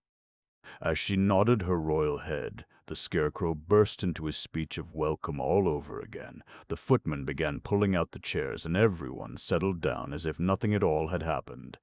Grumpy had a place between the Hungry Tiger and Cowardly Lion, and they, well pleased with the behavior of the little bear, did their best to make him feel at home. The ostrich stood up behind Grumpy, swallowing rapidly everything that came within reach. Scraps had the seat of honor beside Ozma, and Peter, between Dorothy and Sir Hokus, was plied with every delicacy. The hand of Kuma, trained to serve, flew backward and forward, filling tumblers, carrying trays, and generally making itself useful. "Dost like our Emerald City, lad?" queried Sir Hokus, bending kindly toward the little boy. Well, acknowledged Peter quite truthfully, I haven't seen much of it. The ostrich ran so fast, you know.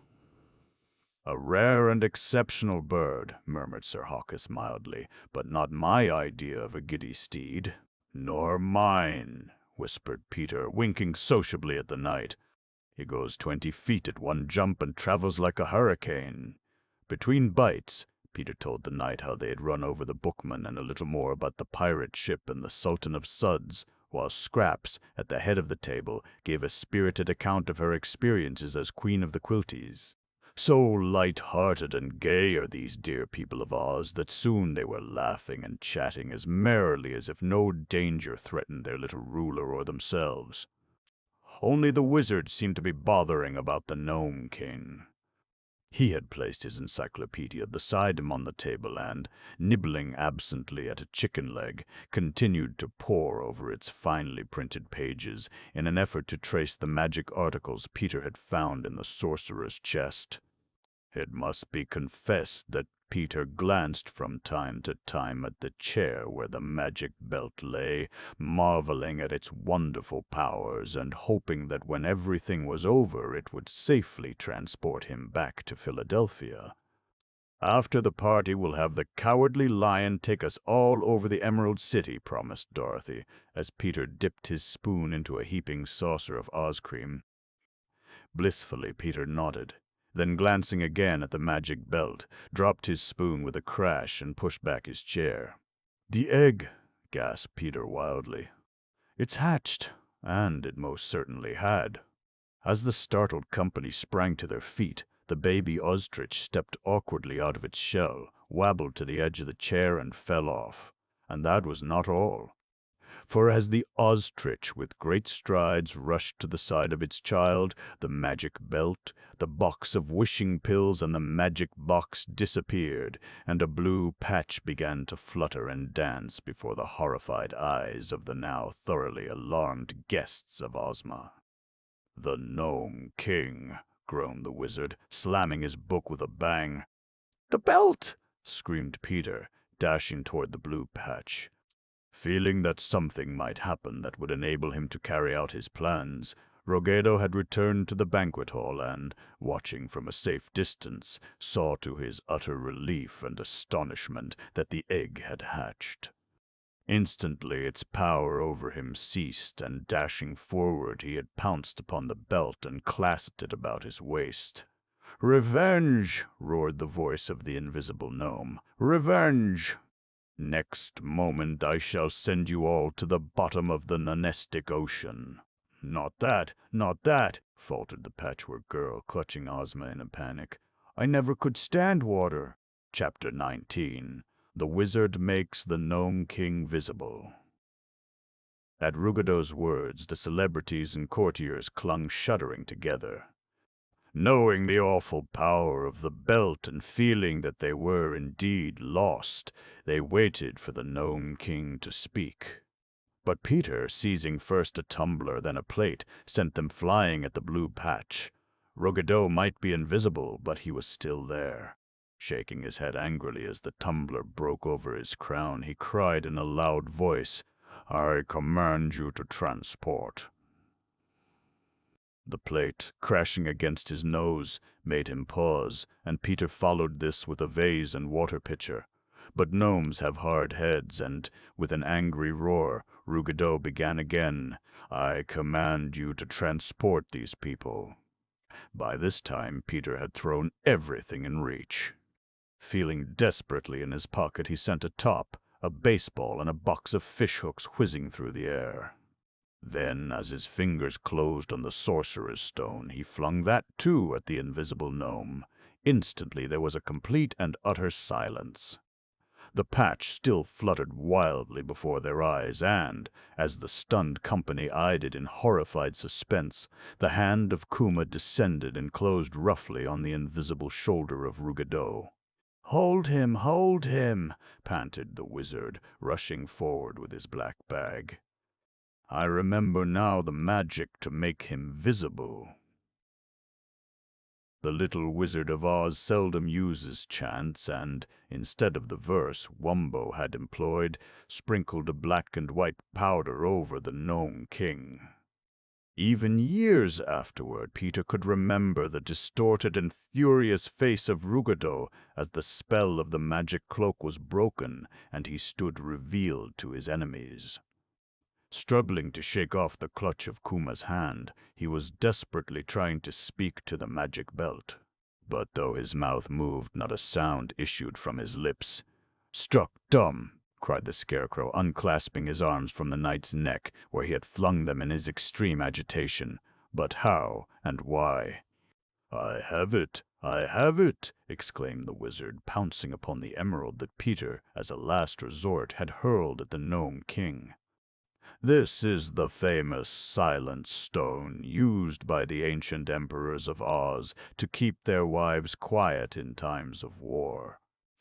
How it came into the possession of Soob I cannot imagine, but see, here written in magic on the emerald itself is the whole story. Whom this stone touches on the head shall remain silent for 7 years. "Yon honest lad hath saved the realm," boomed Sir Hokus, slapping Peter on the back and beaming joyfully upon the still trembling company. "I wish I could have read that before," puffed Peter. "Well, it's lucky you threw it when you did," answered the wizard. "One more word and we'd have been at the bottom of the sea." "As it is." Calmly the wizard unclasped the belt from the scowling Gnome King and, snatching the box of mixed magic and the wishing pills, handed them back to Ozma. "As it is, Ruggedo is perfectly harmless." "3 cheers for Peter!" cried the Scarecrow, waving his hat over his head. "His aim and arm have saved the day." "That's because he's such a good pitcher," mumbled the little bear, and the cheers were given with such a will all the dishes on the table skipped. Oswald, who had buried his head in a flower-pot at the first of the Gnome King's threats, now reared it cautiously and, with mud still sticking to his bill, approached the Queen. "If your Highness will excuse me," quavered the ostrich hoarsely, "I must be going. This excitement is very bad for my child." Plucking a plume from his tail, Oswald extended it politely. Smiling kindly, Ozma took the plume and sent Jellia, her little maid, to fetch an emerald necklace, for Scraps had, just in time, reminded her of the hatch-day present for the baby ostrich. "This is simply both," murmured Oswald. And, as Ozma fastened the necklace round his long neck, the company cheered and cheered again, for they felt that the great green bird was in a large measure responsible for their safety. Oswald himself was anxious to turn his child over to his wife and tell her the story of his amazing adventures, so Dorothy and Peter placed the baby ostrich on his back, fastening it securely with a hair ribbon. Nodding stiffly to the right and left, Oswald strutted proudly from the banquet hall, and immediately the Ozites surrounded Peter, congratulating and praising him, till the little boy grew quite red with embarrassment and pleasure. At Ozma's command, Ruggedo was led away to the cellar, and, with nothing more to worry them or mar the festivities, the party began again and lasted far into the night. The Emerald Palace is so large and so roomy that none of the guests thought of going home, and, after the wizard had performed the last of his tricks and Scraps had recited the funniest of her verses, they all trooped off to bed, calling cheerily to each other as they mounted the golden stairs.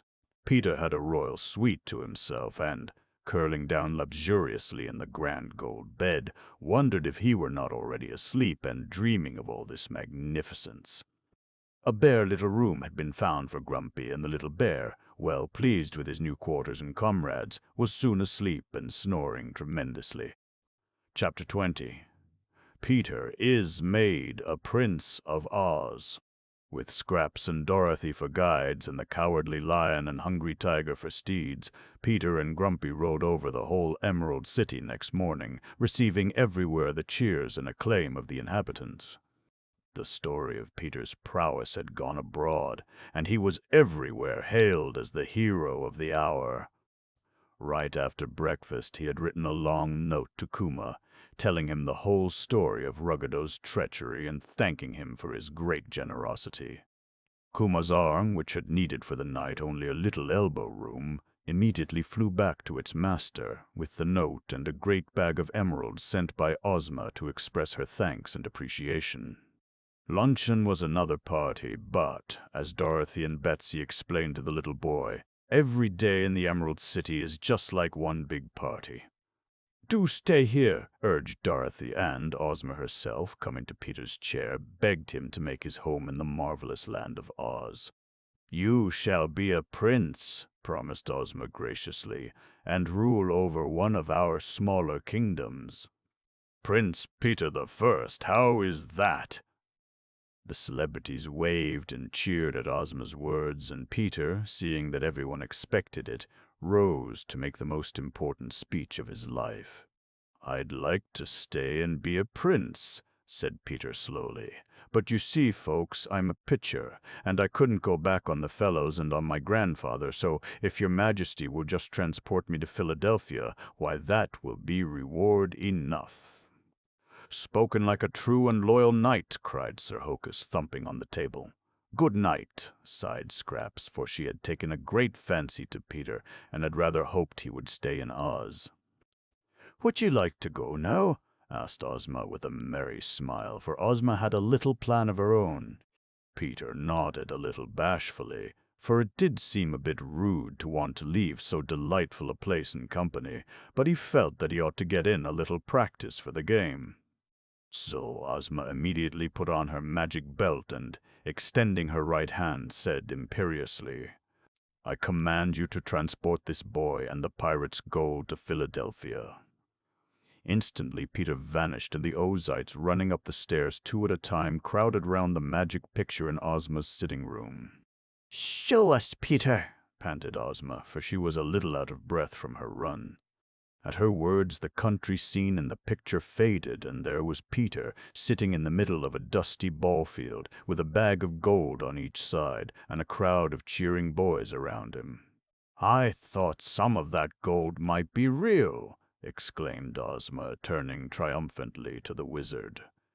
"Polaki must have been a real pirate before he sailed into the Nonestic Ocean, and while I could not transport any of our gold or jewels to Philadelphia, 2 bags of the pirate's gold were real." "Oh, oh, won't he have fun?" squealed Dorothy, giving Scraps a hug. That night Peter, sitting on the arm of his grandfather's chair, had the pleasure of seeing in the evening paper the heading he had thought up himself: "Philadelphia Boy Finds Treasure and Saves the Emerald City of Oz." Back in the capital there were only a few things to settle now. The silent stone and magic cloak were carefully stored away in the emerald safe in the wizard's laboratory to be used in case of extreme danger or war. Kaliko was at once notified of Ruggedo's capture and permitted to resume his place as king of the gnomes. Walking in the garden, the same afternoon that Peter had been sent back to Philadelphia, the Wizard of Oz had noticed a gold thread running under one of the benches. Following it curiously, he found that it led into the palace, up the stairs to the very top sunny chamber where an old winky woman named Susan Smiggs did all the palace mending. Susan, then, was the proper ruler of Patch, and Scraps, shaking her head dubiously, watched the fat little seamstress drive away in the red wagon to take up her duties as Queen of the Quilties. But as Ozma had promised to revise the laws of Patch, perhaps Susan will have a better time than the Patchwork Girl did.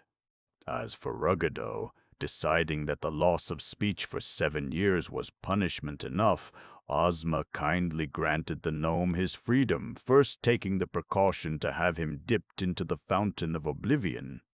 As anyone touched by these waters forgets all his past wickedness, let us hope that from now on Ruggedo will lead a better life and cause no more trouble in Oz.